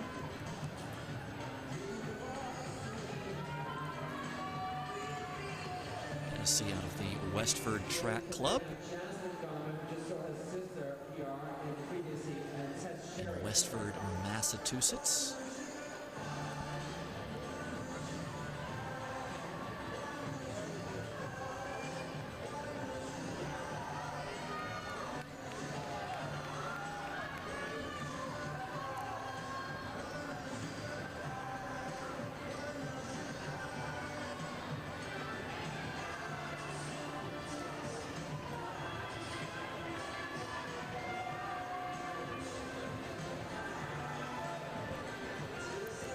Hennessy continuing to lead.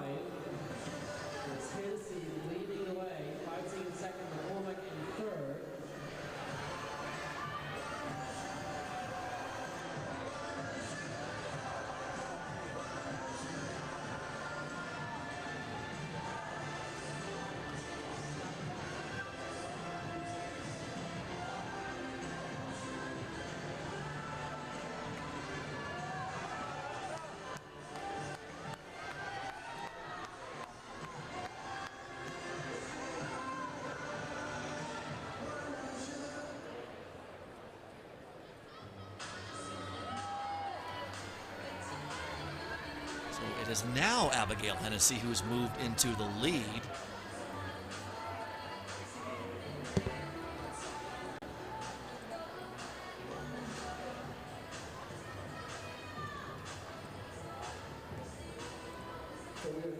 And not too stressed with the pace of this. They did go out pretty fast out of that first lap with 34, but these heats are continuously getting faster anyway.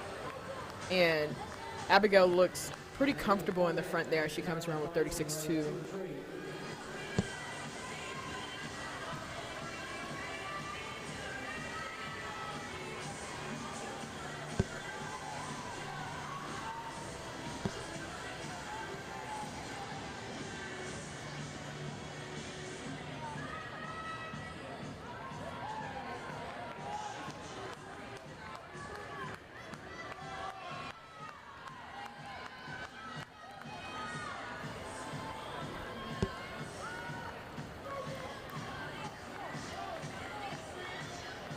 Has a 34.99 on that last lap.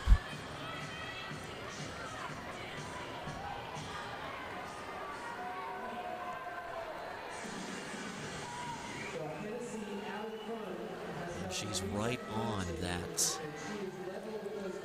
4:46 pace right now. 4:46.67 is the time to beat. 34.96 lap for Hennessy. And she is firmly in control here in this section.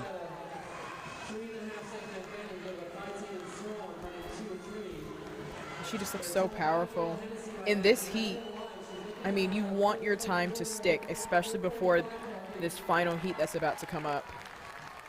She looks very good. And she will take the win in section 12 at a time of 4:42.72.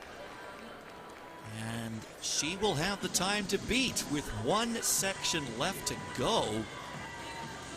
And for Hennessy, that is the quickest time in Massachusetts this year.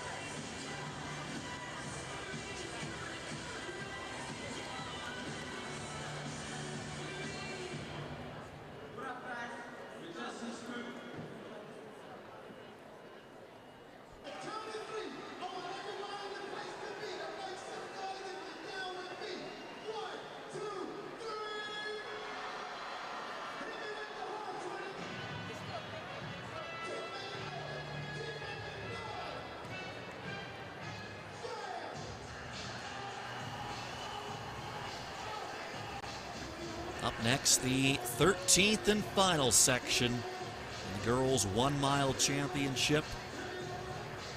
This the fastest section.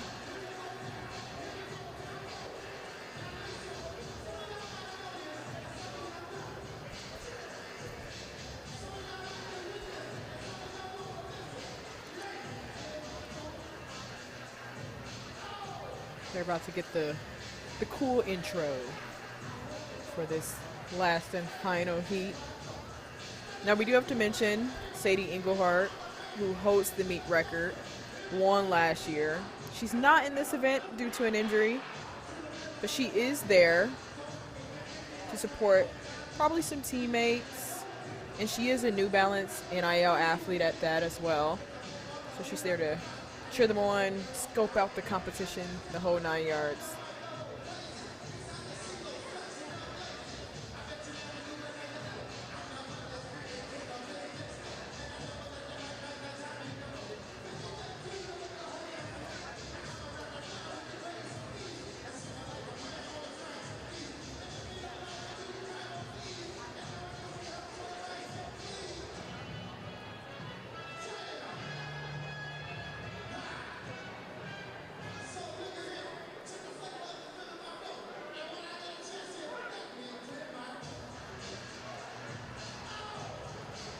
And look at the crowd that is out to support these amazing athletes. We are on the final day of a long New Balance Nationals indoor weekend, and the crowd is still hanging on strong. I mean, the athletes have been making it worth it, though. We've seen already today 3 meet records. We've gotten to see an Olympic gold medalist run just yesterday, so it's definitely been worth it.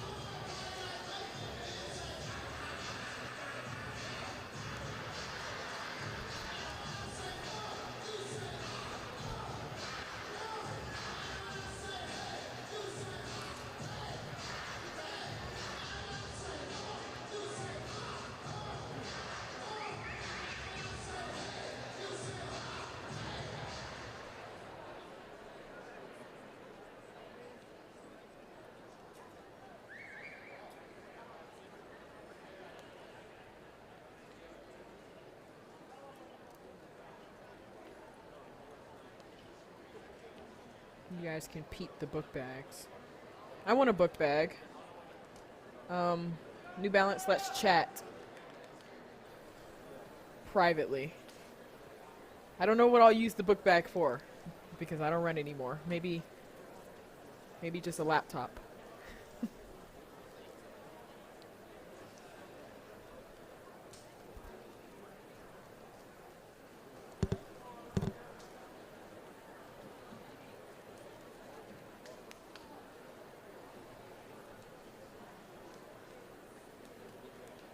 Coaches, as a reminder, if the meet gets ahead of schedule, we will pause at approximately 10 minutes.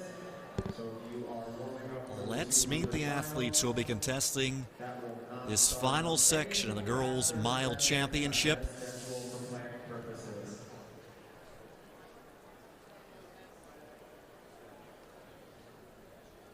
All right, here we go. This is going to be the fastest heat of the girls' championship mile. And here are our 13 competitors. Starting at number 13 on the outside. From the Cadet Distance Project, it's Mallory Weller.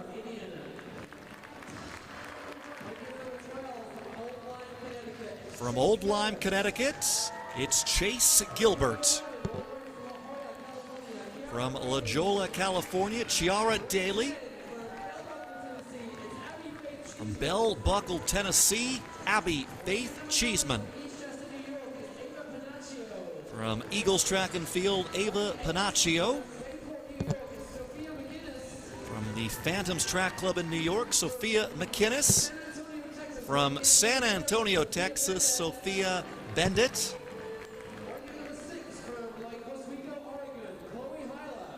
From the Pacer Project, Chloe Heiler. From Glastonbury, Connecticut, Brooke Strauss. From Santa Rosa, California, Hannah Thompson. From the South Texas Heat Homeschool Team, Ellen Latta. And from Nolensville, Tennessee, Claire Stiegel.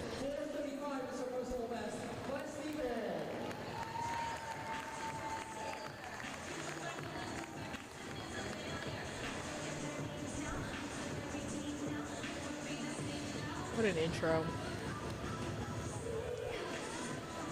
I mean, essentially, Adam, this leaves it wide open since we don't have the meet record holder, Sadie Engelhart, in this. It's really anybody's race.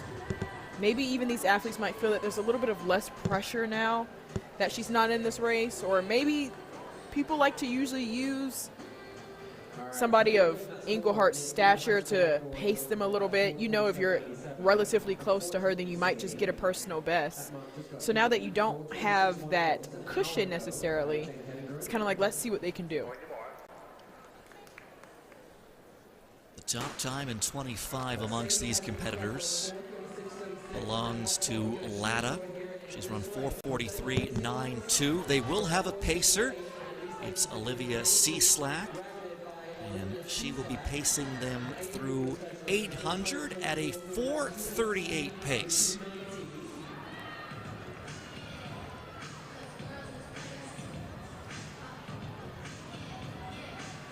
So ladies and Claire Stiegel from Tennessee, hop on the heels of our pacer.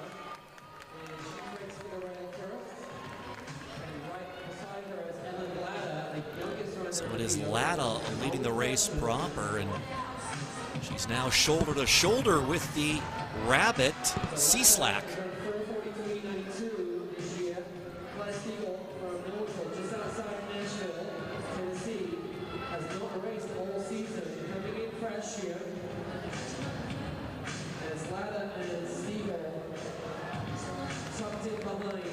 We saw the girls' high school mile indoor record broken already today.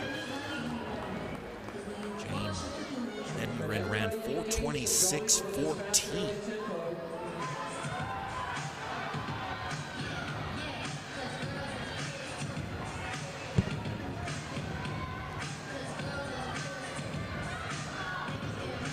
Definitely becomes something to strive for some of these athletes if they know about it. You know, some of them might not be on their phones before their race, but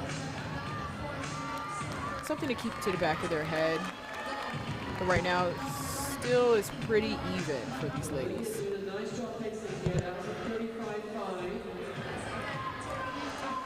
Latta still leading the race proper. That last lap, 35.62.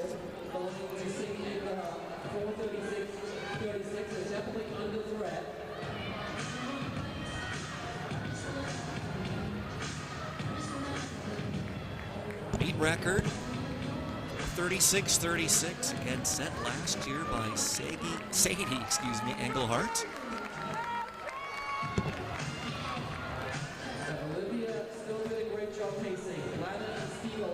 They're through halfway in 2:19.68 for Latta.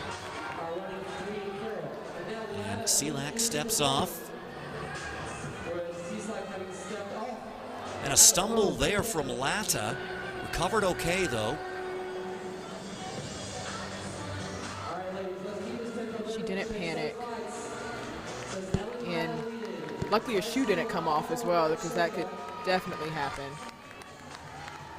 Hopefully she's gonna, looks like she stumbled just a little bit again. She needs to get out of that mix. There's quite a bit of jostling in that group of four at the front. Stiegel also up at the front. And more jostling there as Hewler tries to make a move. She will move into first, and another bump. It looked like Stiegel actually stepped off the track there. So this has certainly been a physical section. And now here comes Hannah Thompson on the outside. And that's what makes this race so tough.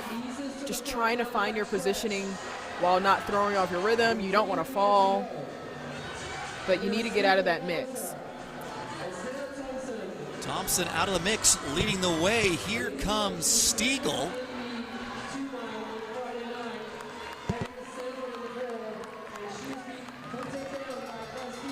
There's the bell. Thompson still leading the way. Stiegel right behind her. Strauss also in the mix now. Here's the move by Stiegel. She's into the lead. Strauss into second. Thompson trying to stay with them. And here's the pass by Strauss, and it's going to be Strauss taking the win at the New Balance Nationals Indoors in 2025. 4:39.63 for Strauss. 53, excuse me.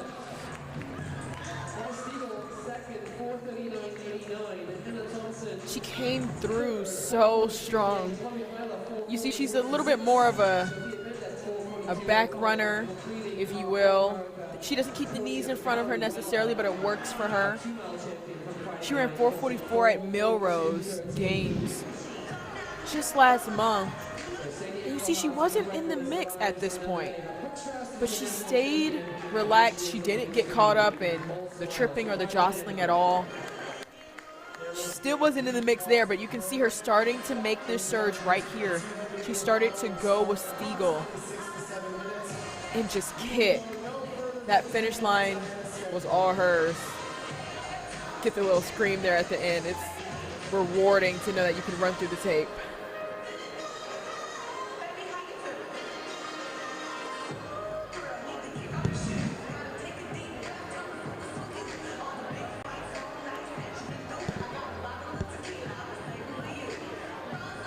So Strauss takes the win. Stiegel second, 4:39.89. And Hannah Thompson third, 4:40.58.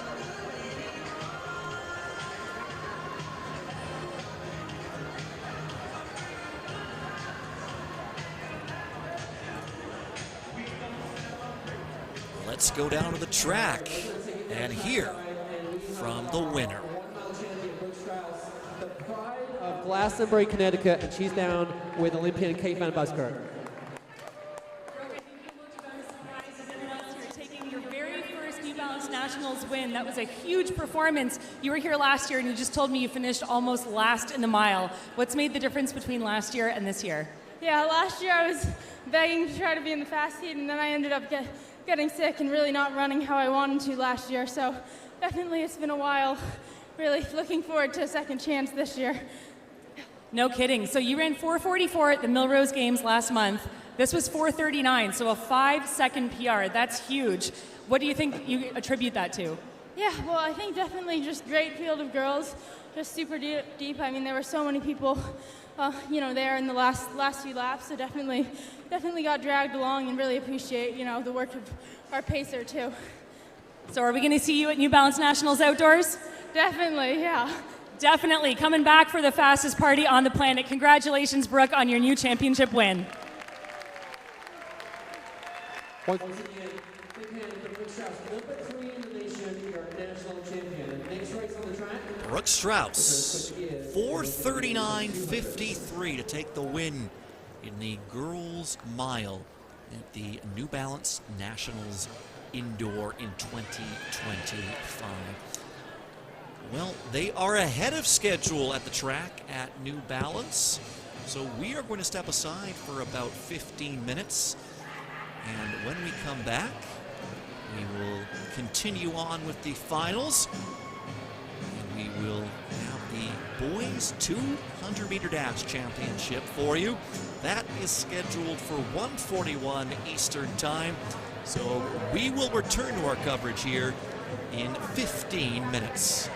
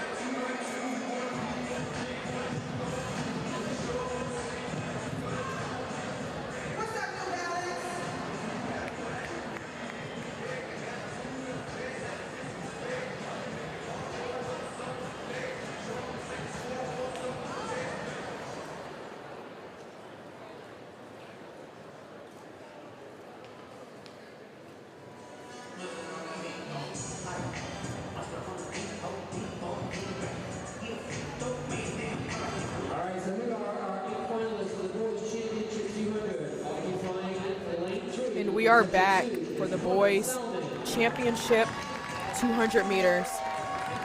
That was Connor Salmon from Bullish Track Club, Dominic Harper from Garner Track Club, Jake Odie Jordan from Archbishop Carroll. We're going to keep our eyes on him. He always makes a good run in this every single year. And then Jesse Myers from Nittany Valley Track Club. That's Heat 1. We're going to keep moving along. Heat 2. Niles Brigman from Archbishop Carroll. Braylon Bird from the Texas Collective Track and Field Club. And then finally, Micah Walker from Mustang Track Club. This is Heat 1 of 2 for the boys championship 200 meters. And what an intro. They Not Like Us by Kendrick Lamar. Like, I would run faster than Noah Lyles if I was there. Certainly want to get you fired up, isn't it?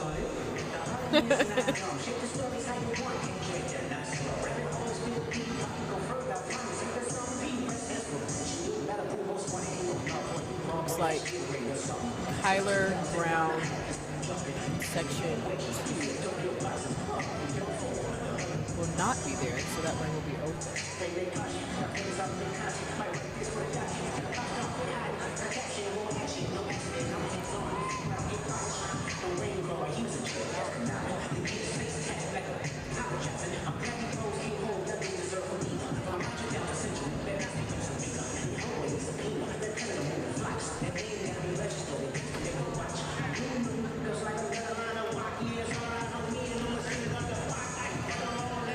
Harper ran 21:24 in the prelims. That was the 6th fastest time.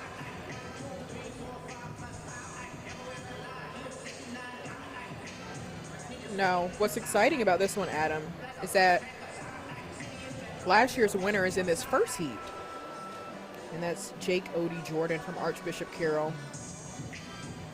A British guy. A little fun fact. He won as a sophomore last year. And he's going to be in lane 5. And he's coming into this one with some momentum as his Archbishop Carroll team won the 4x2 relay in a high school national record time earlier in the competition.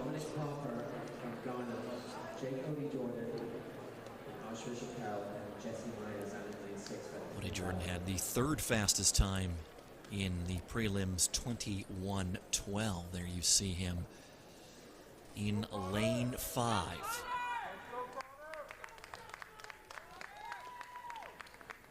And it's always a bit of a plus to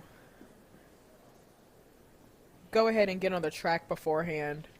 And his team already won the 4x200. So I love being warmed up by a relay, and then you can come back and do your individual race. It's always pretty nice to do it like that.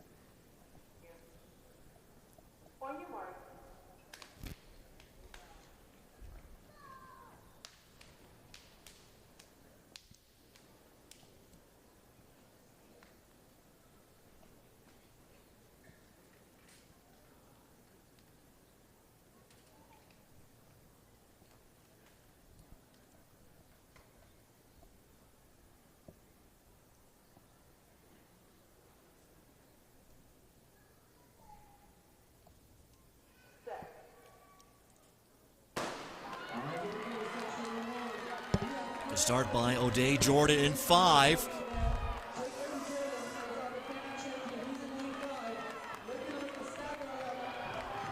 He's made up the stagger on the inside. Look at Salmon, too. He's running well. And as they come out of the bend, it is Odie Jordan who is going to cross first. And he does so in a time of 20:90.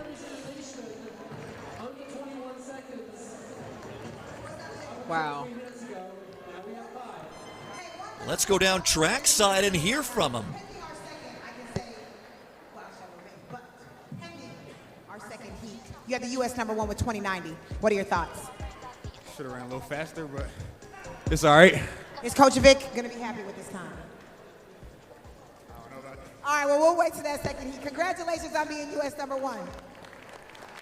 Jake Odie Jordan, a man of few words, lets his legs do the talking. So we'll see if that 2090 holds up as we get set for our second section. And in it, And as you can see, that replay, oh my gosh, his start was nasty. He already started to gap the rest of the field. And then that last 50, he relied on straight arms. But to not even be satisfied, he's like, I mean, I guess 20.9 is cool. He's a part of the New Balance family as well, but Archbishop Carroll, they have high standards there, similar to a Bullish Track Club, where the standards are high. And we're going to see if that's going to be able to hold up in the second heat. I should have run a little faster is an all-time quote after running the fastest high school time in the country this year.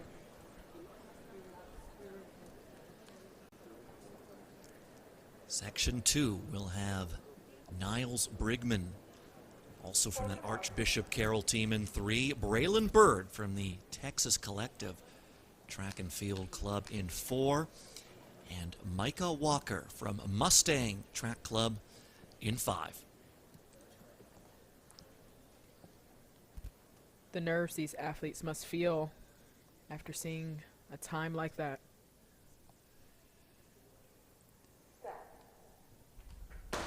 They've got to run a top high school time in the country this year if they want to win the New Balance Nationals indoors. And unfortunately for Brigman, he pulls up. It looks like a hamstring injury. Bird and Walker now left to duel it out, and it's going to be a battle right to the line. And at the line, I think it was Walker. We'll have to wait and see for sure. Ooh. And they're going to give it to Walker 21-20, Bird 21-21. So that means that Jake O'Day Jordan is the New Balance Nationals Indoor Champion in 2025. A solid run from Micah. They were elbow to elbow, him and Bird there at the end. But it's all Jake O'Day Jordan. And he's finally fired up about it. I mean, now that he has come down, he's seen the second heat go. He's happy with it. He's an experienced runner. He's run for Great Britain. He won this just last year. He's a part of the New Balance family. So basically, you could say this is his home track. 20.90. Jesse Myers, 20.99 is the 4th fastest U.S. high school time this year as well. So he will take second place, and Micah Walker will round out the top 3 with that 21-20 finish as O'Day Jordan takes a victory lap after his fantastic performance for the win here. They're going to chat with him again.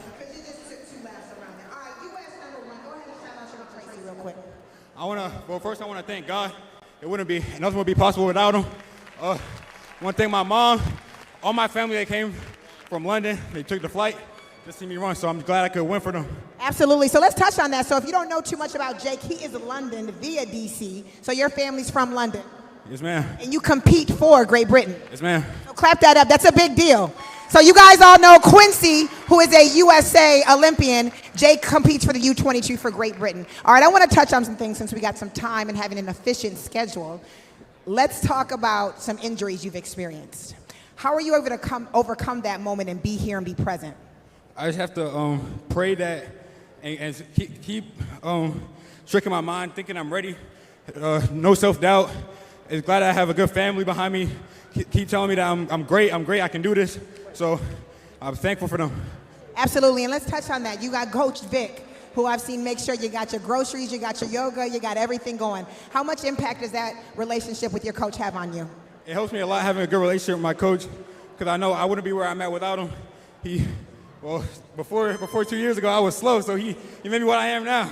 Well, I think we might arrange to get you on that 4x4. Congratulations. Thank you. All right, give it up.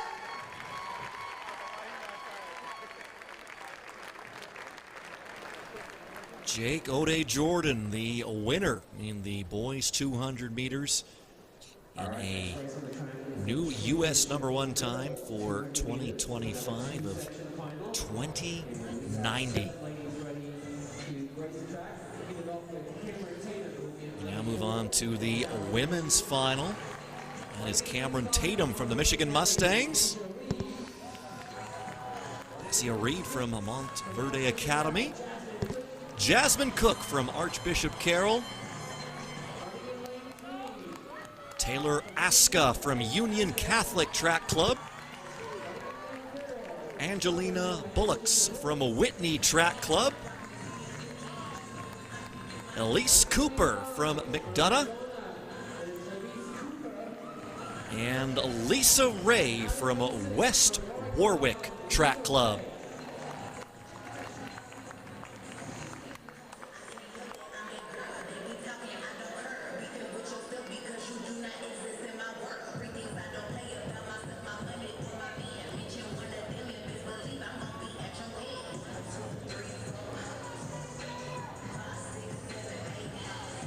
And along with Archbishop Carroll, that has just set a reputation for their track club. Mount Verde Academy also has as well. Adaje Hodge, the meet record holder of this from last year, who's now at UGA. They have a couple athletes like Dacia Reed in this first heat. There's been a couple of the best track clubs to come out here to New Balance year after year, showing what they got.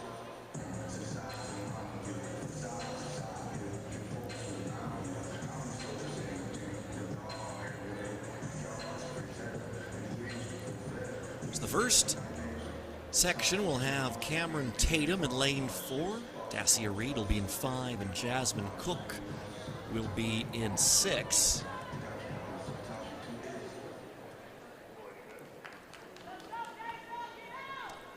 Reed has run 23:56 this year. That's the 8th fastest time amongst high schoolers.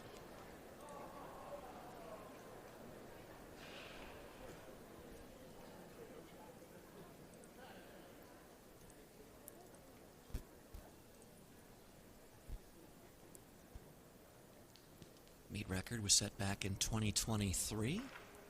It's 22:33.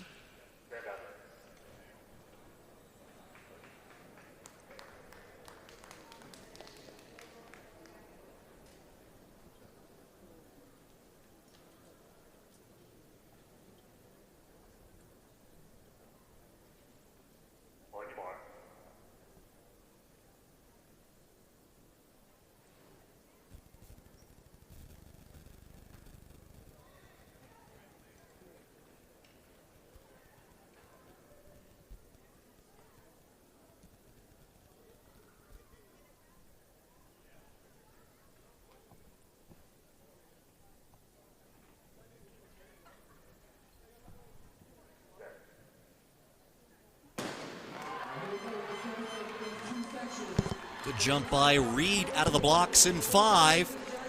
Making inroads on Cook in 6 as they go into the bend.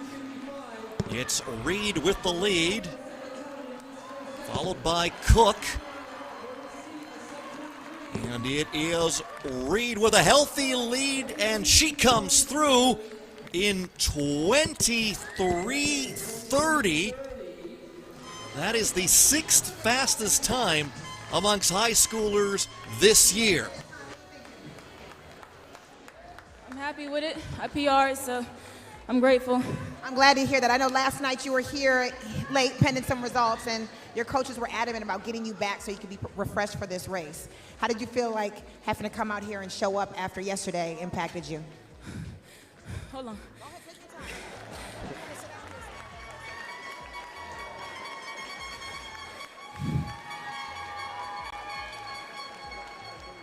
Well, we'll let you catch your breath. We'll let this second heat run. We're proud of you. Good work for coming back out here today. All right, nice work, Deja. You're number 6 in the nation right now. And that's Well, that is a well-earned rest for Reed, the super sophomore. 23:30. Again, that is the 6th fastest time amongst U.S. high schoolers this year. And what Candace was referring to was Mount Verde Academy winning the 4x200 championship just last night with a time of 1:36.89 that Deja Reed did anchor. So yeah, it can be a pretty tough turnaround to come back and race again in your own individual races. Like, I just did a 200 yesterday, but now I'm here to do it again. But this one is going to be a fast one for Elias Cooper and Lisa Ray. They were both seen in the 60 earlier today. Cooper will be in 5. Ray will be in 6. They'll be joined by Taylor Aska in 3 and Angelina Bullocks in 4. Section 2 of 2 of the girls 200-meter final. 23:30 is the time to beat. And it is a good start by Cooper at 5. Cooper looking very strong on the back straightaway and continuing to look good into the bend. And it is Cooper with the lead out of that bend. And Elise Cooper is through in 22.64. Wow.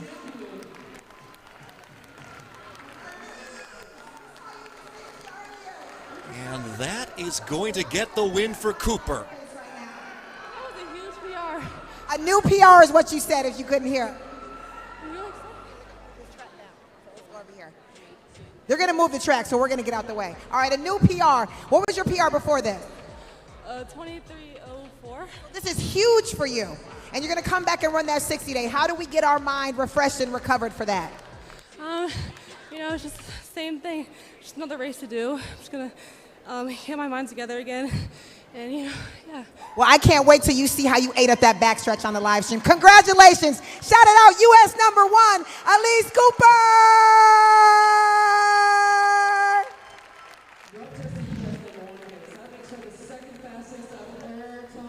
And she's a taller athlete. And you can see she got the best start right there on Lisa to her outside, so she had something to chase. A lot of the time, being in that lane 5 position is the better one to be in. And she already has the national 300-meter record with 36:30, so she's more of a longer distance race runner at that.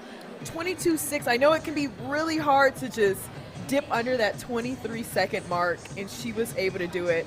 You saw her throw up the hook 'em there at the end. She's going to be training under Coach Flo, who also has taller athletes like Rashida Adeleke. If you don't recognize her for Ireland, you might recognize Julian Alford from St. Lucia, the Olympic gold medalist in the 100 meters. So she has a great team to go to, and she should be very proud of that 22.6. Well, as she said in the interview, her PR was 23.04 coming into the day. She took 0.4 of a second off of it. Man. I mean, this is the place to do it. Like I said, it can be really tough. You right there on the cusp of like 23 or 22. You think that you're going to do a 22.9 first. She just decided to jump right to mid-22s. Amazing.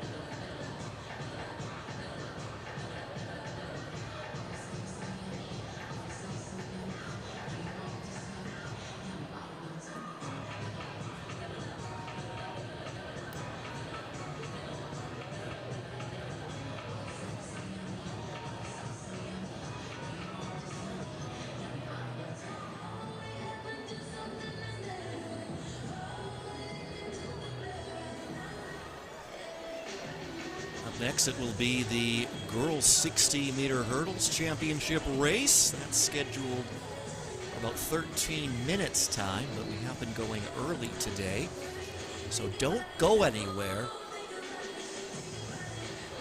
Don't move. It certainly has been an exciting day of competition, hasn't it been, Serenity? Oh, it's been great. We've already seen 3 meet records.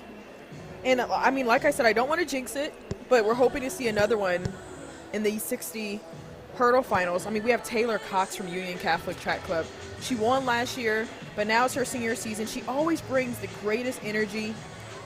She won last year with 8:11, running U.S. #1. So we're going to see what she's able to do again this year. I know these athletes just love running at this track. They really enjoyed it last year. So I'm excited to see her race. She's going to have some competition, though, with Cassidy Hopkins to her right, and then Kendall Spain to her left. I mean, I'm excited for it, Adam.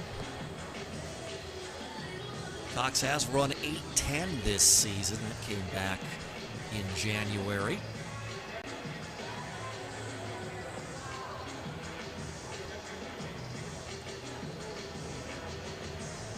She's run the quickest time in the semis. She clocked 8:21 there. She's a bit of a shorter athlete for hurdles, but powerful. You love to see it. She's a UGA commit. She also won the 100-meter hurdles outdoors. So like I said, just having that experience to come out here to New Balance Nationals, and you might have a little bit of a chip on your shoulder, a target on your back as well, because you know that the girls are gunning for you, but so what?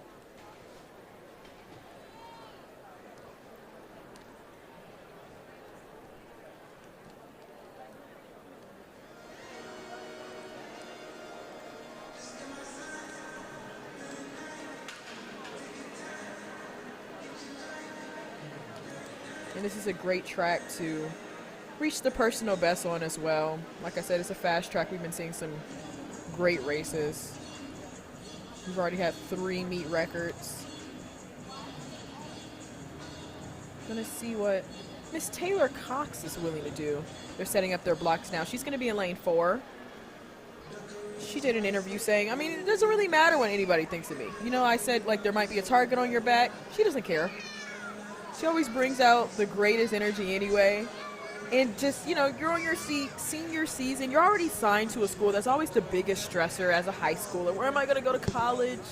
Take my talents next up. She already knows. She's going to go to UGA, train under Carol, which is an amazing coach. So she already has, like, no stress on her, really.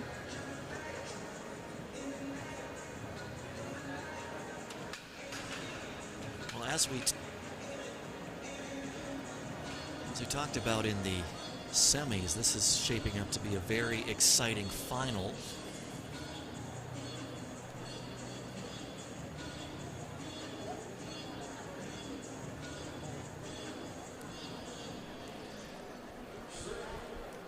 Again, talking about the Bullis team, Gabby White and Cassidy Hopkins. They ran earlier today in the girls shuttle hurdle relay, which Bullis won and did so in a meet record time of 31:36. And you know, like I said, Adam, it's pretty nice to get your day started with the relay. There's always just a ton of adrenaline, not as much nerves, or at least that was the case for me when I was running many moons ago. But when you're on a relay, you're doing it for your team. You kind of don't worry about yourself as much, but you're able to just get warmed up, get the juice flowing. It was so early in the morning, so now them coming back, both Hopkins and White, they already know how the track feels.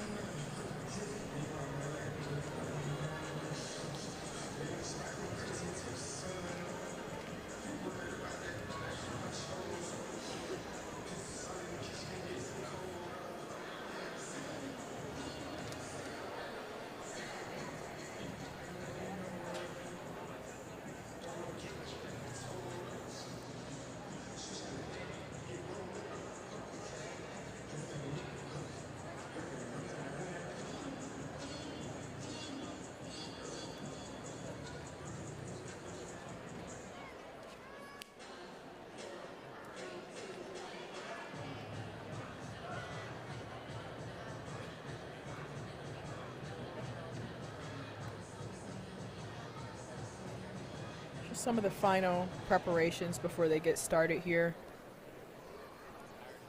Trying to shake the nerves out, get out the blocks, make sure everything is set perfectly. And as we are waiting for the introductions. Girls 60-meter hurdle final. And here are our finalists running in lane 1 for Bullis High School. Gabby White from Bullis will be in lane 1. McKenna Barnett from Worley's will have lane 2. Cassidy Hopkins, another member of the Bullis team, she'll be in lane number 3. Taylor Cox, defending champ, will be in lane 4. Kendall Spain from St. Louis, Missouri will be in 5. Mia Mason from the MVP League will be in 6. Nia Armstrong from the Vast Track Club will be in 7.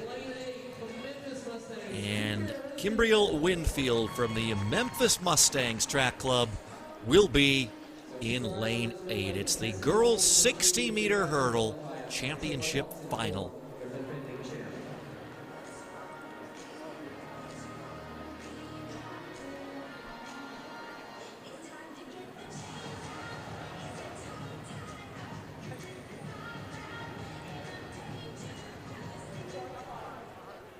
Taylor Cox is 8:10, the fastest mark amongst high schoolers this year. She is in lane 4 from Union Catholic Track Club.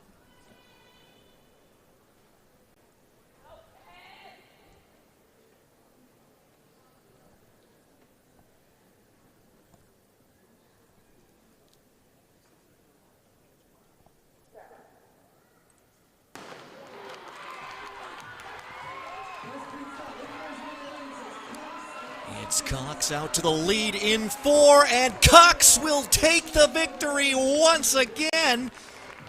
8:19 for the win.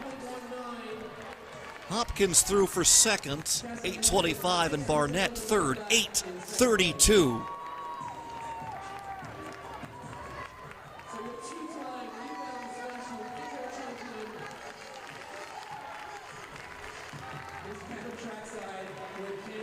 Don't go too far, Taylor. Tay.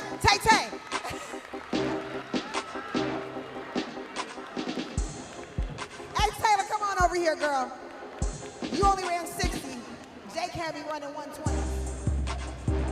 Hey, what's up? Give it up for Taylor real quick. Hey, I'm gonna hug you. Am I accurate? Did you get out the blocks? Okay, all right. So based off my analysis, you got out the blocks almost last. What was that drive? What was that will and that stomach that had you come through and victorious? I just told myself to dig. And you know what to do. I know what to do. I know how I get when I go over the hurdles and everybody's next to me, everybody's pushing me. So once I got over hurdle 1, I started to catch up. And after that, I knew it was barbecue chicken from there. Hey, barbecue chicken. Hey, give her NIL money for that. You came across the line. There was a little bit of tear that was coming through you. What was that emotion about? This is my 3rd time winning nationals. Wait, say it again. 3rd time winning nationals. And knowing this is my senior year, I can just come out here, have fun. All these athletes are my friends, so come out here, have fun with all my friends, do what I do best. And, you know, big year, senior year, so it's good. Congratulations, Taylor. I can't wait to see you outdoor. Congratulations, because we eating. Hey. Hey, give it up for the 3-time defending national champion, Taylor Cox.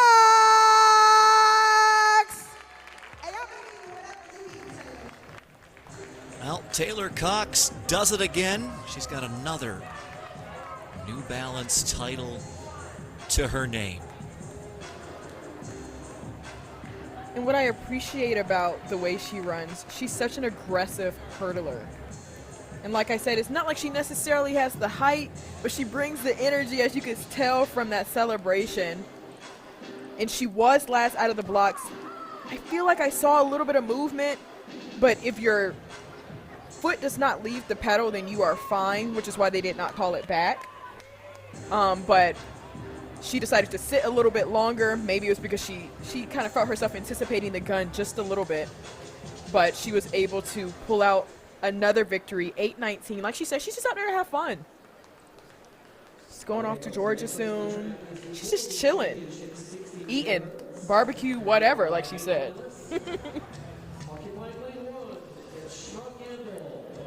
Boys 60-meter hurdle championship final up next. Shamar Gamble from AAYTC will be in 1. Cameron Ingram from DF3 Stars will have lane 2. Jabari Armstrong from the Vast Track Club will be in 3. Tyler Burgess from the Capital Area Forerunners will be in 4. Will Smith from AAYTC will be in 5. Lucas Andrade from the Brockton Track Club will be in 6. Grayson Riggins from PA United will have lane 7. And Julius Baker out of Allen, Texas will be in lane 8.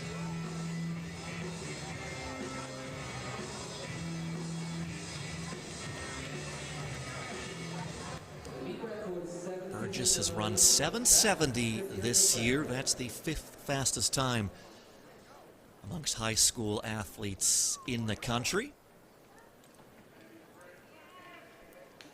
He was also the quickest in the semis, which is where he ran that 770.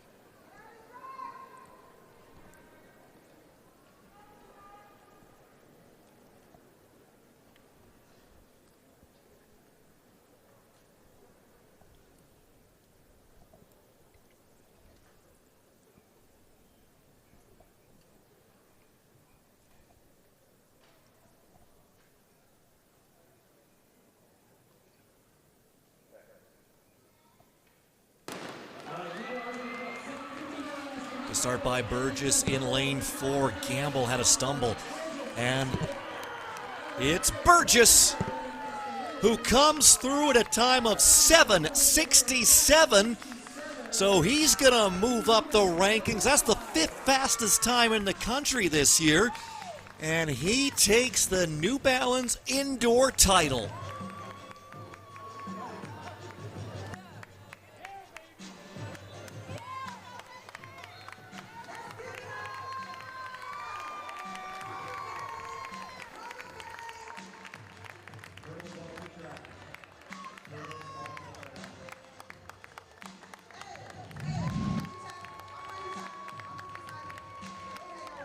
Fireworks. Give him his fireworks. Give him his flowers. Woo! Don't go too far. Don't go too far.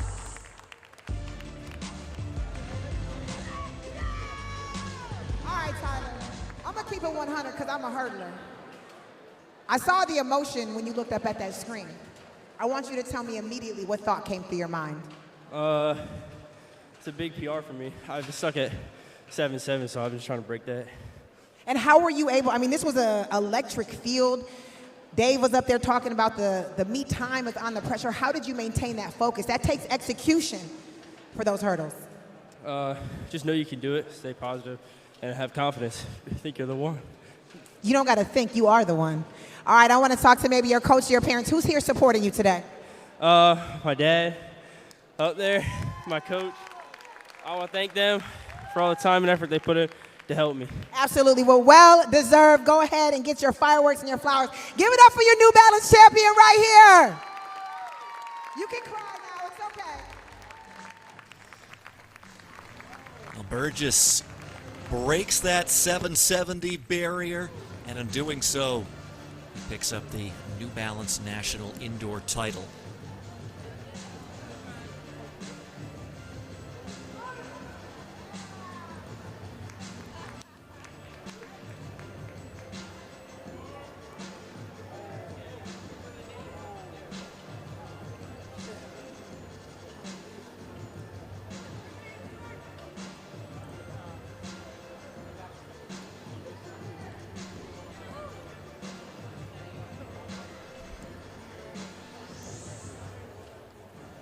Boys 60-meter dash final up next.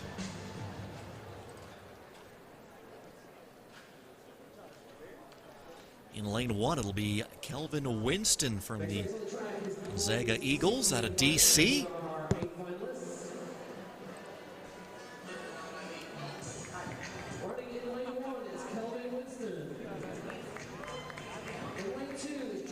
Lane 2 will be Joshua Johnson from Chantilly in Virginia. Lane 3 has Kyler Brown from the Oklahoma Cheetah Track Club. Ryan Deerenfield out of Billings, Montana will be in lane 4. Cole Kramer from the Southern Regional Track Clubs in 5. Demilola Oyeniran from the House is in 6. Janelle Harris from the All-American Project is in 7. And Quentin Brathwaite, also from the House, is in lane 8. Deerenfield has the 5th fastest time in the country this year. And that is 6:66. He was also the quickest in the semis with a time of 6:70.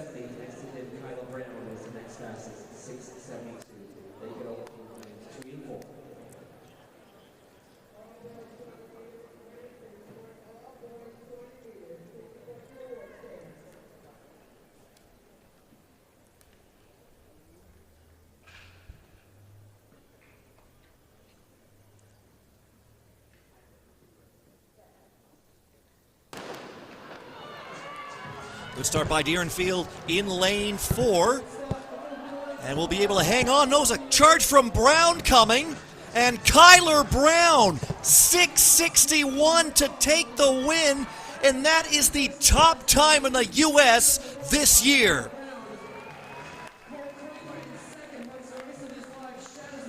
And there was a little bit of disbelief from him right in the beginning of that celebration. Kyler Brown at that decided not to run in the 200 and to just focus on his 60, and it has definitely paid off with 6:61. He's fired up about it, and he has a reason to be. And we're going to take another look at it. He's right there in that neon yellow. He just drove out with right in Deerenfield to his left, and now we're going to hear from him. Hey, Kyler, all these people want to see you right here. Round after round, I've talked to you. Round after round, you stayed focused. Don't give away your secret sauce, but how are you able to do that? God. Amen to that. Amen to that. Amen to that. I want to give some funny drama. So Jake saw that you had scratched out of that, and he's like, oh, okay, oh, okay. So was there some strategy behind, say, I want to put my focus out here in the 60 today? Yes, ma'am. There was very intentional thoughts into that. I wanted to save it for the 60. I already proved myself in the 200. There was nothing else to prove. I got on the 60, did my best. I think that's a very mature decision, Kyler. And who's out here in this crowd that you want to thank today? My family, my mom, my coach, my girlfriend. Well, you better thank the girlfriend. Sanaya, I love you. All right, Kyler, you got some brownie points. Congratulations, man. U.S. number 1, 661. Give it up for your boy. DJ, turn them up!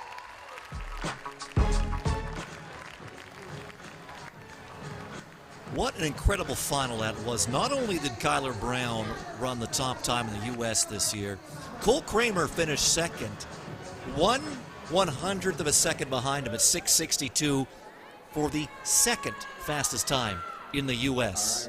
this year. We now move to the girls' 60-meter final.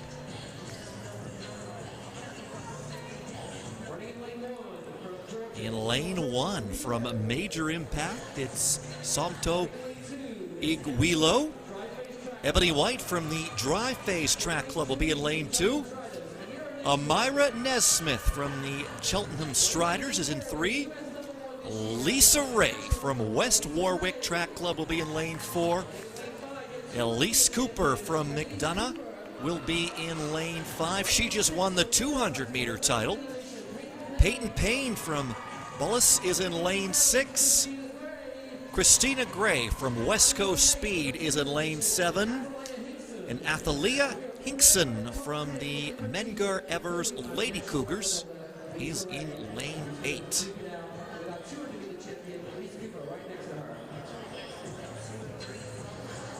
Now right in the middle of the track, Elise Cooper and Lisa Ray, they've been battling it out. It was just Elise Cooper who won the 200, and Lisa Ray ended up getting second. But now they're coming back for the 60. I mean, it's a shorter event, no turns, no curves. You don't got to come off of any bank. But this is Lisa Ray's strong suit. This is her strongest event. She has the fastest time in the country this year with a clocking of 7:13. So Ray in 4, Cooper in 5. It's the girls' 60-meter final. Start by Nesmith in 3, but here comes Ray up to speed, and it's going to be Ray taking the win, and she does so at a time of 7:30. Peyton Payne coming through for second, and Iguilo in the third.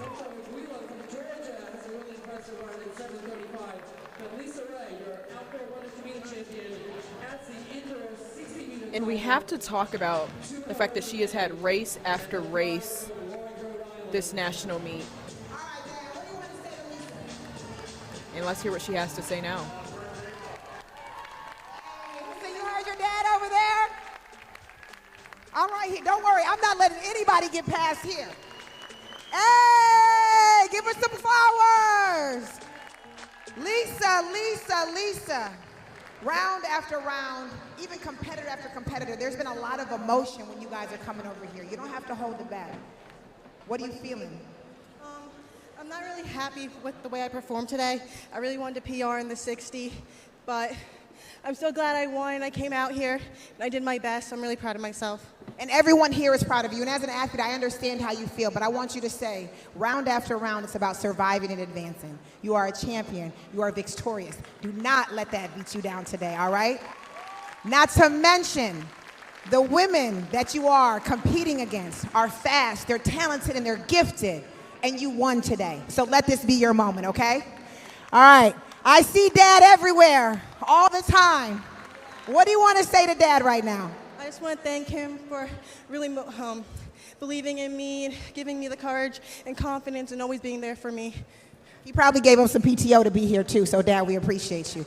You are fantastic and you are victorious and you are the New Balance National Champion. Congratulations. Give it up for our girl, Lisa Ray.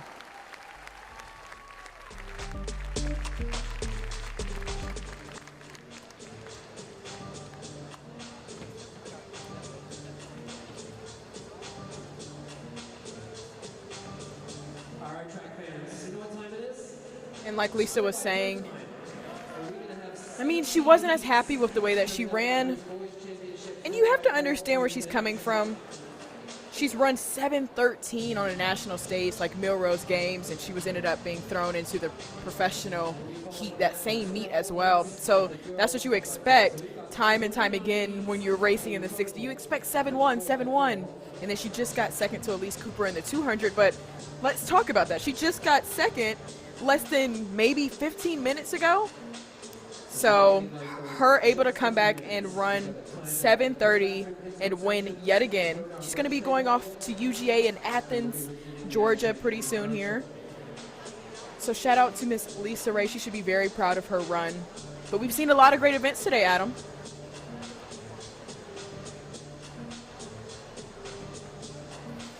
We certainly have, and we will now move on to the relays to finish off the 2025 New Balance Nationals indoors. And we're going to hand things off to Ben McGrath, who will bring you home with the calls on the 4x4 relays. Ben. How's it going, crew? This is Ben McGrath coming on the mic to join everyone here at New Balance Nationals. Thank you for passing it off. It's been a phenomenal day, and now we end it with one of my favorite events in track and field, the 4x400. What a way to end the day here at New Balance Nationals. On the boys' side, we're going to start first. We have 17 heats, and ladies and gentlemen, if you are following high school track and field, it is a really phenomenal entries we have here at New Balance 4x4. got some of the fastest runners in the country, one of which, of course, Quincy Wilson. We've seen him earlier in the weekend. We're going to see him run the 400, his premier event, once again here in the relays alongside his phenomenal Bullis teammates. Bullis already has the national record, which they got last year. This is a new squad, though, this year, and really hasn't run at full strength this year. Quincy has really kind of been held off the relay races. He's competed on a pro side. He's had a very busy winter. But here at New Balance Nationals, we are going to see it in full force. So some phenomenal teams alongside them. IMG Academy, the current leader in the 4x400 on the year, is also in this race in Heat 17. So stay with us through this marathon of 4x4s, as we are going to get some blazing fast times all afternoon long. On the girls' side as well, definitely some phenomenal times over there. Bullis trying to go a double win, as they have a phenomenal relay team on the gals' side as well. Sydney Sutton leading the way for them. She's going to be the anchor leg, but one of the premier 400 runners in the nation. Right now, Bullis has the top time in the country, 3:38.96 on the girls' side. It is Campbell, Brown, Rothwell, and Sutton. That's the relay team for the #1 relay team in the country. They got that at the Virginia Showcase on January 17th, so it's been a while since they've been together in full force, but they're going to be back here in just a few moments as we get going for New Balance Nationals 4x4.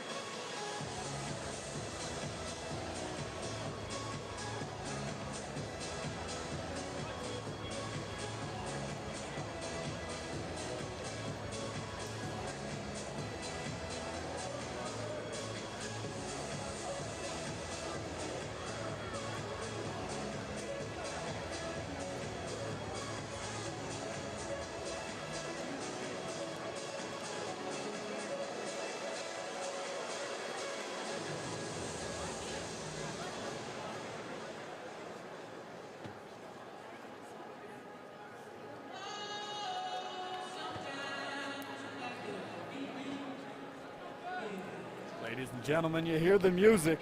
I got a feeling playing in the speakers in the stadium, and we are ready for our final event of the meet.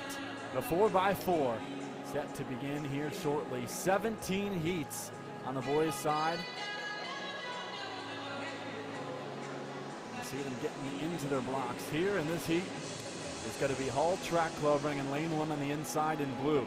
McNamara Mustangs, this is one of 4 teams they have entered in the 4x4 here today. They're going to run in lane 2. The Savannah Park Track Club is going to be in lane 3. The Michigan Saginaw Striders in lane 4. Brockton Track Club in 5. And the Penridge Track Club in lane 6. And as we wait for our athletes to get into their blocks, take a look at what we have on store today. Of course, we know Bolus is the eye catcher in these 4x4s, but like I said earlier, there's some phenomenal racers that go beyond just Bolus. IMG Academy right now has the #1 time in the country. Also, Toms River North has the #2 time in the country. They're going to be running in that heat as well. And Archbishop Carroll, also a top relay team in the country, also set to begin in section 16. So some phenomenal athletes, some phenomenal teams, all vying for a national championship here.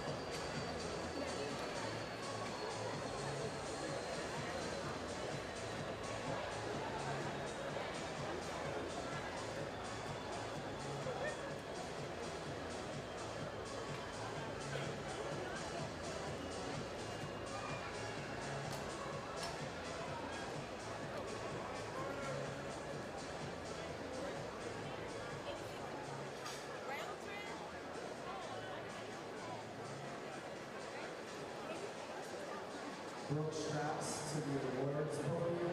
Brooke Strauss to the awards podium.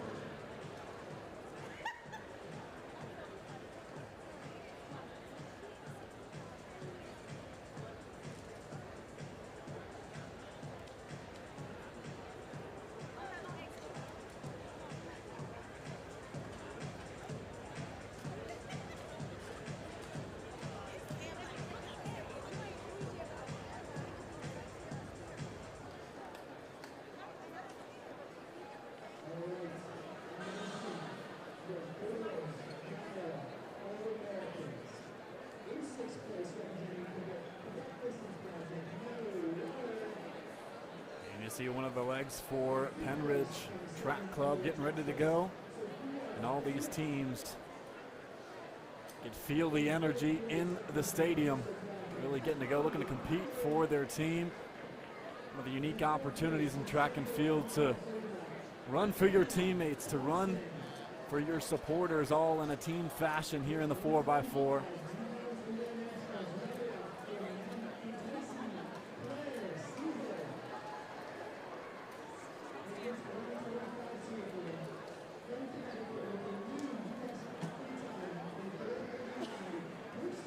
You're going to have 17 heats of the boys. It is going to go the slowest seeded races to fastest. Some of our faster teams, as in Bolus or IMG Academy, they're going to be in section 17. So in all likelihood, we're going to get faster and faster and faster as we go along.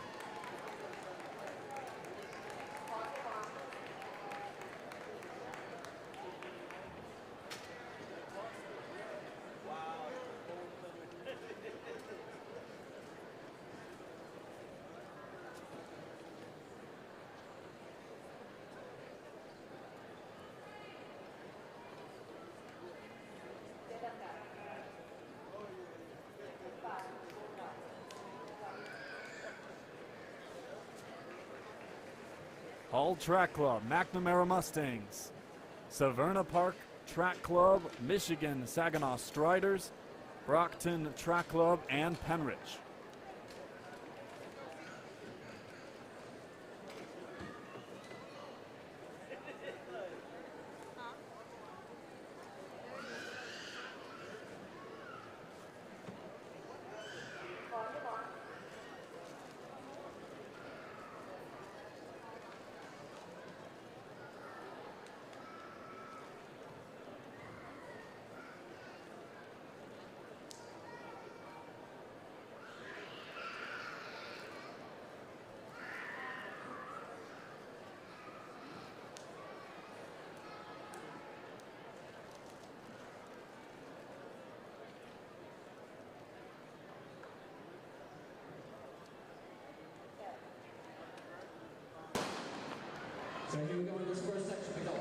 And ladies and gentlemen, we are off with our final event of the day. 17 sections of the boys 4x4 starting right here.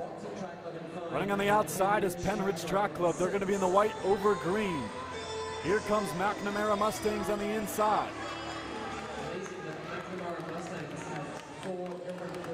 Into the cut in now. They're going to run from lane 1 for the rest of the way.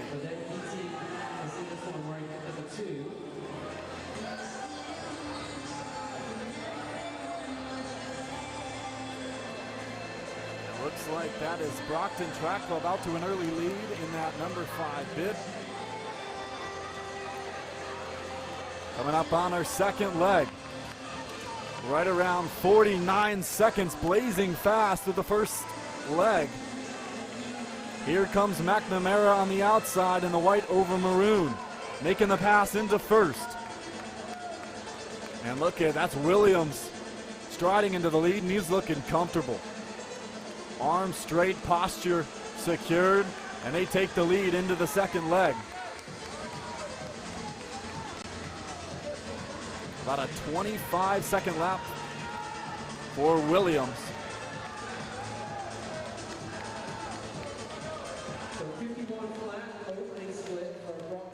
And the Mustangs holding on to a comfortable lead. Here in second now is the Michigan Saginaw Striders. And here come the Striders. Can McNamara hold them off? Yes, they do. Into the third leg now.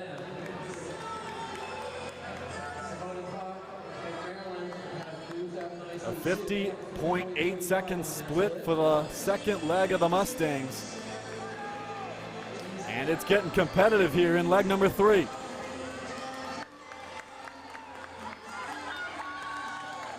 Back into the lead. This is Brockton Track Club. Look at this. What a third leg here from Brockton.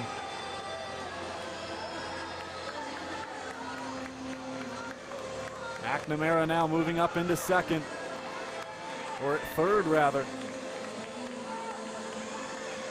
And look at this, a late stride into the final exchange. It's the Michigan Saginaw Striders in the lead with 2 laps to go. It's the Striders. Brockton sits in second. Penridge and McNamara fight for third and fourth.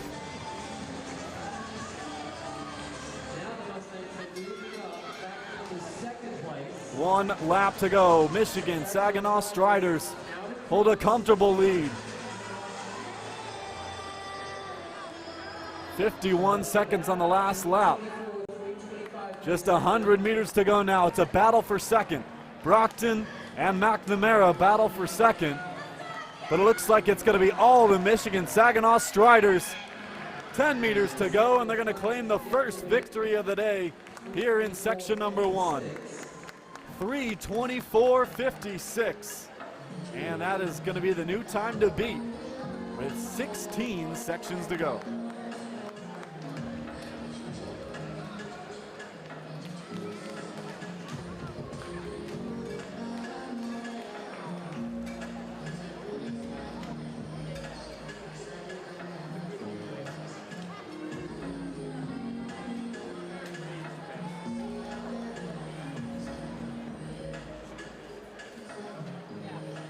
So the waypoints will be set for 3:24, and so we get set for section 2 of 17 of these boys. So 3:24.58 will be the time to beat moving forward.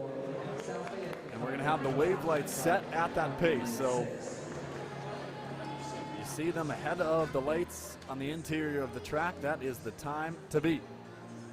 Next section, we're going to have the Very Nice Track Club in lane 1. That's their official name, not just complimenting them. The Manalapan Braves sit in lane 2. The Eagles Track Club in lane 3. Marshfield Track Club in lane 4. South Fayette in lane 5. And Mustang Track Club in lane 6.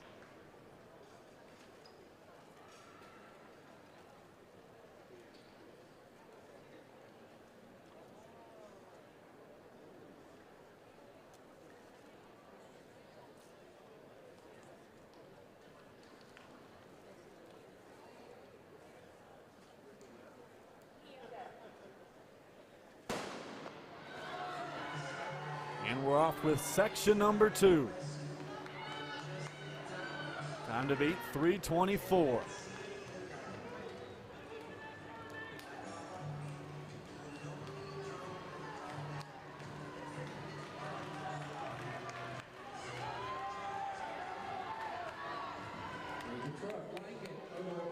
And this is going to be South Fayette and the Mustangs battling for position on the inside. This first leg in indoor 4x4s, this first leg is so crucial to try to get that inside lane. Try not to run out in lane 2 and gather that extra distance. And a late surge here from Marshfield as they move up on the outside in the green over black. And as you can see, they're right on that wave light, so the mark to beat very close right now. It is Walker for South Fayette in the lead. Or the Mustangs, rather. 51-72 on the last split for the Mustangs.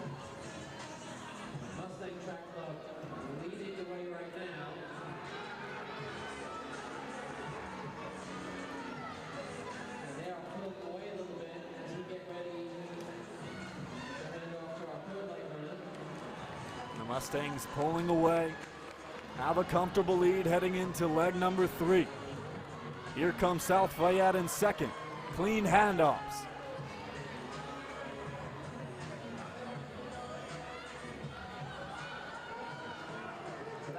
The field spreading out a bit here. The chase pack in third. South Fayette and the Mustangs separating themselves.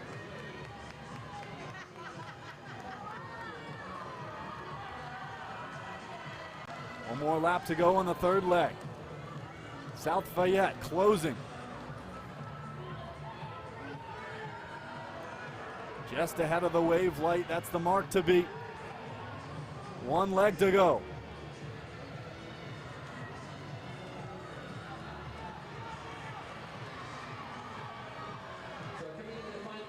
The Mustangs will hold on through 3 legs and into the final exchange.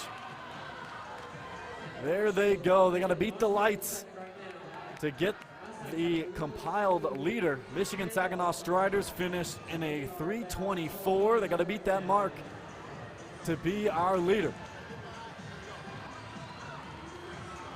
And look at this fourth leg. He is really pulling away right now. South Fayette still not going away though. The rest of the field closing a little bit, refusing to give up.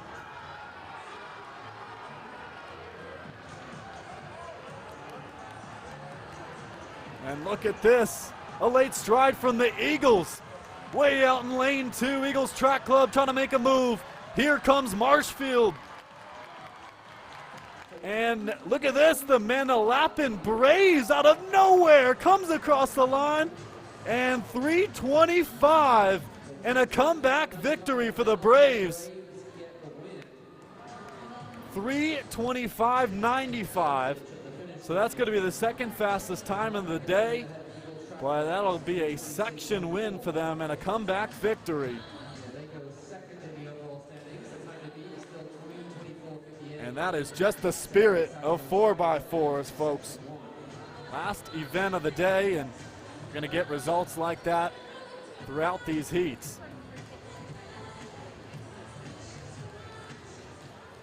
Phenomenal.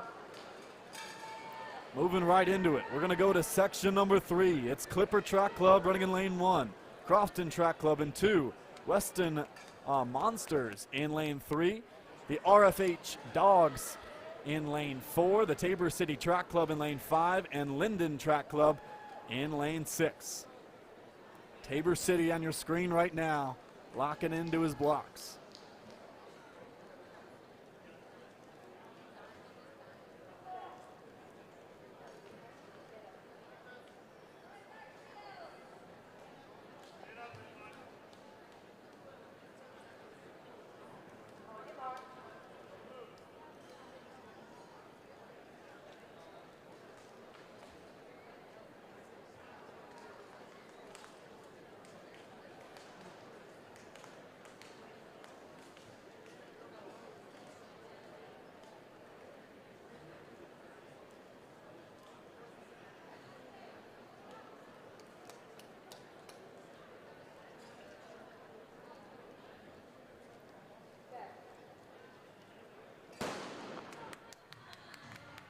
And section 3 of 17 is off for the boys 4x4. The time to beat still 3:24 from section number 1 from the Saginaw Striders.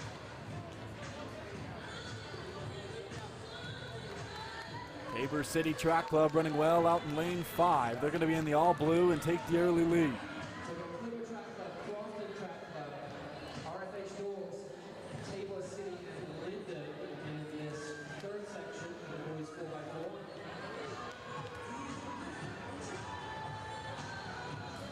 Also running well is the RFH Dogs alongside Linden Track Club.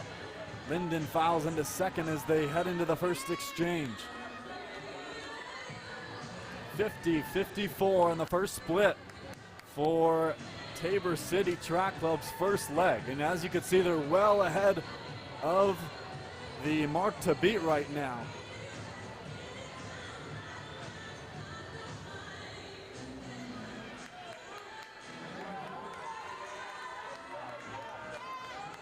Tabor City, Linden, and RFH.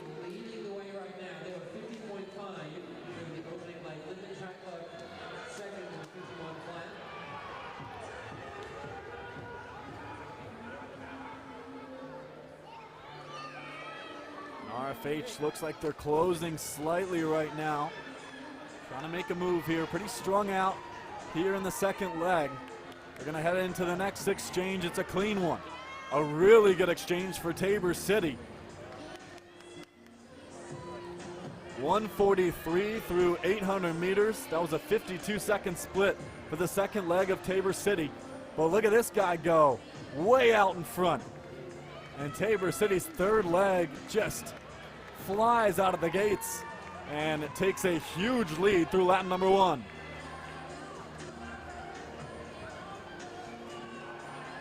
It is a battle for second. Linden, RFH, and Crofton all run side by side, all trying to beat that previous lead time. But in all likelihood, Tabor City is going to crush it, as they are just all by themselves right now. Final leg. It's clean handoffs for the entire field. 2:31 at 1200. That was a 48-second split. And we are officially under 50 seconds, folks, for some of these 400 runners. It is getting fast. And now an anchor leg here from Tabor City. They are going to be by far the fastest time of the day, as they have the track all by themselves.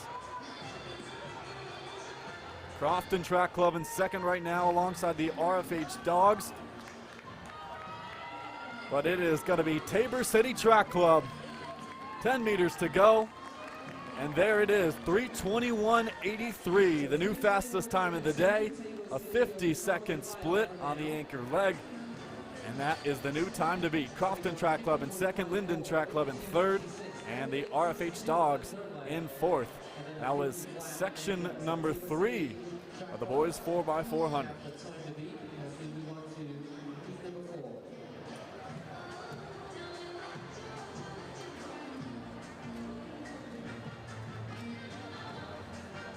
So ladies and gentlemen, we have officially seen our first sub 50 400 here in these relays. And we're going to see a lot more of that, I have a feeling, as we make our way down these 17 sections.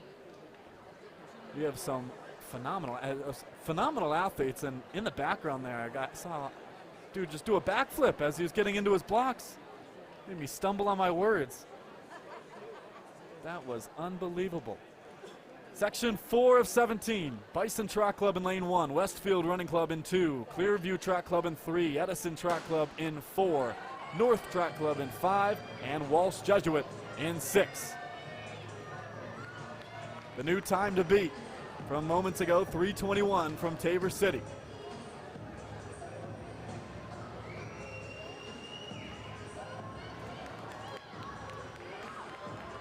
And into the cut-in right now. Running out in lane 6 from Walsh Jesuit. They're going to take the early lead. And Bison now trying to pass on the curve Down the backside, Bison takes the early lead. And now it's Bison track and field. Leading through the first exchange. Edison Track Club in third right now, running well.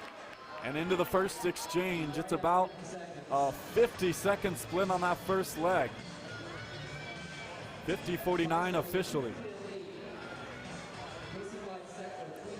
And it is Bison Track Club holding on to a lead, and here comes Edison. Running well here in leg number 2. North now with a nice surge into second. And look at this second leg from North. He is flying and into the lead.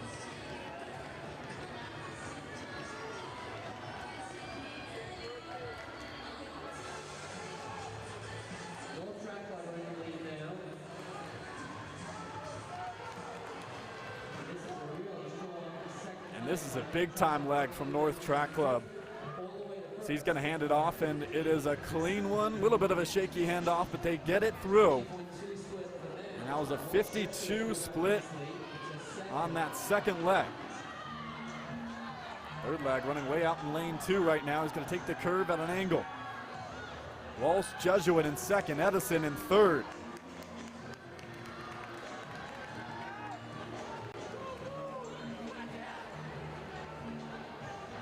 And they are right on that lead time right now. Got to beat the lights.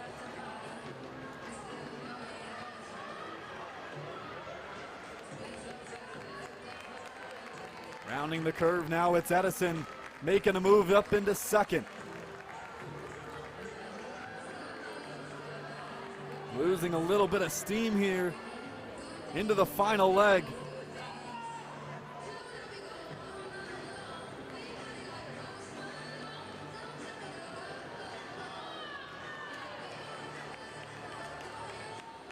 And right now, it's a race against the clock right now for North.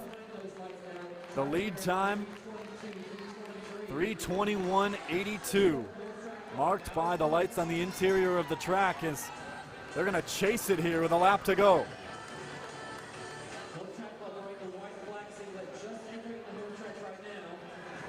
Edison now approaching the lead, and it's going to be a battle towards the finish. Edison around the curve. And we have a new leader with less than 20 meters to go. Edison down the final straight, and they're going to take the victory here in section 4. 3:23.83. So that is not going to be the fastest time of the day, but a section win nevertheless for Edison Track Club.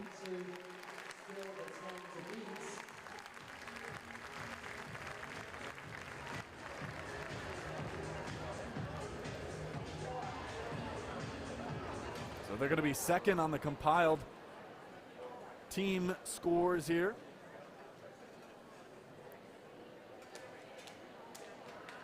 Tabor City still at the top time of the day.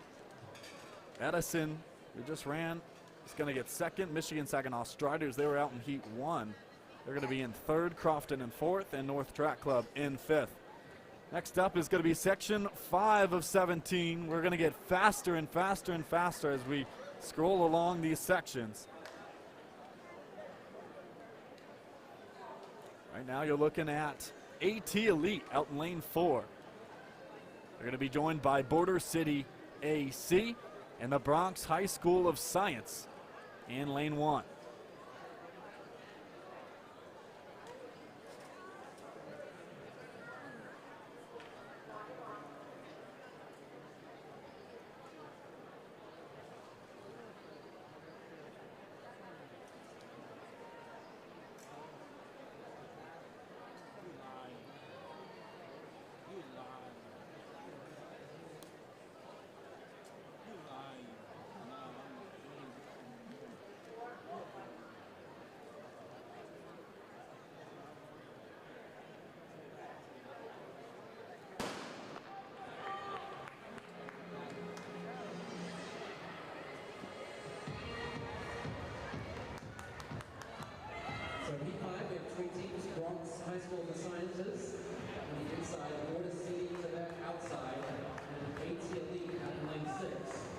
well on the outside is AT Elite.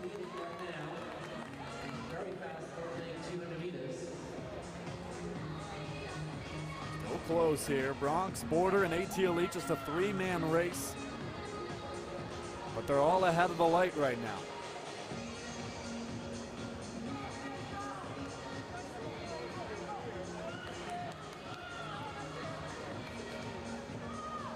And into the first exchange. It is a flying first leg, folks. Right around 50 seconds again. 50-14. And Border City is going to have the early lead. AT Elite takes second off the exchange. Just a reminder, 3:21.82 is the time to beat.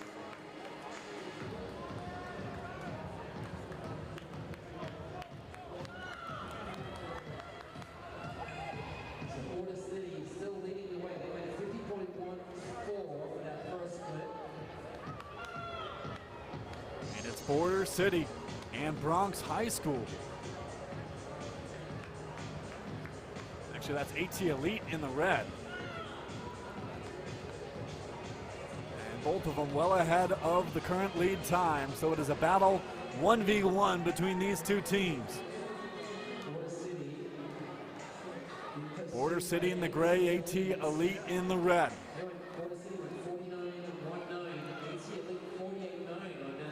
139 at 800 for Border City AC. And they're pulling away right now with 3 laps to go.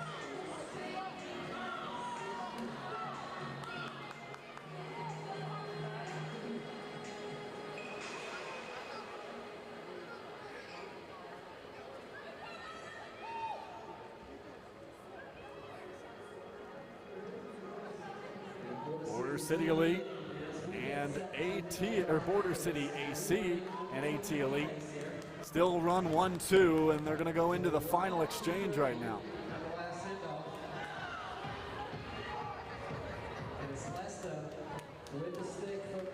And right now it's a battle against the clock right now for Border City, trying to be the lead time on the day. AT Elite also not going away. They're within range here. 1 lap to go. And look at this, a surge from AT Elite. He's right on his heels. Border City, AT Elite neck and neck, trying to make the pass on the curve. And successfully, AT Elite makes the pass and into the lead. 100 meters to go. He's ahead of the lights for the lead time of the day. Just 1 straightaway to go now for AT Elite. Just behind the lights now. Can he get the lead time? It's going to be 3:21.70. And that is going to be the fastest time of the day, just barely. And they are our new leaders on a comeback victory. 48.37 on that last 400 from that gentleman right there. That is our fastest split of the day so far.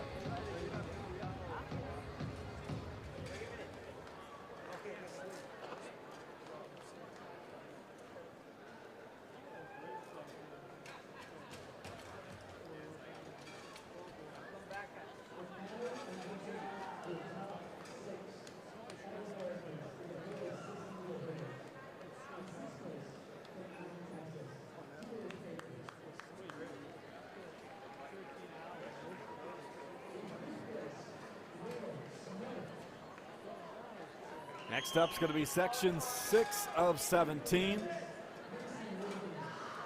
It is Mountain Brook Track Club, the Gales Track Club. Crozer is going to be running beside them.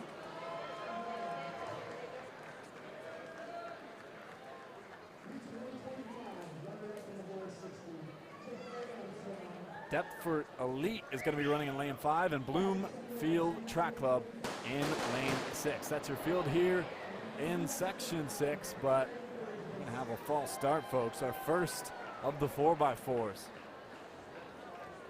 Let's keep an eye on the officials. Hopefully all the teams staying in, and yes, they are. We see the green card. Everyone's going to file back in their blocks, and we're going to have another go at it. Mountain Brook, Gales, Crozer, Gales Track Club again. They got 2 teams. Deptford Elite and Bloomfield.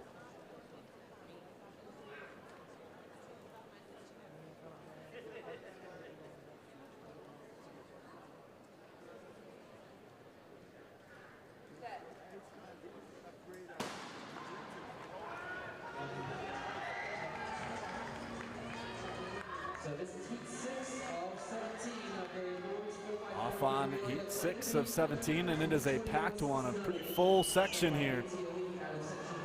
So watch out for this cut-in. It's going to be really packed here in just a moment. And they're going to make the move. It looks like it's Deptford Elite taking the early lead in the pink over white. Away from the outside, but a nice cut-in utilizing the entire straight. Crozet crew now trying to take a lead here on the curve in the white over green. And it's Crozet now into the lead.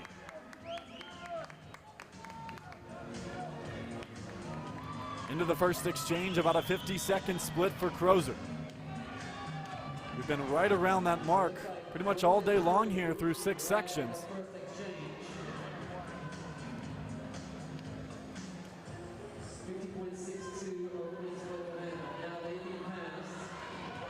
And it's going to be Deptford Elite back into the lead, trading positions with Crozet. Here's the rest of the field trying to chase on. Right now, this is a big time second leg from Deptford Elite.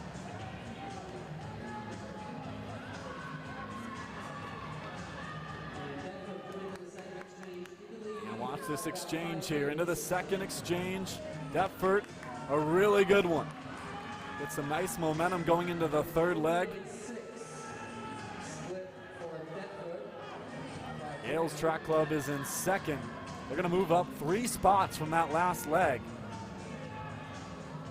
That last one, 49.77 on the second leg for Gales. Yet another sub-50 performance here in one of these 400s. And look at this. All of a sudden, the pack is caught up. Gales Track Club now into the lead.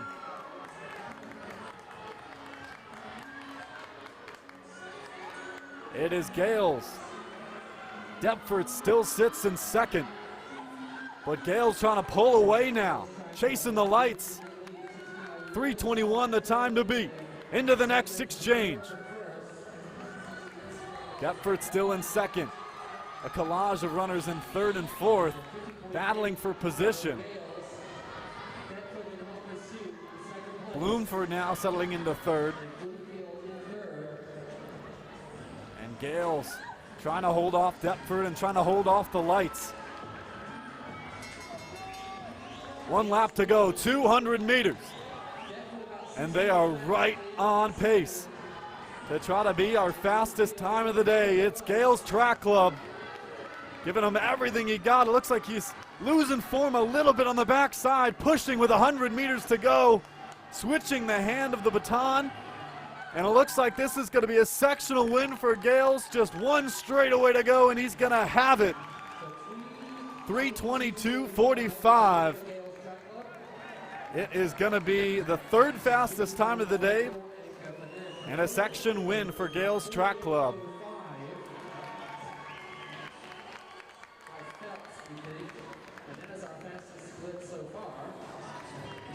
Rosier crew ends up getting second. They moved up 4 spots on that 4th leg.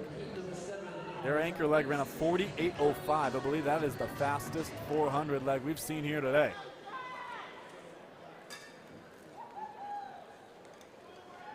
Six sections down here in the boys' side of the 4x4. Going to move on to section number 7 here shortly.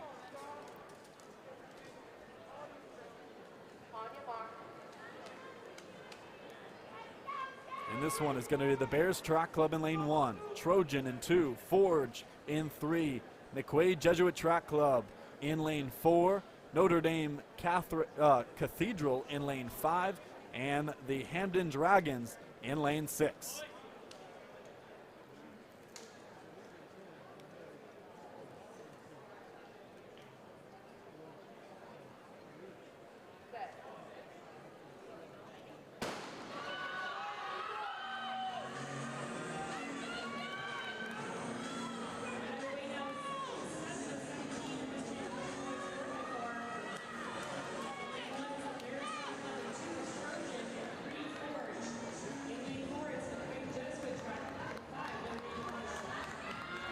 Into the cut-in now.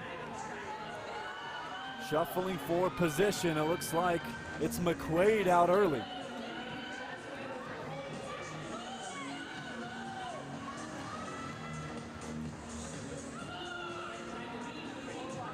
A really tight race through a lap and a half. Here comes a surge from the Hamden Dragons. And it's Ford's Track Club now into the lead. Into the first exchange is Ford's. They're going to have the early advantage. A battle for second right now as a lot of teams go way out into lanes 2 and 3. But look at this. Comfortable running from Ford's here, and they have the advantage.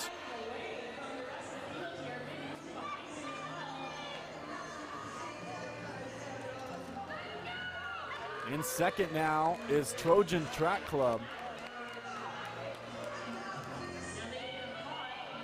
Ford still not too comfortable lead yet as the rest of the field is approaching on his right shoulder.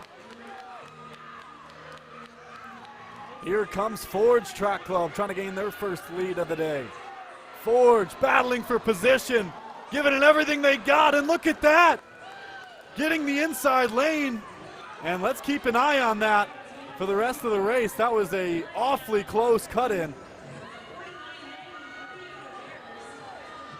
49.93 in the last split for the Bears. They have the lead. McQuaid in second, Hamden Dragons in third, Forge in fourth. And this is down to the wire.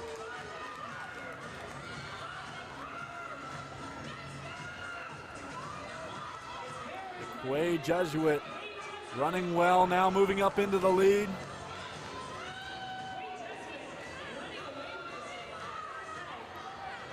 And McQuaid separating themselves from the rest of the field. It doesn't look like they're going to have the top fastest time of the day, so it is a battle against each other. McQuaid trying to hold on, and this looks like a pretty fast leg here from their anchor guy. It's a battle for second right now, but McQuaid holding pretty comfortably.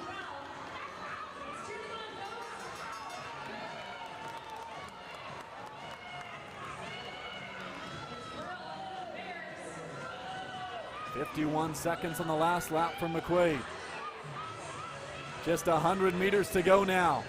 Got to hold off the rest of the field. It's a real battle for second, but McQuaid is all by themselves with one straightaway to go now. Can they hold on? Here comes the rest of the pack. It's going to be a battle towards the finish. Oh, it's too close to call. It's going to be McQuaid getting the victory, 3:24.97. And they're going to win by 100th of a second to Notre Dame. And what a comeback from Notre Dame. They ended up getting second, but they moved up 3 spots. Let's take another look. Right at the end. Oh my God, you can't even see it in slow motion. McQuaid ends up getting the sectional victory in section number 7. And that is the reality of 4x4, especially indoor 4x4s. These comeback victories, these tight races is the very nature of this event. We got a lot of them here. Section 8 of 17. We got Bergen Catholic in lane 1 here in section 8. Beside them is the Masters in lane 2. Windor Track Club in lane 3. The Minutemen are going to be running in lane 4. Scorpions in 5. And Trumbell Track and Trail Connecticut in lane 6.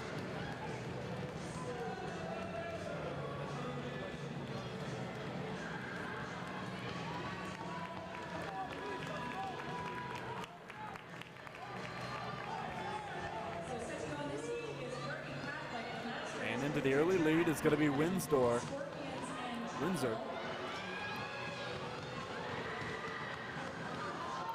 Bergen Catholic moving well in second.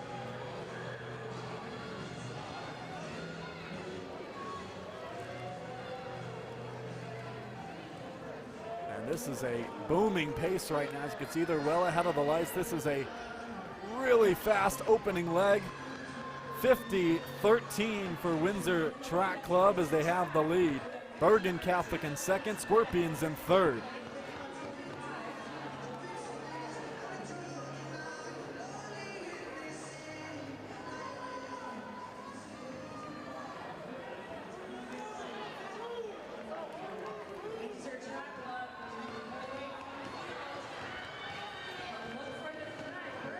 Right now, coming back a little bit is Bergen Catholic in that red striped uniform.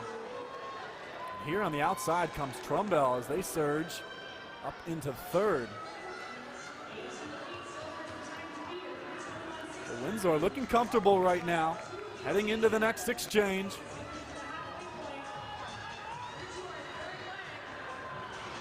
And that was a 50-second split from the second leg of Windsor.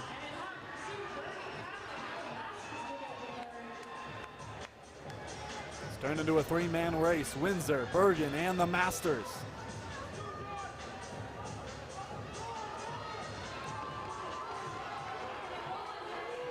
And coming up on the outside right now is Bergen. Trying to make the move on the curve, and Windsor is really holding on off, not making it easy. And finally, Bergen is going to take the lead after a really difficult outside push.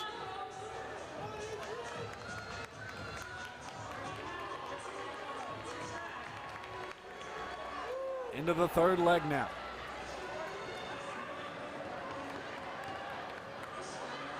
For the fourth.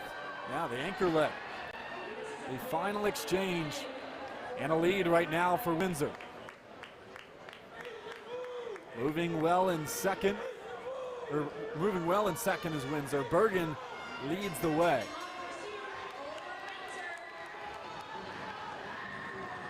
About a two-stride lead between the two. They're ahead of the lead lights. The time to beat, 3:21.69. Bergen Catholic trying to hold on with 100 meters to go. Slowing the pace, the whole field right now. And a late surge here from Trumbull. Do they have the space? It doesn't look like it. Bergen Catholic's going to take this section win. 51 seconds on the last split and 3:23 the total time. So that's going to be a top 5 finish on the compiled times today, but a section win in section number 8, and Bergen Catholic is going to have themselves a victory.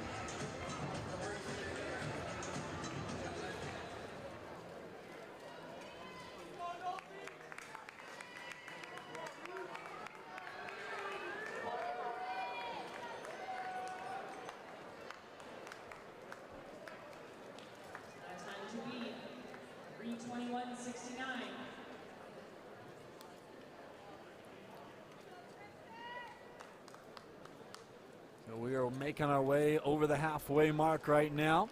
Section 9 of 17. In lane 1 is Union Catholic. In 2 is Attleboro. In 3 is Hand. In lane 4 is Newton North Track Club. In lane 5 is the Valley Project. And in lane 6 is the Norristown Eagles.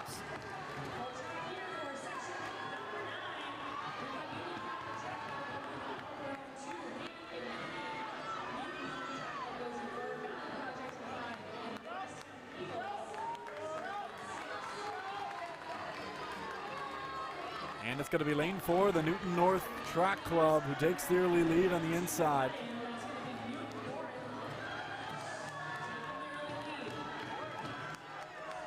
North in the orange singlet.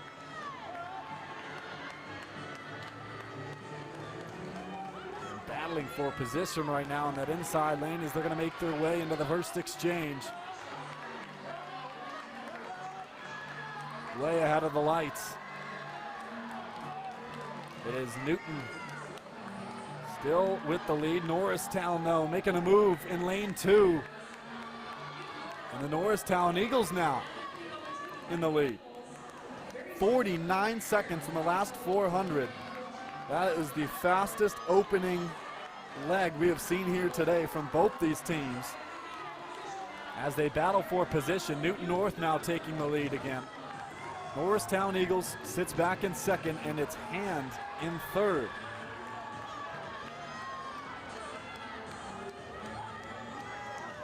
and moving up into second.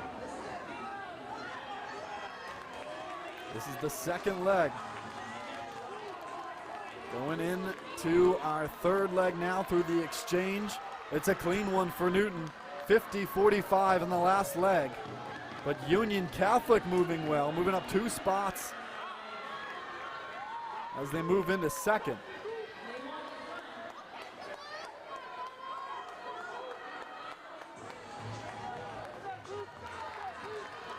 So it's Union Catholic in the multicolored uniform in second.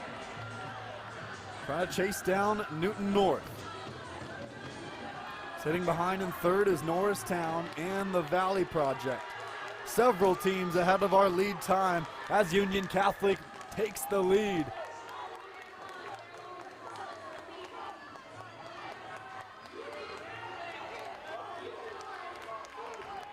Into the third leg now. Or the anchor leg, excuse me. These guys are running so fast, we're losing track. It is Union pulling away. Newton in second. Do they have the space to catch them? Coming up on 200 meters to go. Way ahead of the lead time. They got to beat 3:21.69 to be the lead time of the day. But here comes Newton North challenging for the lead. Down the backside for the final time as Newton North now takes the lead. And less than 50 meters to go. It looks like it's going to be Newton North by a pretty big victory on a huge anchor lap for them. 47.98 on the split for their anchor leg. Newton North with a big time comeback performance. And they are going to have the fastest time of the day, the first sub 3:20 of the day.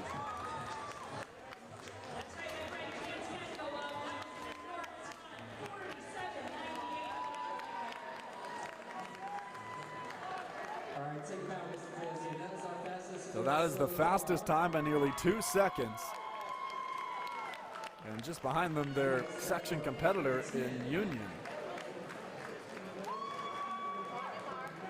So the time's quickly getting faster and faster. 3:19.46, the time to beat for Section 10.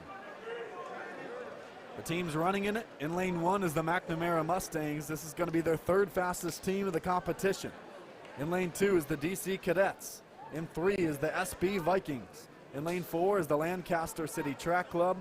Beside them in lane 5 is the Odessa Track Club. And Racing City is going to be running in lane 6.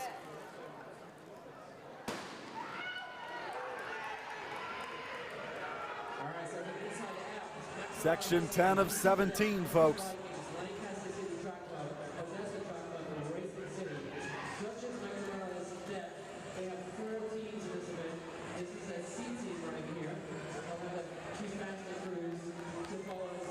And into the cut-in. It looks like that's the DC Cadets running well, who originally were in lane 2, and they just went a really smooth first leg there, first lap rather. And they hold the early lead. 100 meters to go in the first leg. It's the Cadets, followed by Odessa.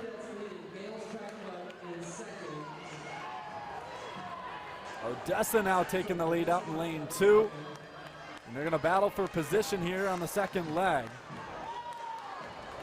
49-34, the first leg for Odessa.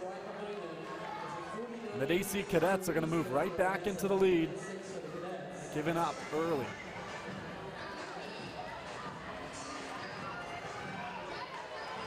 The second leg right now for DC Cadets. He is absolutely moving. Just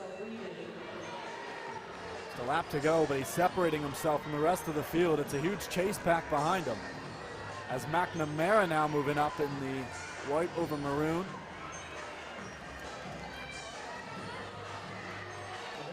And do the Cadets have enough left on this second leg to claim that first lane? Yes, they do.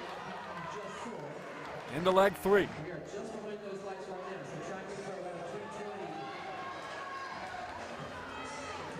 51-49 on the second leg for the Cadets.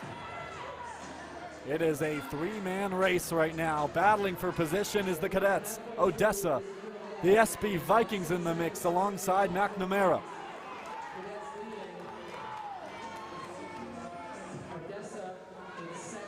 And the cadets just not giving in. The rest of the field caught them off their early lead, but they're just not giving in, staying in lane one and just having no mercy here as now they're pulling away a little bit here in leg number 3. They're gonna have our final exchange of the race here in a moment. It's the cadets, Odessa, SB Vikings, and McNamara. 48.92 on the last leg for the cadets.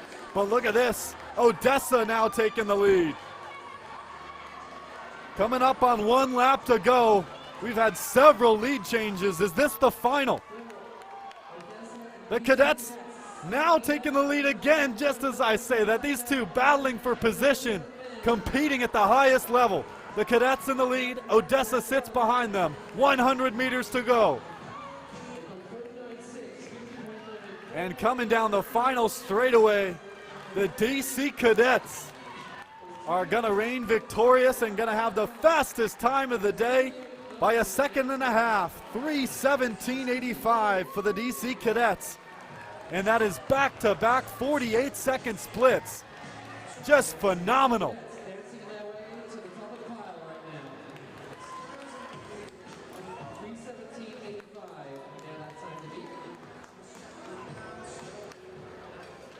And it's getting competitive quickly here, ladies and gentlemen. We're going to move to section 11 of 17. We just saw the DC Cadets claim the fastest time of the day so far and the time to beat. Those challenging here in section 11 is going to be the McNamara Mustangs in lane 1, the AP Knights in lane 2, West Orange is going to run in lane 3, Potomac Falls in lane 4, Rocket City in lane 5, and Lowell Track Club in lane 6. This is section 11 of 17 of the boys 4x4.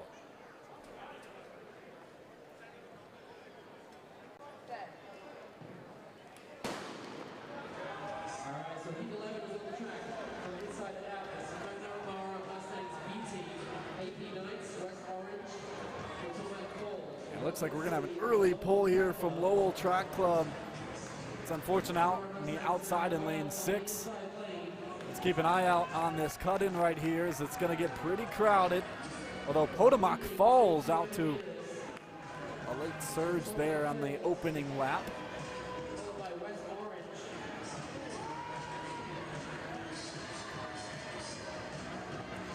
So it's Potomac Falls and West Orange in 1 and 2. Potomac way ahead of those lights. Trying to claim that fastest time of the day that we just saw from the cadets. And they are way out in front here heading into leg number 2.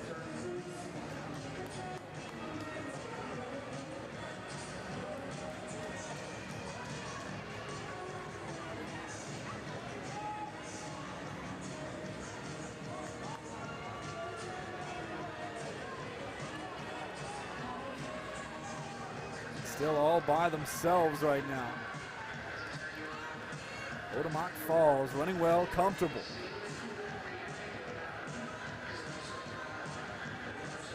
It is a battle for second right now. The AP Knights, West Orange, Rocket City all in the mix.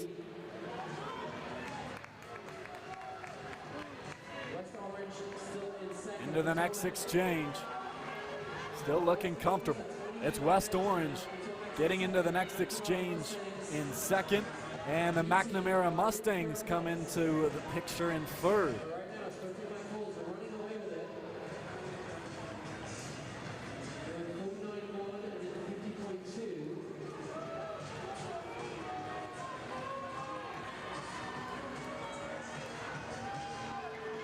Potomac Falls just barely behind the lead time right now. Chasing the lights ahead.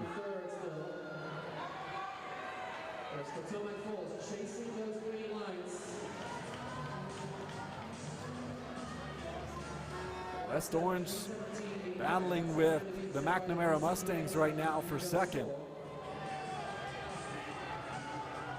And into the final exchange. 400 meters to go.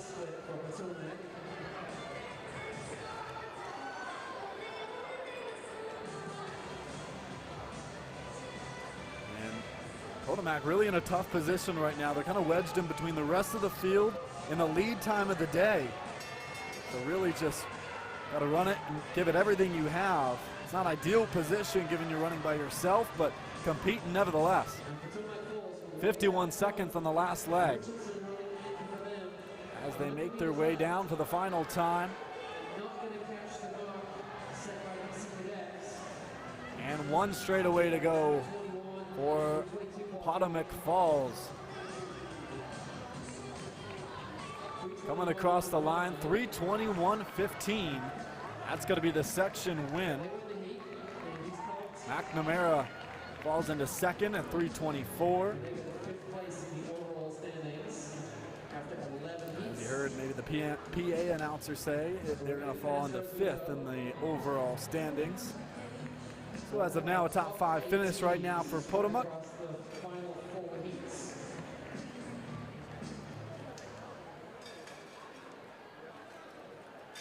This is number 12 on the track now.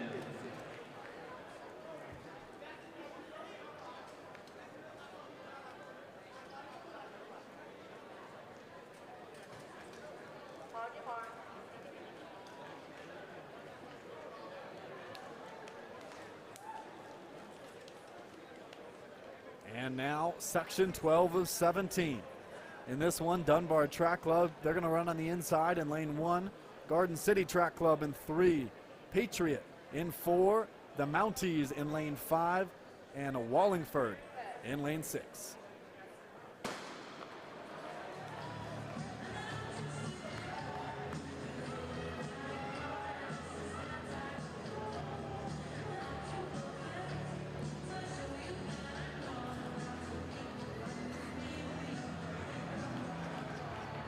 Running well is Patriot in lane 4. And here comes, holding on to their early lead, way on the outside is Wallingford. Running all by themselves. They have the disadvantage of running all the way out in lane 6, but it doesn't matter. They're still out to an early lead. The time to beat is still from 2 sections ago from the DC Cadets, who got 3:17.85. That is the mark to beat for the rest of the way here. All clean exchanges here with 3 legs to go. I gotta say, all these teams really prepared going here into nationals, as we have seen nearly perfection from the handoffs from almost every single team we've seen here compete in the 4x4s.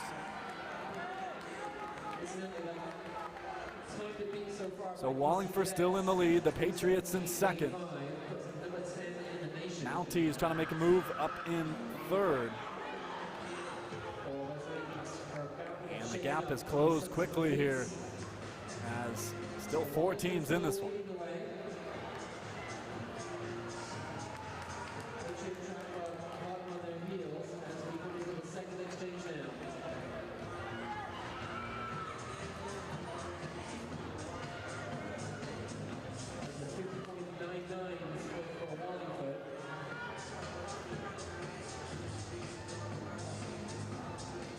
Just behind the lights, so the DC Cadets looking on the rest of these sections, trying to see how long they can hold on to their lead here.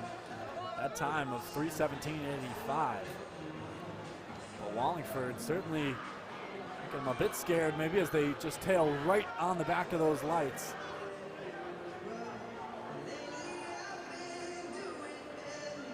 Moving up into second is Patriot. Trying to make a move here on the outside. Into the exchange, it's Patriot making up ground here. Take a look at the exchange, it's a clean one for both Wallingford and Patriot. The Mounties and the camo jersey in third.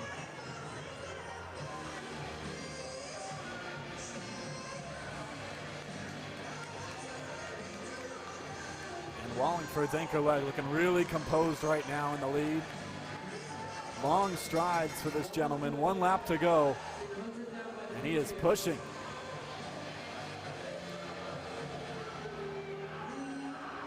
Down the backside for the final time, the Patriot Track Club look on in second.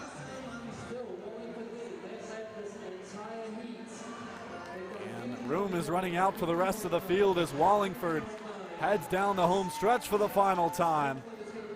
It is going to be a sectional win for them, 3:20.32.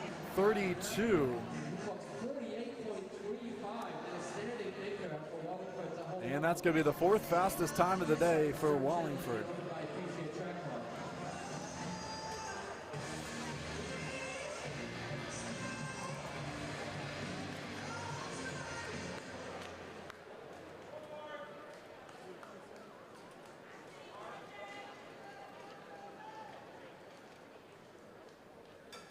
So 3:20.37 for the 4th fastest. That's going to be your victor in section number 12. Next up, we're going to have section 13 of 17. And ladies and gentlemen, stay right with us. We are getting really, really fast here as we scroll down our boys sections. Here in section 13, it's going to be Riverdale Baptist in lane 1. The Carolina Cavaliers run in lane 3. The Butler High School runs in lane 4. Hillsborough High School runs in lane 5, and in 6 is the Blazing Bobcats running on the outside. Section 13 of 17 of the boys 4x4.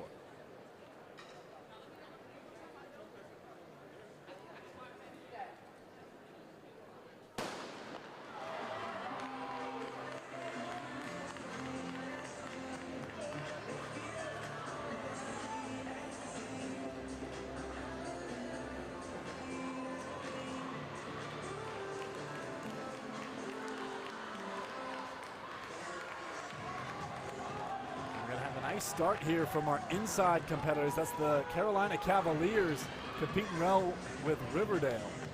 The Cavaliers are going to have the early lead.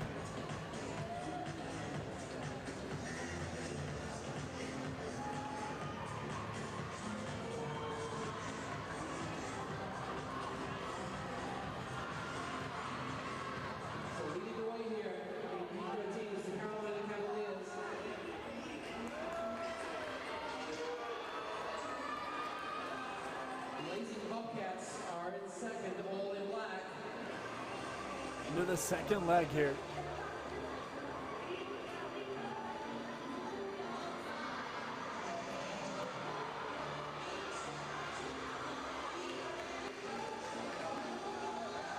And it's the Bobcats.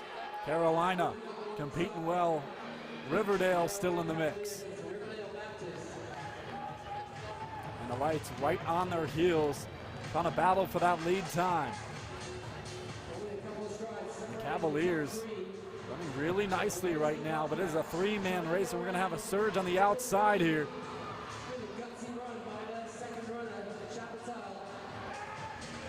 And this is the Blazing Bobcats, who are going to go into leg number 3 in the lead. A really, really tough last run there from the Bobcats as he surged on the final stretch before the handoff. So it's the Bobcats. Carolina is going to be in that maroon uniform with Riverdale in 3rd.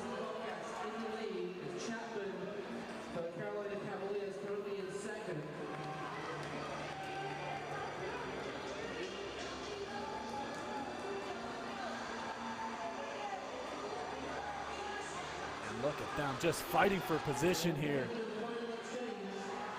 Giving it everything they have. The crowd looks on as they go into the next exchange. It's the Bobcats holding on in the inside, and they have the lead. Carolina in 2nd.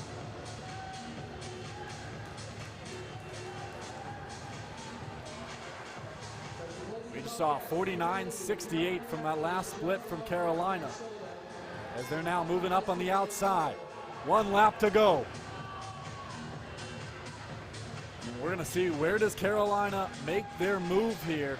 They're in the maroon. Are they going to have enough in the tank on the last straightaway? The Bobcats holding on to a lead. Can they catch the light? And the Blazing Bobcats looks like they're going to have the win. And it is going to be 3:18:46. And a W for the Blazing Bobcats, 47-57 on the last split. And that gentleman right there, he was that anchor leg for the Bobcats and the fastest leg of the competition. And that's a big time win for the Blazing Bobcats in comeback fashion.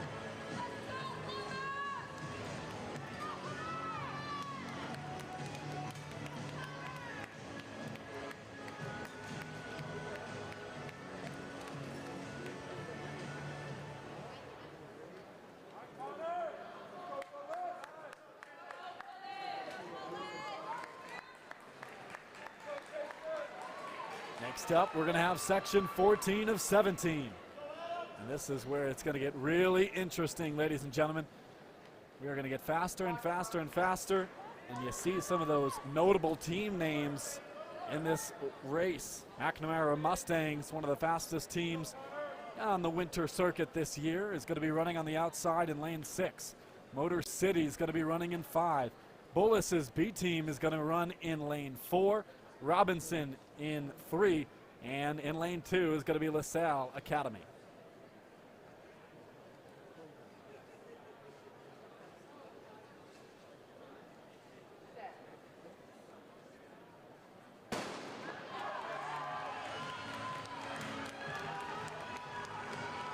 Bullis, one of our top times, or one of our top teams, is going to be running that black and neon singlet on the middle.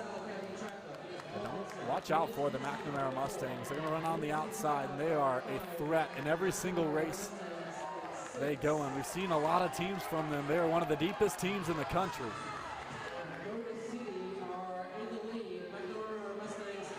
Motor City is going to take the early lead on lap number 1.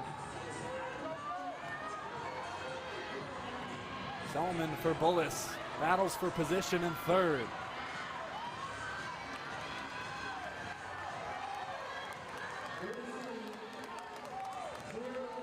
And it's going to be Motor City, the first to the exchange. And this is quick, sub 50 pace, folks. 49.29 for Motor City on that first leg. McNamara Mustang sits in 2nd. LaSalle files into 3rd and Bullis in 4th. Here comes McNamara. They are way ahead of the lights, ladies and gentlemen. We're going to see quite possibly the fastest time of the day by a huge margin. Motor City running well, but almost giving up lane 1 there. Had a moment of pause there, but he holds on. And they're going to hand off into leg number 3.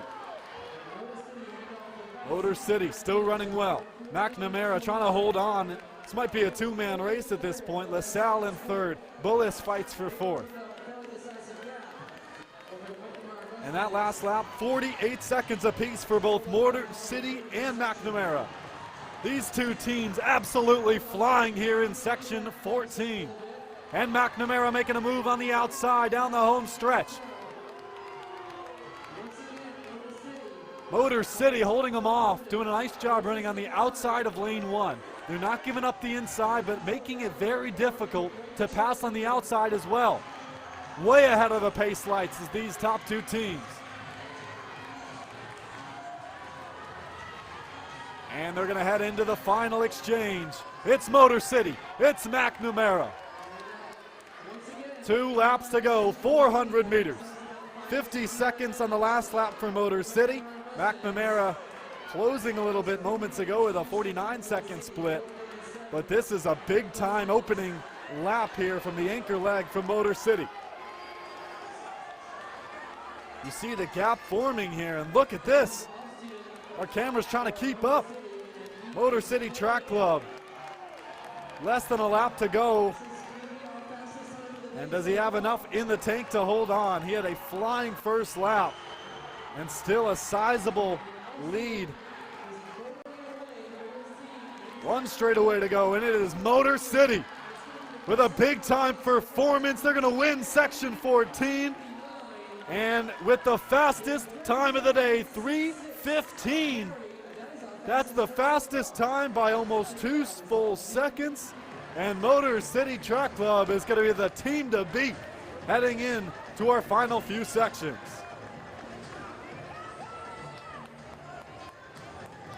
And what a race, 47.66 on that final leg for Motor City Track Club. And it almost seems like he went out too fast. That's what it seemed like at first, but he held on, and that is one of our fastest splits of the afternoon.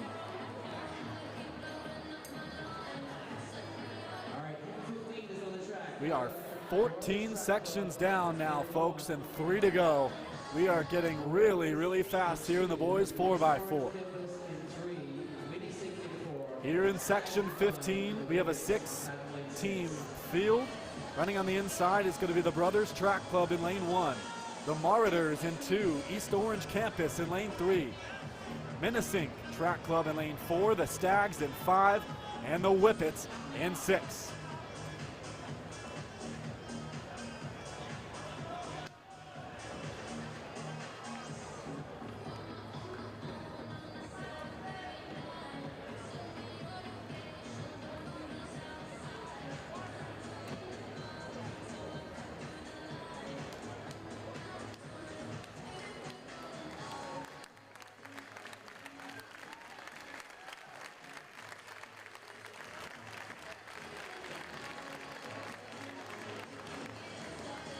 Our section 15 getting ready to go here.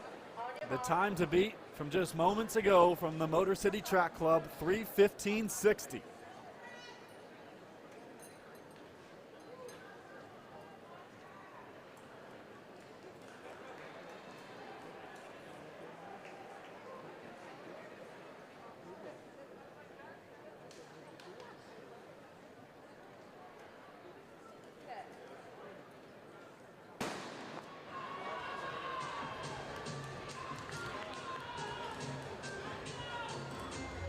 Section 15 is 17.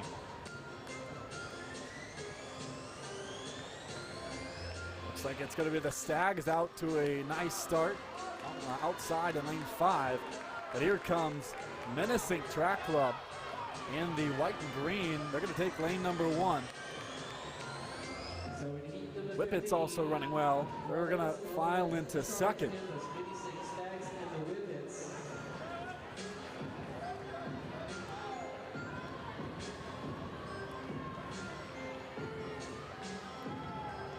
Opening lap here. It's Menacing still holding.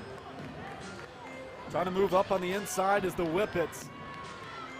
But it is Menacing still holding on. Not giving up this lead. You can see the pace lights just ahead of them. That is our lead time. And they are right on pace. Nice move here on the outside. This is the Stags now trying to take the lead and battling for position. This is the Whippets now into the lead. A ton of position changes as you see the rest of the field chasing on. The Whippets in first. In second, moving really well. Actually, I believe that's the Whippets. Yeah, they're in first. And right now they're battling alongside the Stags. 48 seconds on the last lap for the Stags, who claim the lead at the exchange. So it's going to be the Stags in the all blue, the Whippets in the blue over black in second, and Brothers Track Club in third in the purple. Here come the Whippets. Just ahead of the pace. And look at this. A phenomenal third leg here, third leg.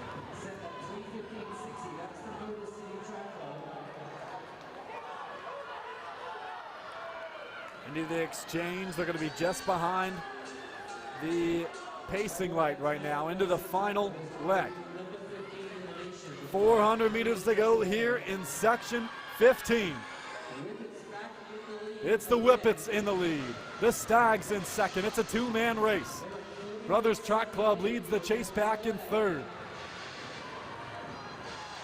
And they surge just ahead of the pacing lights now. It's a battle for position. It's a battle against the clock. Section 15, down to the wire, 1 lap to go. It's the Whippets on the inside. The Stags right on their shoulder. 100 meters to go. Keep an eye on the lights. It's the Whippets holding on to their lead. 1 straightaway now. Fighting as they come down the line. Look at the clock.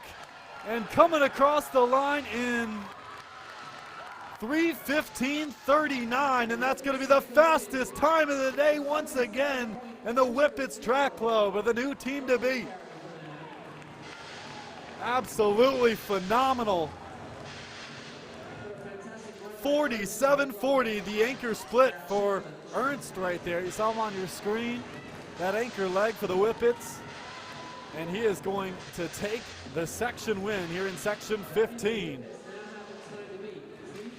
And look at those times. 3 teams under 3:20. We have some of the premier track and field athletes in the country here today, folks.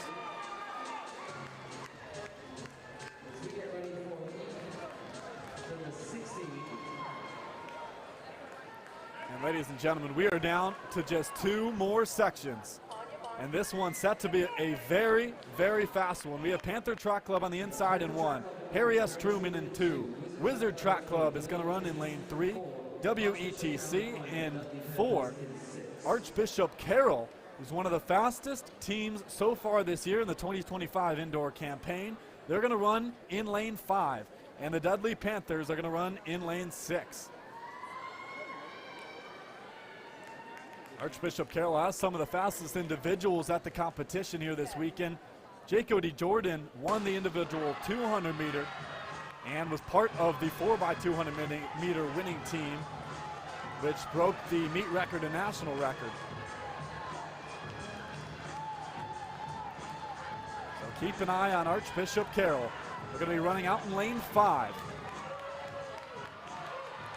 Running well right now is the Dudley Panthers in 6 as well. Dudley is the 3rd fastest time in the country.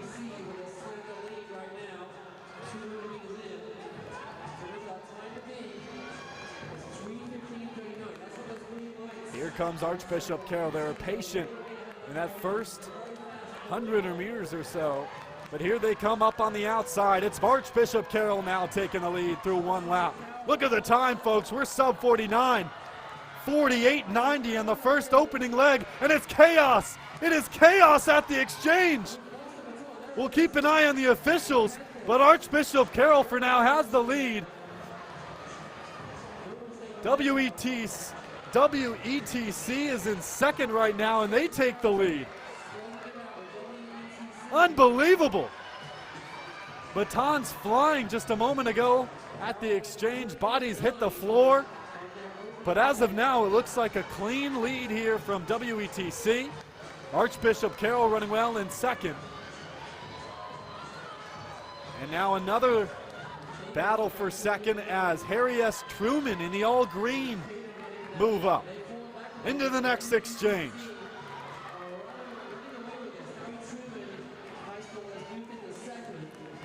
And as you can see, they're just ahead of the pace lights, looking to get that top time of the day. It is WETC and Harry S. Truman running side by side. Truman's in the all green as they're going to run right on the shoulder of WETC.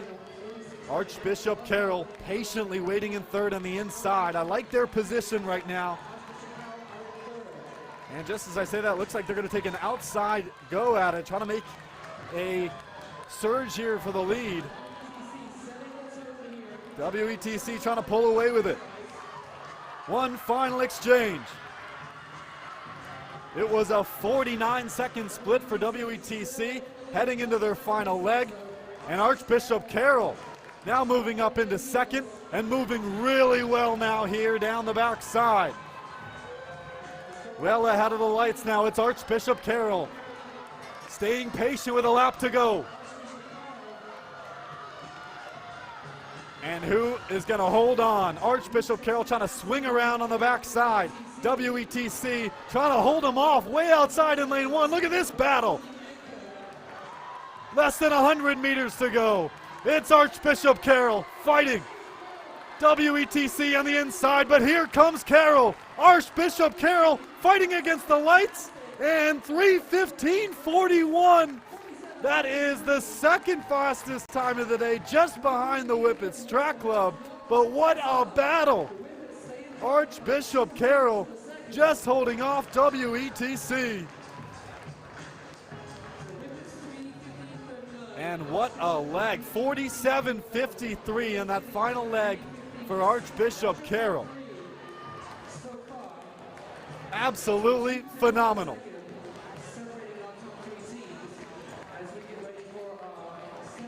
And these kids train so hard all winter season,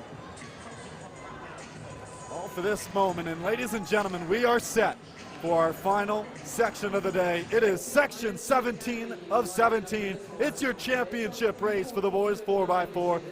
And as you can see on your screen, we are joined with some elite competition. Quincy Wilson on your screen right now, the Olympian at 16 years old, now here at New Balance Indoor Nationals, trying to put on his show for Bullis Track Club.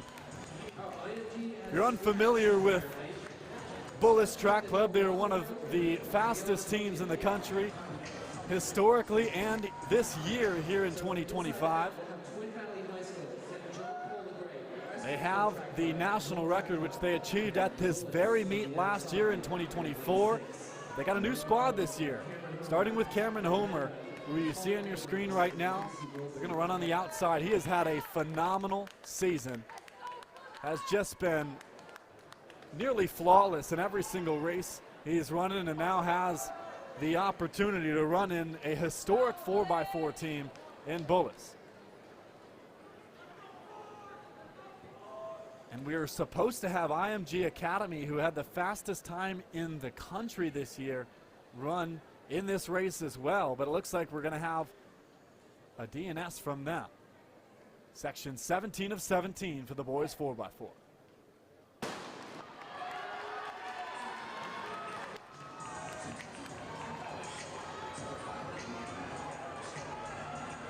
Ladies and gentlemen, quite a few storylines on deck here today.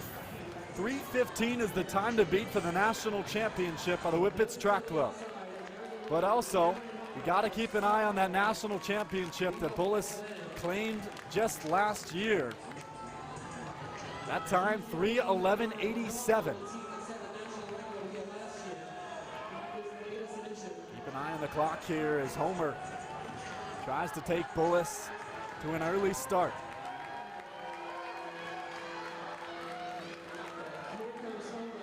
Keep an eye on the clock here, blazing fast. Into the first exchange, it's 47.53 in the first leg for Bullis. North Track Club sits in second with St. John Paul in third.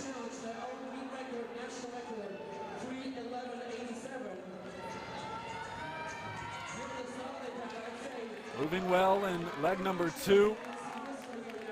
Bullis looking comfortable. They have had such a packed indoor season. They've been all around the country running elite races just weekend after weekend. The Virginia Showcase, one of the fastest races of the winter campaign. They have just been a phenomenal team, both on the boys' side and the girls' side, and they're showing it again here as they lead the way here in the 4x4 National Championship. Into the third leg now. 47.61 on the last leg for Bullis. 47.84 for North Track Club, who is in second. They're not going away here. Keep an eye out for them. St. John Paul sits in third and Twin Valley in fourth.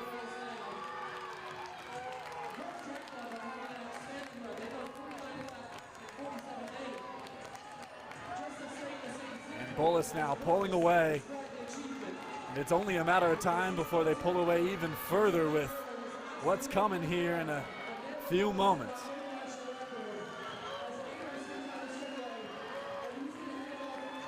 Into the final exchange. Quincy Wilson has the baton. off. And there he goes. Trying to claim another national championship. Bullis is all by themselves. Let's keep an eye on the clock, folks. Quincy Wilson winning all by himself, a position he finds himself in regularly at this level. Wilson, 1 lap to go, fighting. Looking up at the clock as Wilson down the backside for the final time. That iconic posture with 100 meters to go as Bullis trying to claim back-to-back national championships in the 4x4. It's Quincy Wilson down the home stretch for the final time. The fireworks in the background. Take a look at the time. Will he get the national record? And yes, he does. 3:09:44. Unbelievable. Bullis Track Club, they are special, folks. 3:09. They demolished the national record, and they are your 2025 national champions. Unbelievable.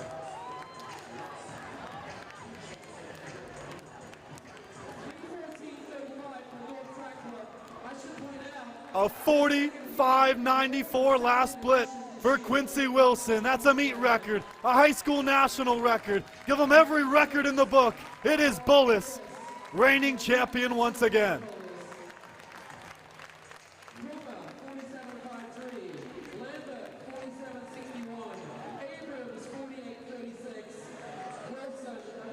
Absolutely unbelievable. The splits were 47-53, 47-61, 48-36, and an unbelievable 45-94 from Quincy Wilson as Bullis will claim the national championship by nearly a mile.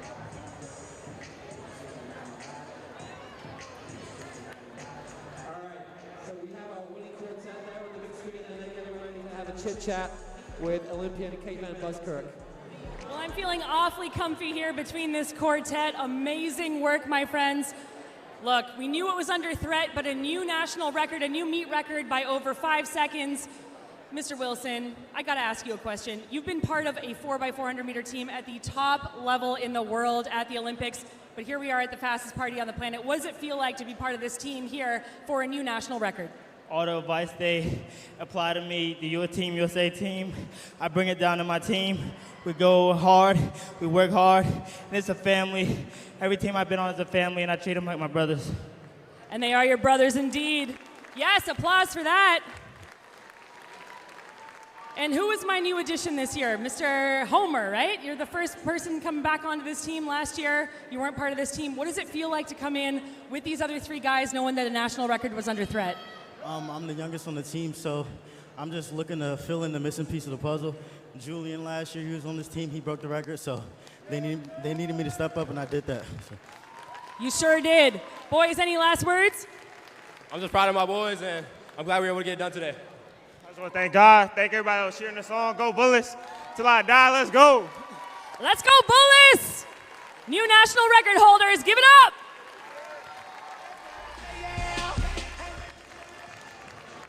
There they are, your national champions, Bullis. And look at that, Coach Joe Lee in the background. The most legendary high school track and field coaches of all time. Coach Joe Lee has just created an unbelievable culture, and you can see it from those interviews right there. All these athletes praising the team culture, praising their friends, their family, everyone that helped them get to the position they are today. And that starts with head coach Joe Lee, who's just created a phenomenal culture over there at Bullis, as they are just one of the fastest teams in the country, undeniably, year after year after year. Multiple Olympians, and look at that. Taking a photo next to their new sign, their new record sign at 3:09:44. It's Bullis, your 4x4 national champion.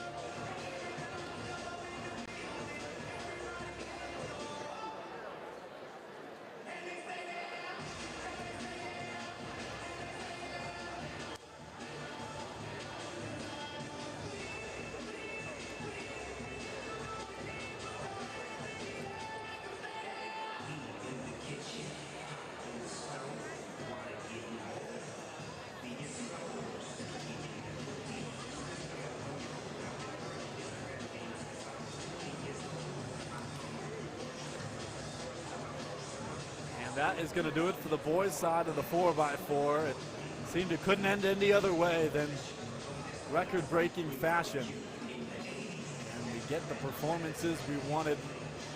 Bullis taking out the victory, of course. Lindsey Wilson running a phenomenal performance. We saw also Cameron Homer, the youngest athlete on that team. He was the lead leg for him. Comes out with a phenomenal performance. We're going to move on to the girls' side. 12 sections of this 4x4 competition.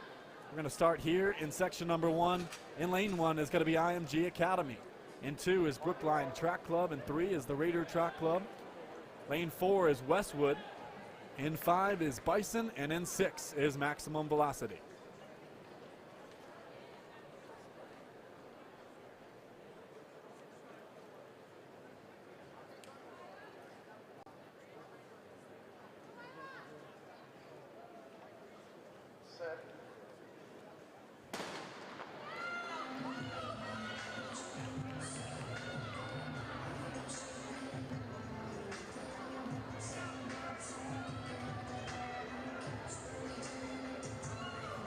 And running well on the outside is Bison Track Club in lane 5.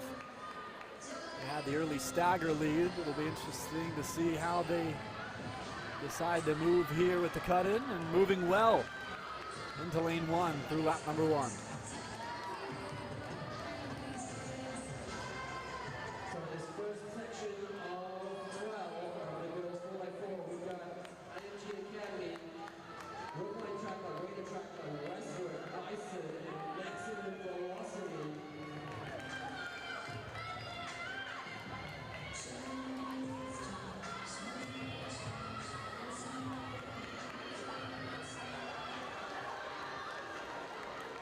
So out to an early lead, splitting 59. And it's going to be 58-96 on the 400 split for Bison. 103 from the Raider Track Club, so Bison's going to have themselves a very comfortable lead here through their first leg. They're going to be the stage setters here through our 12 heats, as they're going to have fastest time of the day, of course, leading the way here.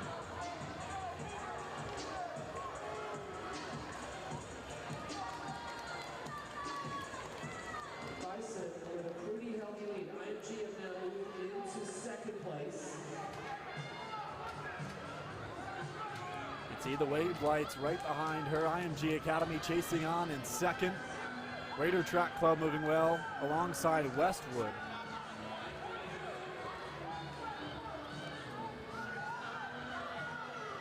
IMG on the inside. One of the premier athletic programs in the country among all sports, and now putting on a show here in track and field. So busy lights for this section set for 402. Clean exchanges from the field.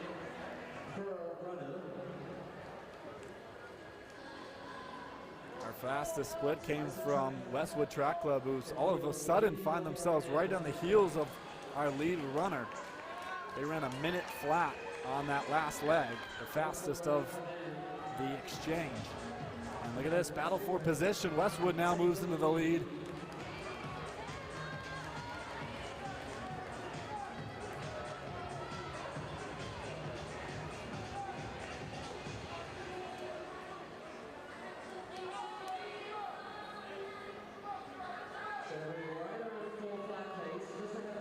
Westwood separating themselves. This is a big time leg from Westwood into the final exchange.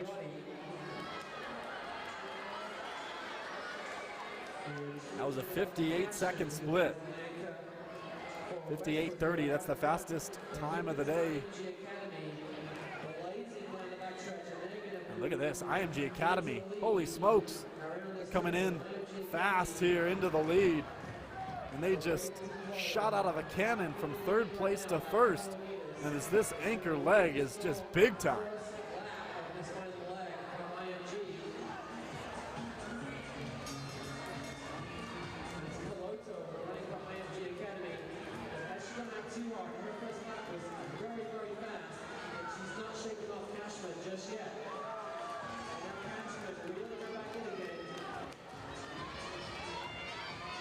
And it's Westwood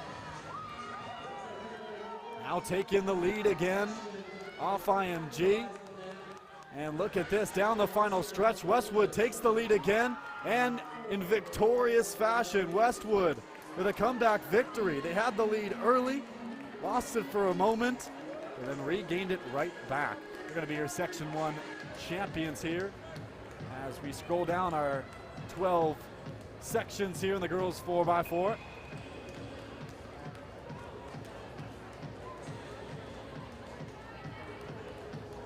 Elation on the face of Westwood. 102 on that last split. They had the fastest split of the day in leg number 3 with a 58.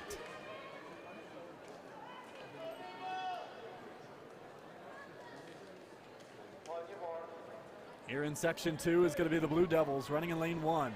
Gilmauer Academy in 2, Ram Elite Track Club in 3, Classical Track Club in 4, Baldwinsville Harriers in 5, and Duxbury Track Club in 6.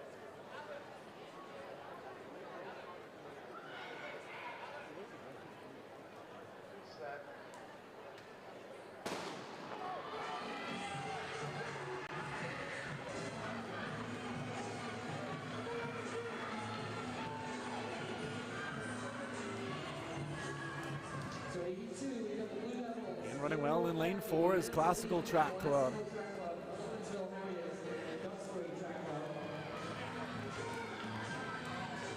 Into the cut-in.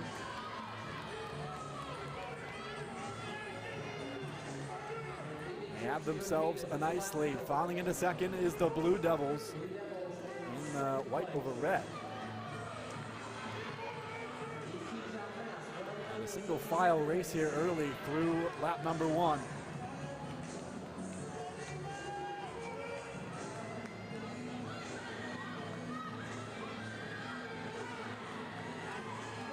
Coming up into the first exchange, it is Classical Track Club. It's a clean one as they move into their second leg well, and moving well also is the Blue Devils, who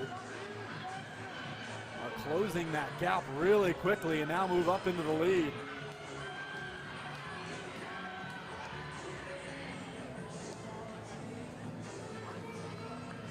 (59-32) on the first split for Classical.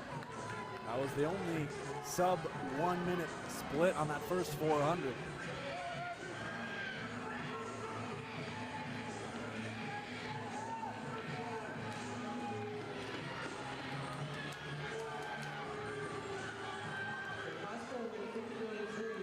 So it's Classical. It's the Blue Devils in second.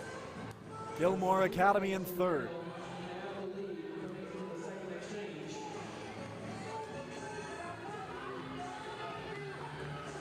Into the next exchange, and another good one. Really just a lot of perfection on the exchange zones here from all these teams. We've seen just maybe a couple drops. Rare at this level and rare just in track and field in general. So great execution at the national championship level for all these teams.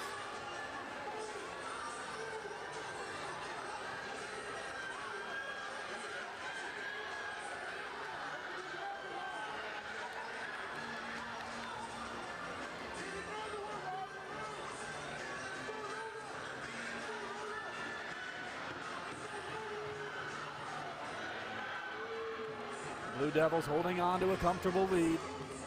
Classical still in second. The Baldwinsville Harriers in third, trying to move up on the inside.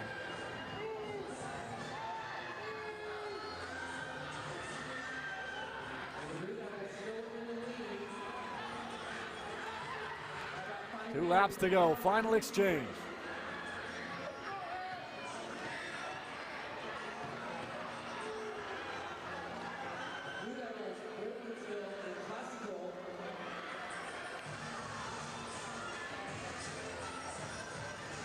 All of a sudden, it's a three-gal race. It is a close one. The Blue Devils still holding on, but here comes the Harriers. 1 lap to go.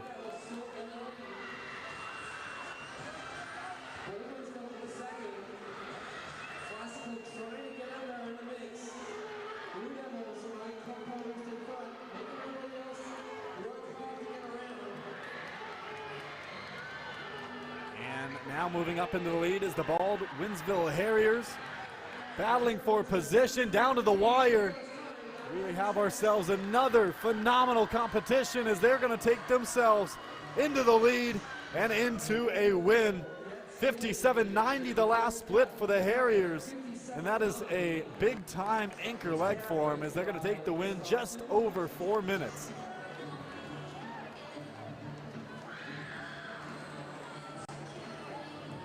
And that is going to be the fastest time of the day, 4.55.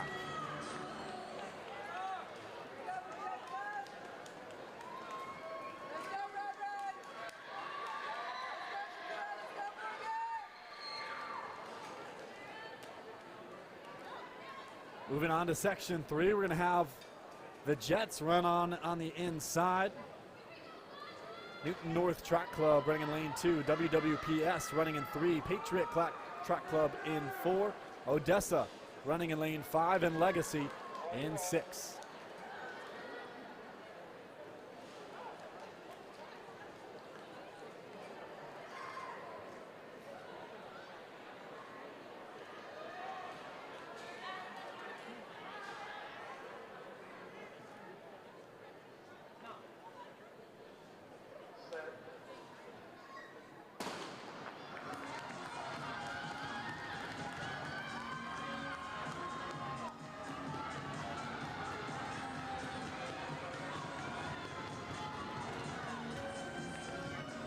Running well on the outside, that is Legacy.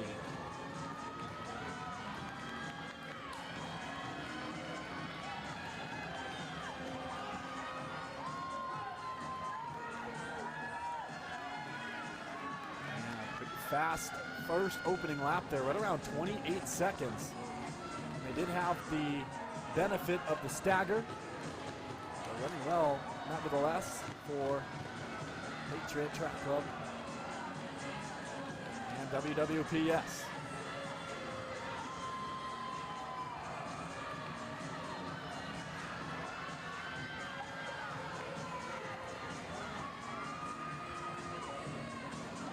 Into the first exchange, it's right around a minute, 59.91 for WWPS. As they're going to have themselves an early lead. Patriot Track Club in second, a minute flat on the opening leg.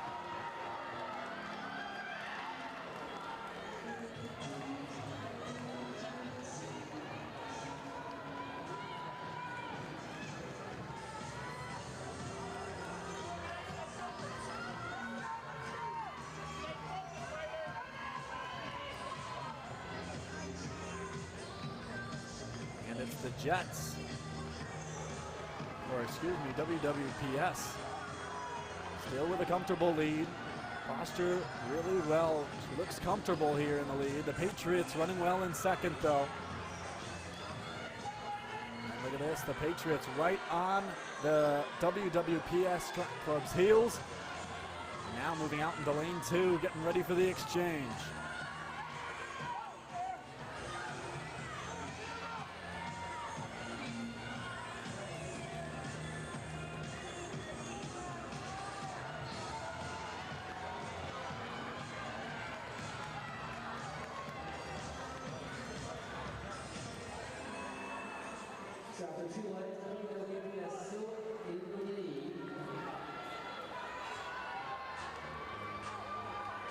Running well still. WWPS, just a very consistent team. They look very deep. They've got all the runners running similar splits right now so far. Just consistent running. Not going out too hard, not going out too slow. Just really mature pacing here from them. Patriot Track Club has run a nice race as well. They've been in second the entire way, but just haven't had that edge to quite catch up to WWPS.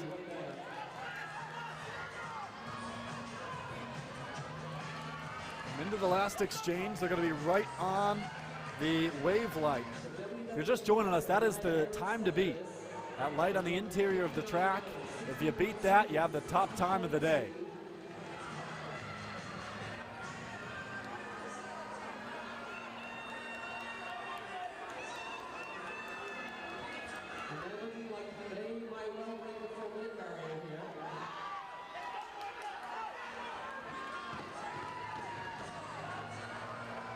And look at WWPS. They are pulling away right now in big fashion. We talked about consistency earlier, and this is the definition of it. Those arms, just really good form. Posture is phenomenal, and it's going to lead themselves to a win here. Coming across the line, hands up, they got themselves a victory. And the top fastest time of the day, 3:58.79, and a sub-4 performance. That is big time for WWPS as they lead the way here through 3 sections.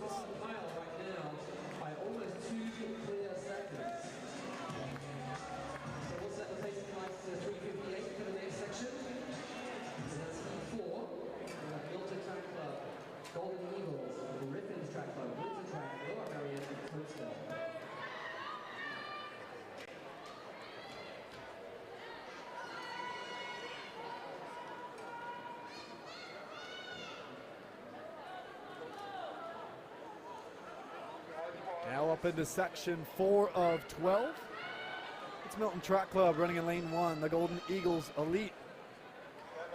Actually, Milton Track Club's going to be in 1. Griffin is going to be in lane 2. Got a DNS from Golden Elite. Coatesville is going to be running on the outside in 6. Lower Marion Athletics from Philadelphia, they're going to be running in lane 5. And Windsor Track Club, they're going to run in lane 4.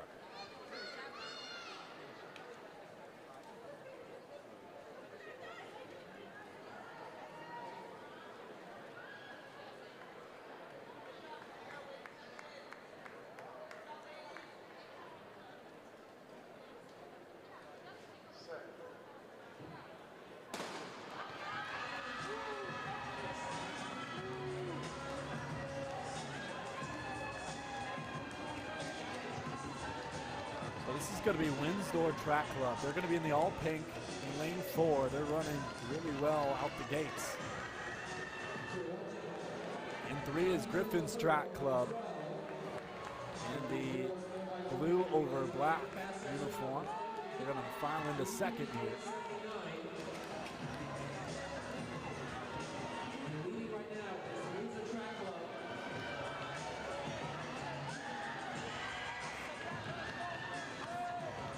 All these teams well ahead of the pace right now. But it is Milton Track Club, or Windsor Track Club, excuse me, having themselves quite the lead here through lap number 1. And it's going to be another phenomenal time, right around 57 seconds. Some of the fastest racing we've seen here today on the girls' side. 57.60 officially through the first 400 meters for Windsor.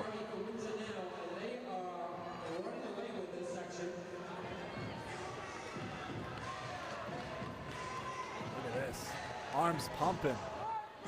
She has herself quite the lead here. Lap to go on this leg.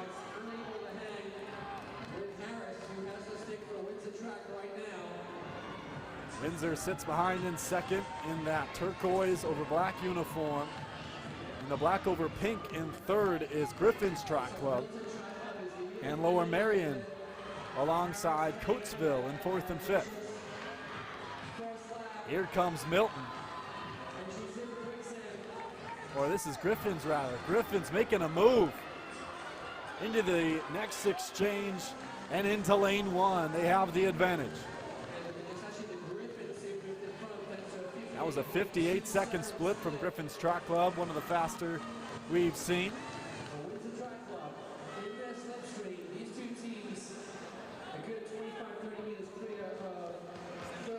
It is a 2-team race here. Griffins v. Windsor. Moving up on the outside in lane 2. This is Windsor now making a move again. Trading positions, trading leads.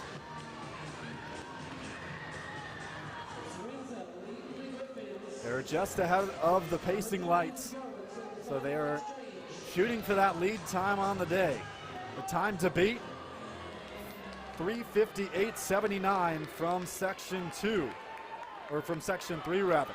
If you're just joining us, it gets faster and faster each section. At least that's how they're seated. All the way till section 12.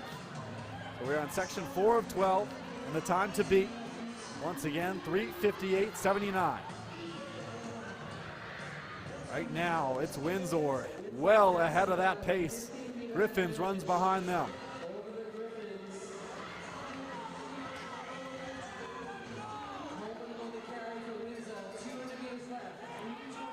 One lap to go. Windsor trying to hold on. Griffins has the advantage of being able to chase here on the backside. And they're closing, doing just that. Will they make a move here in lane 2 or wait to the final stretch? It looks like they're going to remain patient. Who's going to have enough left in to take down the final stretch? It's Windsor trying to hold form. Pacing lights right on their heels. Griffins now into the lead, and they're going to come across the line, 3:59.05. And that's going to be the second fastest time of the day, but a sectional win for Griffins Track Club, as they're going to take the win in heat number 4.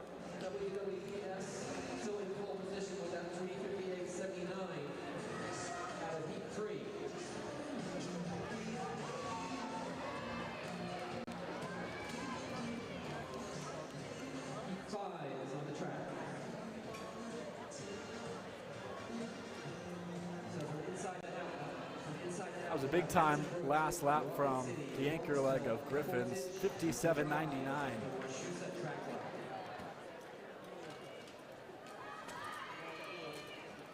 Quickly moving on here, we're going to go to section 5 of 12. The Mountain Brook Track Club is going to run in lane 1, Rocket City in 2, Bronxville Track Club in 3, Portage in 4. The Drive is in lane 5, and Watchit in lane 6.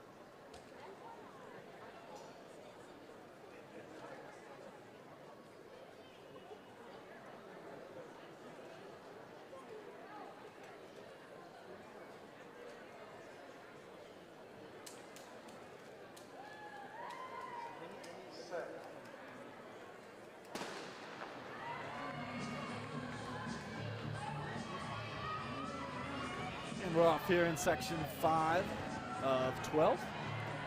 Time to beat, still 3:58.79 from WWPS.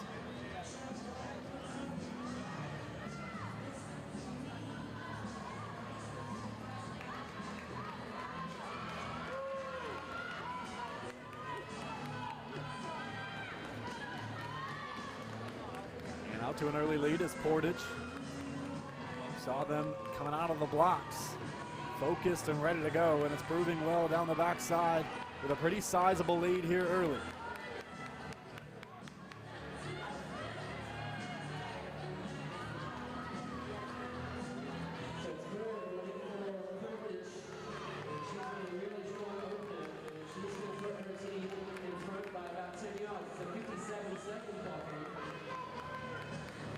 $57.88 at the split for Portage, $58.99 for Wachusett.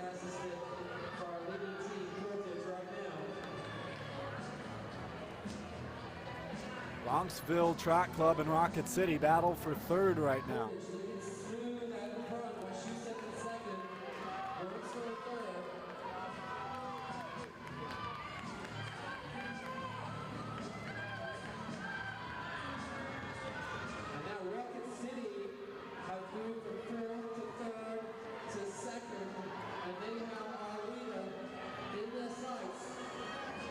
The rest of the field closing in now on Portage as it's getting competitive. Here comes Wachusett in second. They're in the pink over black uniform. Right behind them is Bronxville.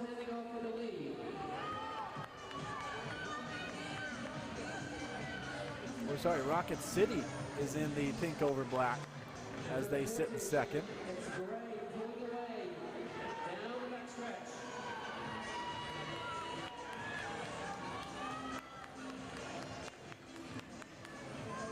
It is still Portage in the lead.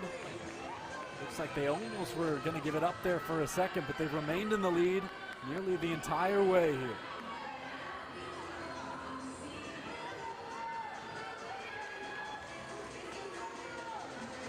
.57 on the first split for Portage, a minute flat on the second. The pacing lights in the background signify the time to beat. Nearly the entire field here, just ahead of those so far.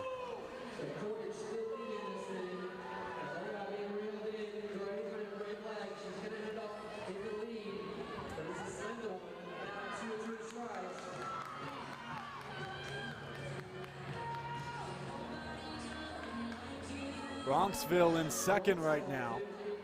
Running well in the white over blue. They're just ahead of that current lead time. But the team to beat right now looks to be Portage, as they are just dominating that previous pace.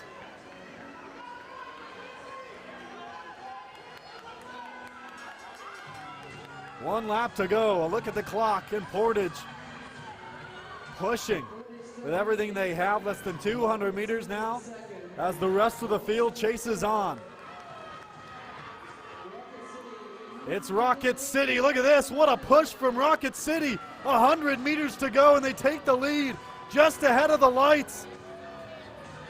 You got to beat the lights to get the fastest time of the day. Can they get there? Looks like they're losing a little bit of steam here down the back stretch, but it is going to be Rocket City who takes the win. That's going to be the fourth fastest time of the day, 3:59.82, and a section win for Rocket City.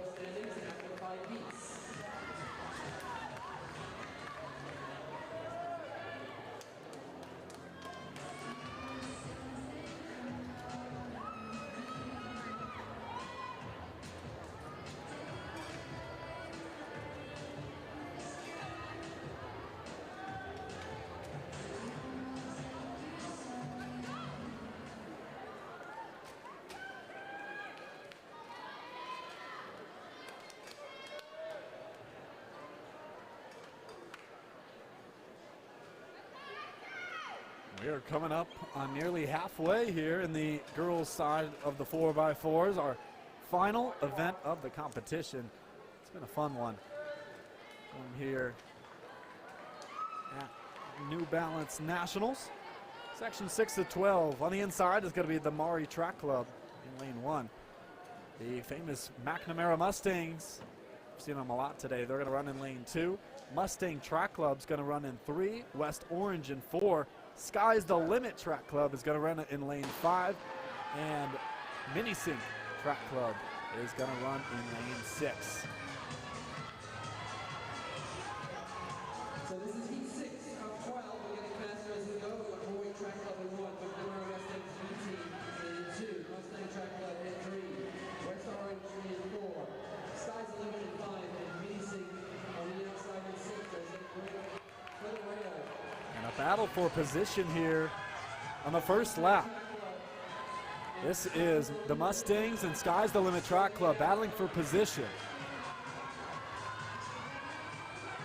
It is Mustang Track Club, that's all leading the way for them on the first leg of section number 6.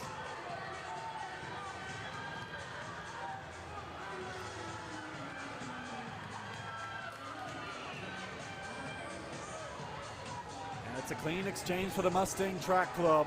58-14 on the opening split. McNamara Mustang sits in second. And flying here now is Sky's the Limit Track Club in third. And they're quickly moving up into second and charging for the lead.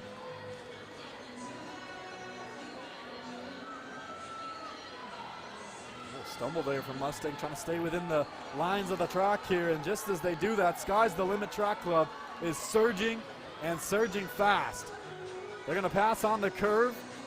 It doesn't matter for them. They're going to take the lead here just after a lap here on this leg. And it's Bird. The lead for Sky's the Limit. Really fighting down the final stretch here.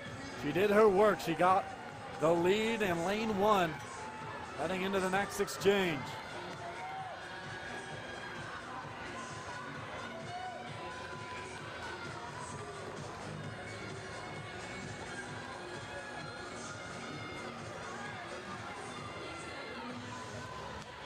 Legs to go here. Excuse me, this is the Maury Track Club. And big number 1. It is Maury followed by their athlete closely. Looks like that is Mustang in second.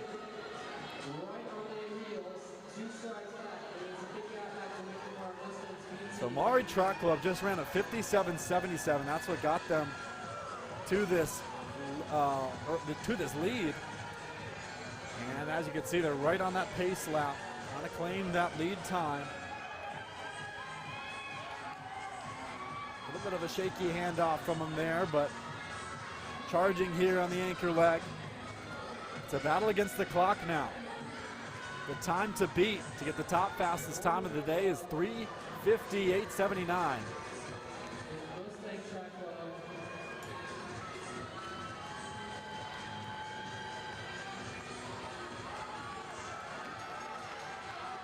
Look at this.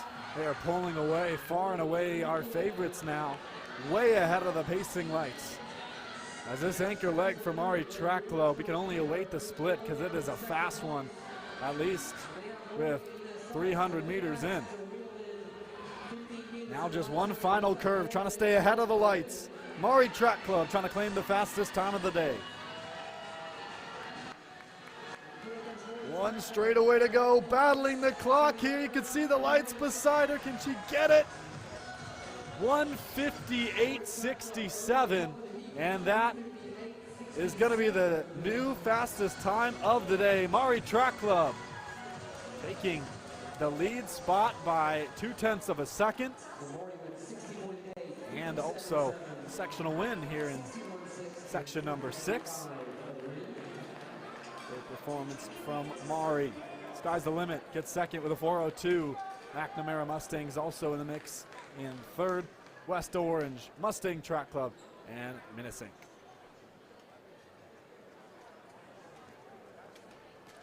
Next up is going to be section 7 of 12. The Blue Devils Track Club is going to run on the inside in lane 1. WETC is going to run in lane 2. Mount Lebanon Track Club in 3. The Roadrunners in 4. Dudley Panthers in 5. And West Springfield in 6 on the outside.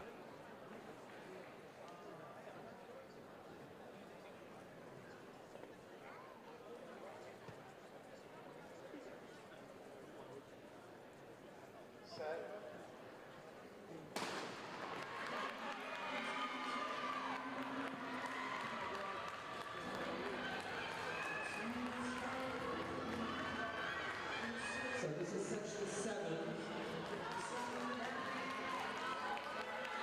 Section 7 of 12. Moving up well, really fast, is the Dudley Panthers in lane 5. They're going to be in that yellow over blue singlet and out to an early lead. Right around 26 seconds at 200 meters. That is blazing fast. Let's see if it was a bit too fast, out of range for the lead leg for Dudley. Still has a comfortable lead. Has the inside lane. West Springfield now forced to go out to the outside. 3 teams ahead of the pacing lights.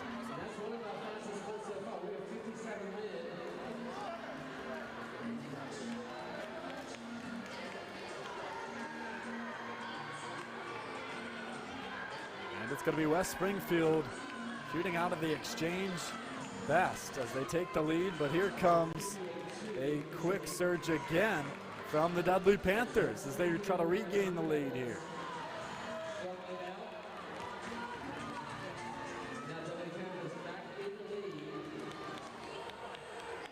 Almost a trip up there. 3 runners running really close. It's the Dudley Panthers, Blue Devils, and West Springfield.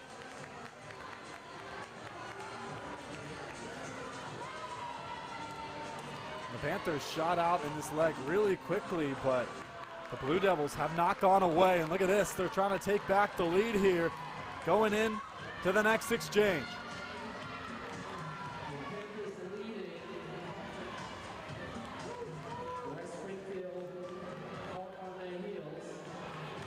"58-second splits from several of these teams. The fastest, though, coming out from 4th place in WETC.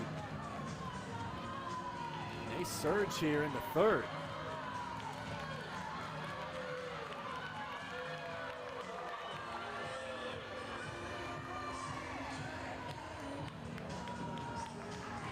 Watch out for WETC here. They're in that multicolor singlet in the sort of pinkish top and the yellow shorts. Moving up into 2nd now. This is several position changes for them in just 200 meters. And look at this, now trying to get the lead. WETC. Moving way out into lane 2, and they're gonna have good position heading into the final exchange. West Springfield still with a slight advantage. And they're going to run side by side here in the final anchor leg.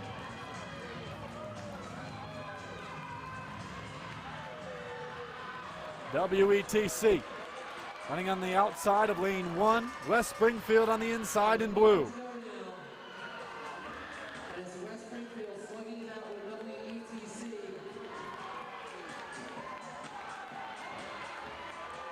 Down the backside for the final time.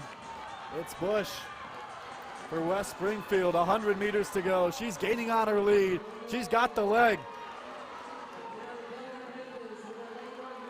Here comes the Dudley Panthers up into 2nd, but it won't be enough to hold off WETC with the win. And it is going to be a big time 3:55 and the fastest time of the day by a huge margin. Nearly 3 seconds.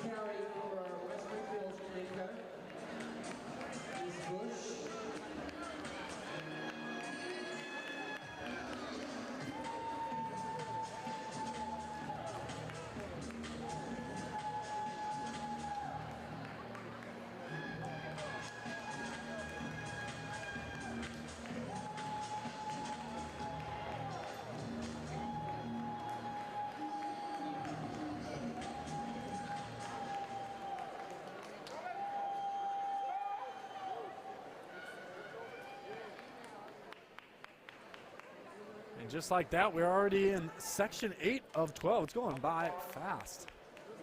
We got some fast runners. That's why we got the DC Cadets running on in lane 2. Saw a really good performance from their boys team just a few moments ago as they were the leaders for quite a while. Running in lane 3 is Gov Track Club. Motor City Track Club runs behind them in 4. Kingsway in 5 and Nyack in 6.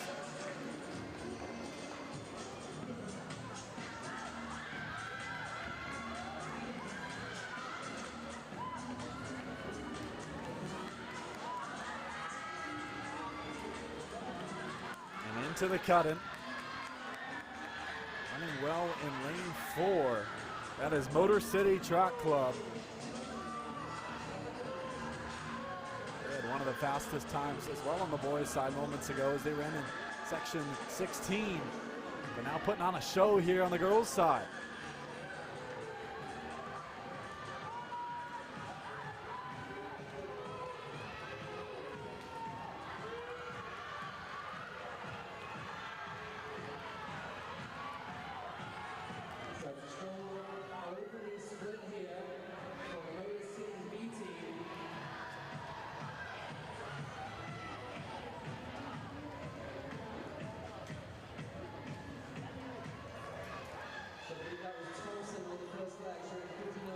It's going to be a 59-26 on the first leg for Motor City as they still hold the lead here in the second leg. It's a battle for second right now between Kingsway and Snyder, and Nyack Track Club sits in 4th.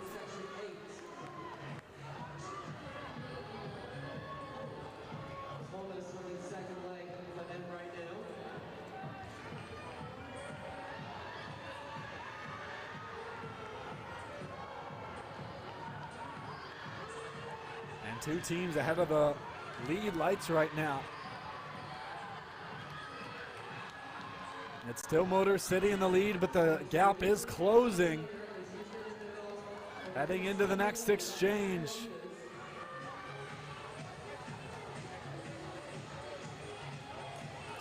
Two legs to go.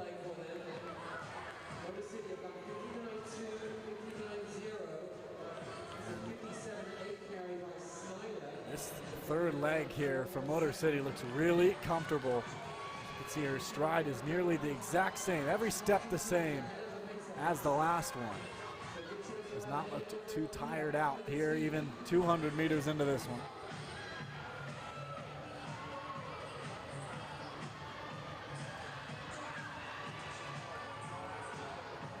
Running in second is Kingsway Track Club as they move up into second.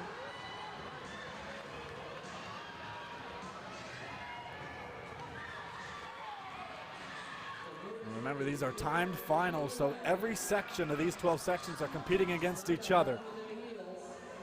If you're just joining us, that wave light on the inside, that pacing light on the interior of the track marks the fastest time of the day, which is from West Springfield Track Club in the previous heat of 3:55. So these racers not only racing against each other, but racing against the clock. It is Kingsway Track Club now taking the lead over Motor City on the final leg. 1 lap to go.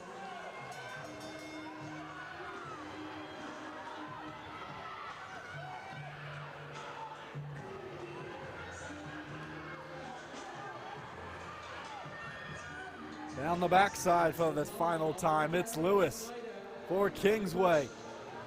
Pushing everything she has with 100 meters to go. She's pretty close to that lead time. I don't know if she's gonna get it one straightaway away, but they're certainly gonna have a sectional win for Kingsway Track Club. Just under 4 minutes. It is gonna be a win for them, 3:57.37. And a great final anchor leg from them, 58.99 on that last split. It's going to be the third fastest time of the day so far through 8 sections.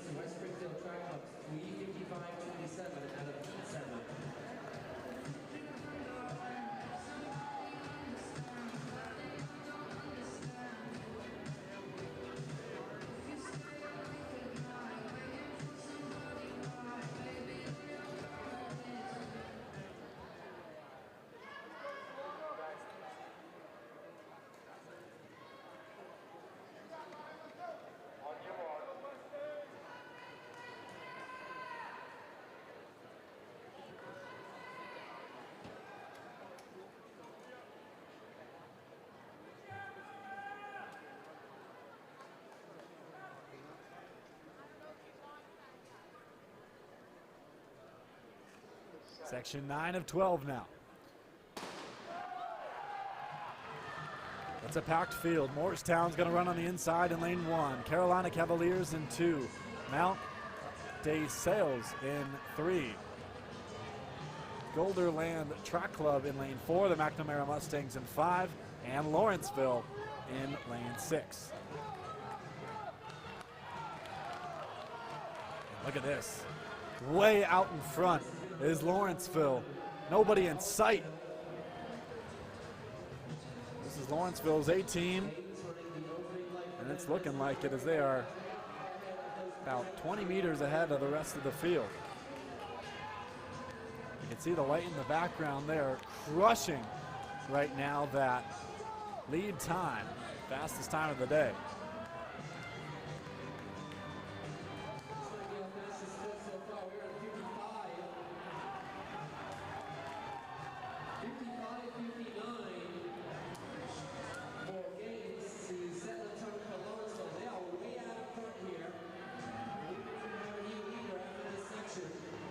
Battle for second right now. McNamara Mustangs moves up on the inside, edging out the Carolina Cavaliers.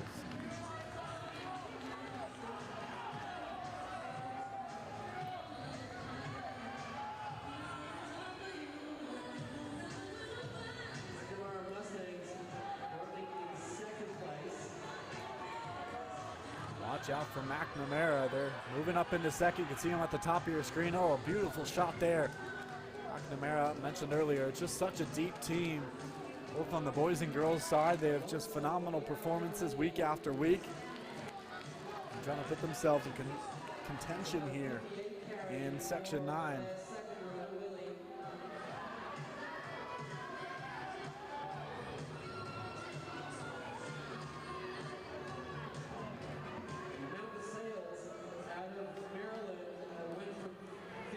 $57.94 the last split for Lawrenceville.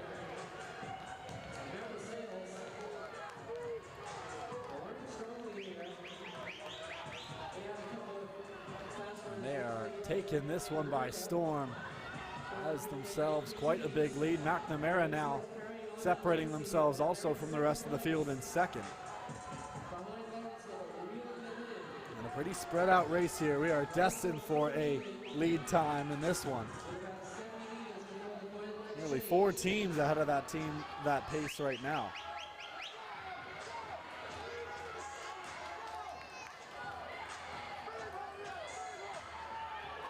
So we have 2:53 on the clock.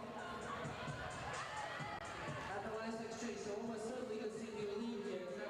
And into the final exchange, it's still Lawrenceville and McNamara in contention. Look at this battle for third there down the back stretch. That was Mount DeSalles and the Carolina Cavaliers battling there in third. And 1 lap to go, Lawrenceville. This is a big time performance. The pace has really stepped up here, folks, as we make our way down these 12 sections. Lawrenceville trying to hold off McNamara. And the lead getting a little bit close for comfort for Lawrenceville. 1 straightaway to go. And it looks like Lawrenceville will have themselves a Section 9 victory. 3:50.88 and the winning time. A big time last lap for him, 56.83. And for McNamara, a 55-second anchor lap. Those are some big time runners here in section number 9 as Lawrenceville will claim the win and the overall lead with 4 sections to go. Or 3 sections to go.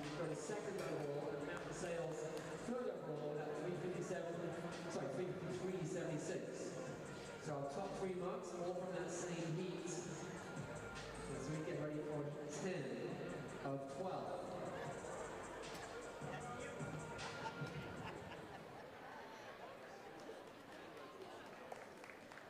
So running into heat 10, lane 2 with the Williamsburg Girls Track Club, Union Catholic BT goes in 3, Penn Charter's in 4, Montgomery Academy is in 5, and RFH Dogs in 6. And we are on to our final 3 races. Section 10 of 12. The Willingboro Girls Track Club runs in lane 2. The Union Catholic Track Club runs in 3. Penn Charter runs in 4. RFH Dogs run in 6. That was your field here. A smaller field here in section 10. Just 4 teams.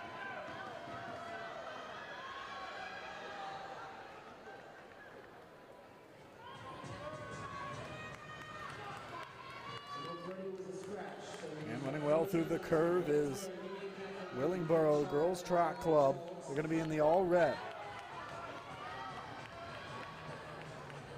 Union Catholic runs in 2nd. Penn Charter running well.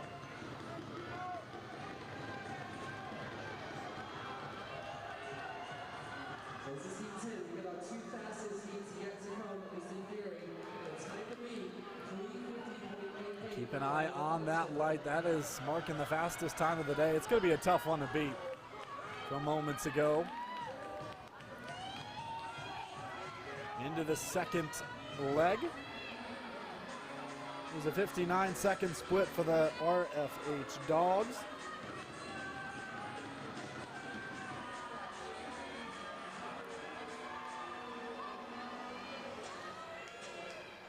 It's RFH Dogs, the Union Catholic team, in 2nd. or that looks like Willingboro in second rather.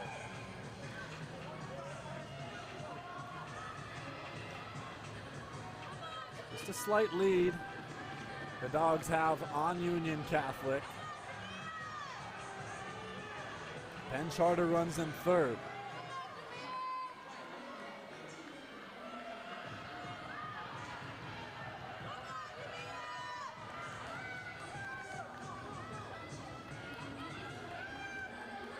Into the third leg. It was a 55-second split for both the RFH Dogs and Willingboro. Those are flying paces.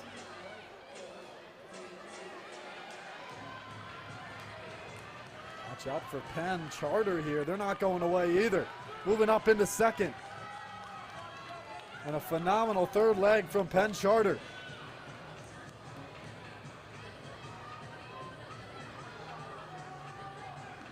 Penn Charter looking, kind of eyeing that lead right now, moving out into lane 2. Antsy to try to get that lead place. It's huge going into that final leg to have that interior lane on the handoffs. Doesn't look like she's going to have it. Penn Charter's going to be forced to go on the outside.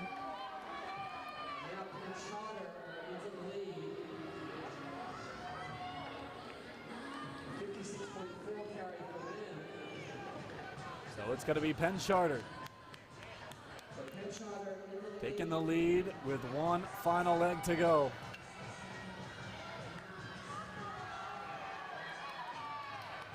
The Dogs right behind them, still on their heels with one lap to go. Down to the wire once again. It's a two-team race. Here come the Dogs out on the outside in lane 2.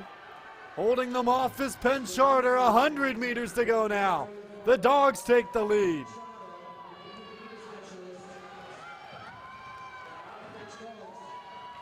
And the RFH Dogs coming across the home stretch. And they are going to reign champion here in Section 10. 1:49.30 and the fastest time of the day.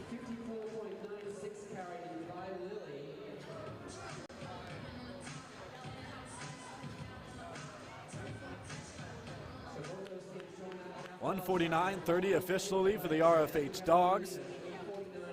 And they are our new leader heading into our final two sections.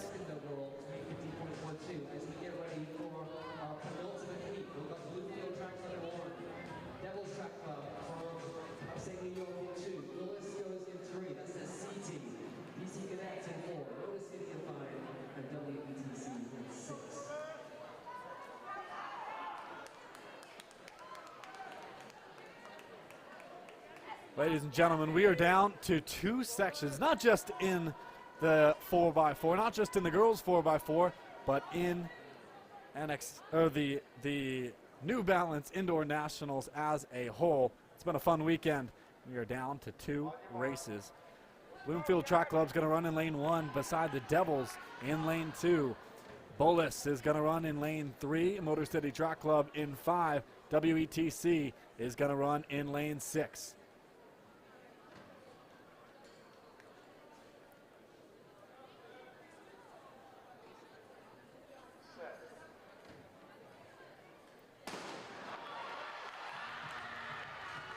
Keep an eye out for Motor City. They were 4th last year in a time of 3:47. They're going to be led by Kellogg here in the first leg.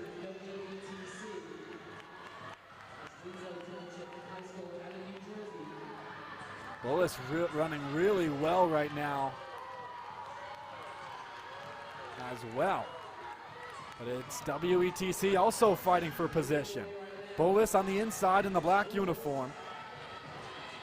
WETC in that multicolor pink and yellow kit. And here comes Motor City on the outside trying to get an edge on that lead. And they are just battling for position. This is going to be a good one, ladies and gentlemen. Motor City now taking the lead down the home stretch. Lap number 1 almost complete into the exchange, and it's a good one for Motor City. 56-36 on lap number 1, or on leg number 1. WETC in second, Bloomfield in third, and Bullis in fourth. Bullis surging now as they try to come back here on the second leg. Motor City Track Club is now going to be held by Janae Coleman.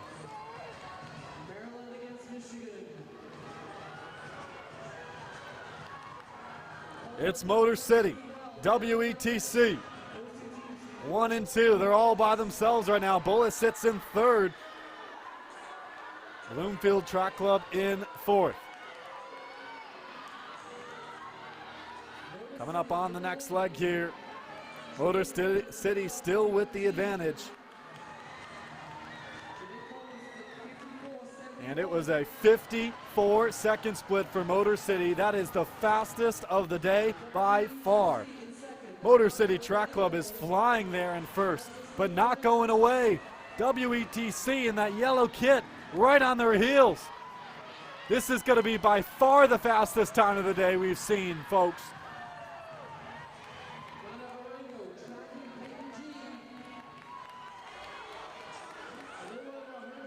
And this should be Peyton G now on the third leg for Motor City. G looking up at the screen and the time and seeing where she positions here, not trying to give up the inside. She cannot give up lane 1. Looking aside her as she is challenged by WETC here greatly. But it's going to be one final leg, a tumble on the exchange. But both teams remaining upward on the final leg of the competition.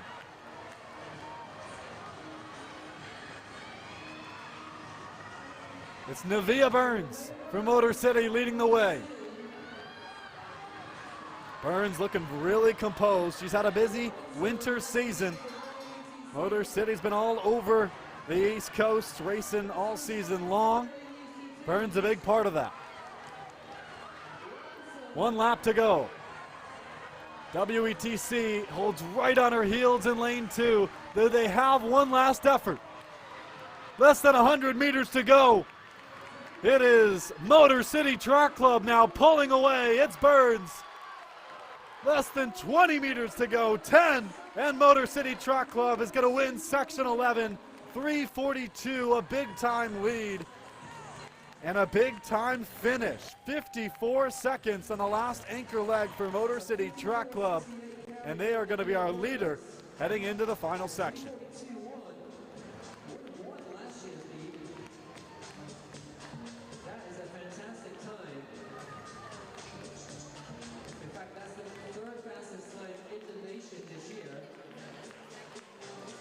As you heard the PA announce the third fastest time in the nation.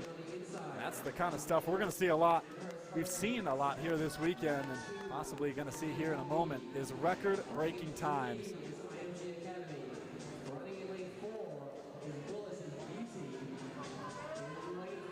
Ladies and gentlemen, we have one more race here on the schedule. It is Section 12 of 12 of the girls 4x400. Running in lane 1 is Amherst Hurricanes. Besides them is the MVP League. Next to them is IMG Academy. In lane 4 is Bullis' B team. And right next to them, their teammates, the A team of Bullis in lane 5. You can see them on your screen now. And Union Catholic is going to run in lane 6. This Bullis A team is the best in the country. They have the national lead in 3:38 from the Virginia Showcase. That was in mid-January. So they've been preparing for this showcase, you could say, right here at New Balance Indoor Nationals. This team was second at this meet just last year in a 3:41.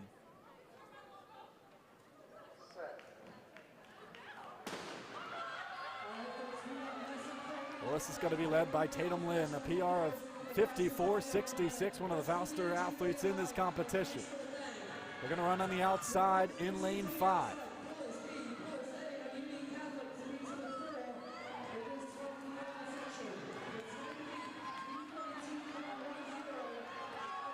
Lynn already won here today. She was part of that winning shuttle hurdle team earlier in the day, one of the first events here on Sunday's schedule. And look at this, it is a tough race here with over a lap in. Bullis A and B teams run side by side.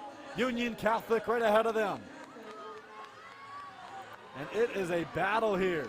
Union Catholic is a pretty young team. They have the third fastest time in the country with a 3:41. But a very talented team at that. Now they're going to run with Sydney Chadwick. She has a PR of 55.88. The second leg for them. She's going to battle it off with Bullis. This is going to be Kennedy Brown for Bullis running on the outside in lane 2. Brown has had a phenomenal season alongside many of her teammates and proving it again here at Nationals on the biggest stage of the season.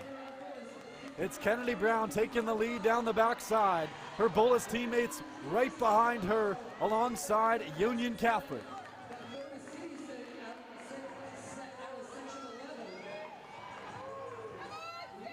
This is the best of the best in the 4x4 here at New Balance Indoor Nationals, ladies and gentlemen. Bullis, it's Union Catholic, Bullis again, and IMG Academy.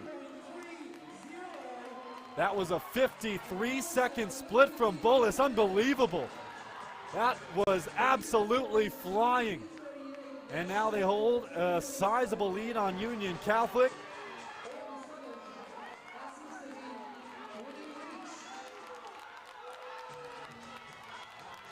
This is going to be Morgan Rothwell for Bullis, running the third leg for them.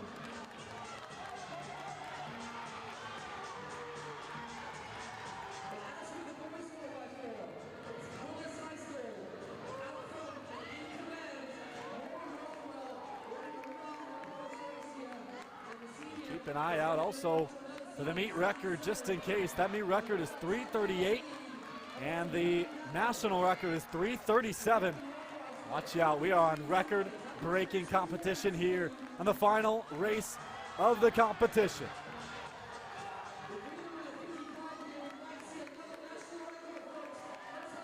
The national record is at risk here, ladies and gentlemen. We got Sydney Sutton on the anchor leg for Bullis. She has a PR of 52.75. which she got yesterday at this very meet. Sutton striding down the backstretch. No one in sight. It's Bullis all by themselves. Once again, familiar territory for this team. Striding down the home stretch. One final straightaway. Record on the line, and they got it. Unbelievable. Bullis back to back. Are you kidding me? 3:35, a new national record. And the girls' Bullis 4x4 team cement themselves in the history books with yet another national record.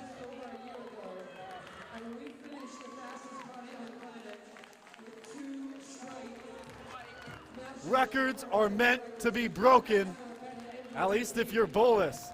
That is certainly the case. They did it back-to-back events. They did it on the boys' side. They do it on the girls' side. National records all around for the Bullis 4x4 squads.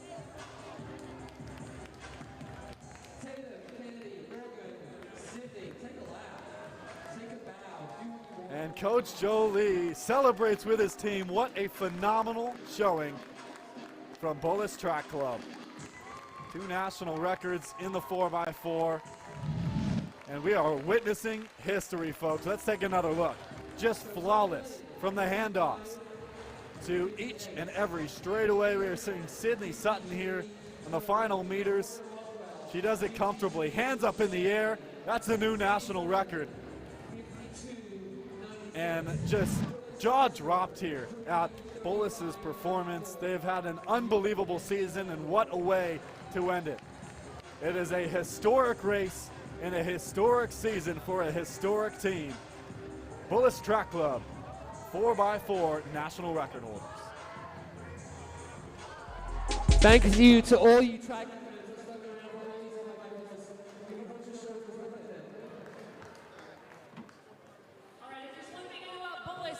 don't like to lose because they don't do it very often. Unfortunately, y'all lost last year. You came back, smelled blood, had vengeance, and took the title. Unbelievable performance. Sydney, I'm going to start with you, my friend. You anchored the team. You also coming off an individual 400 win. What did it mean this year to get back on top of the podium? I just know I got to do it for my teammates. I'm always there for them. They're always there for me. And I know it means a lot, this race, and just winning and just getting that yeah. Morgan, you were part of that team last year as well. You came back again, took home a national title and a new national record this year. Talk about it. It was really important to us. Like right after the race, we knew that we had 365 days.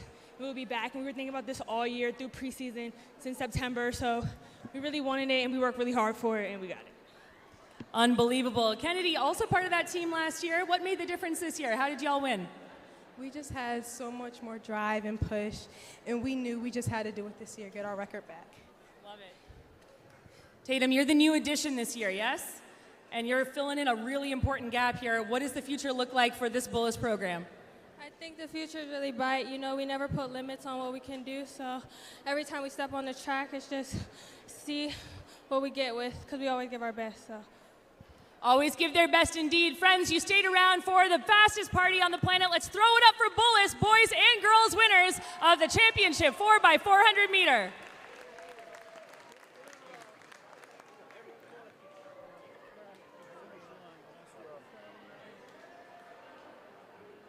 And that is going to do it for the 4x4. See Coach Joe Lee joining his squad. Another national record in the books. Thank you very much to everybody that's made this possible, all the athletes, all the coaches, all the parents, all the hardworking officials, live stream crew, volunteers. And that is going to do it, folks, for our New Balance Nationals. Thank you for everyone involved. It has been a historic weekend. Tons of phenomenal races. Thank you to everyone involved, our on-site crew helping out in Boston, all the runners, parents, athletes and coaches that participated this weekend. Thank you to the whole crew from Runner Space in the studio. My name is Ben McGrath, and that will do it for the New Balance Indoor Nationals from Boston.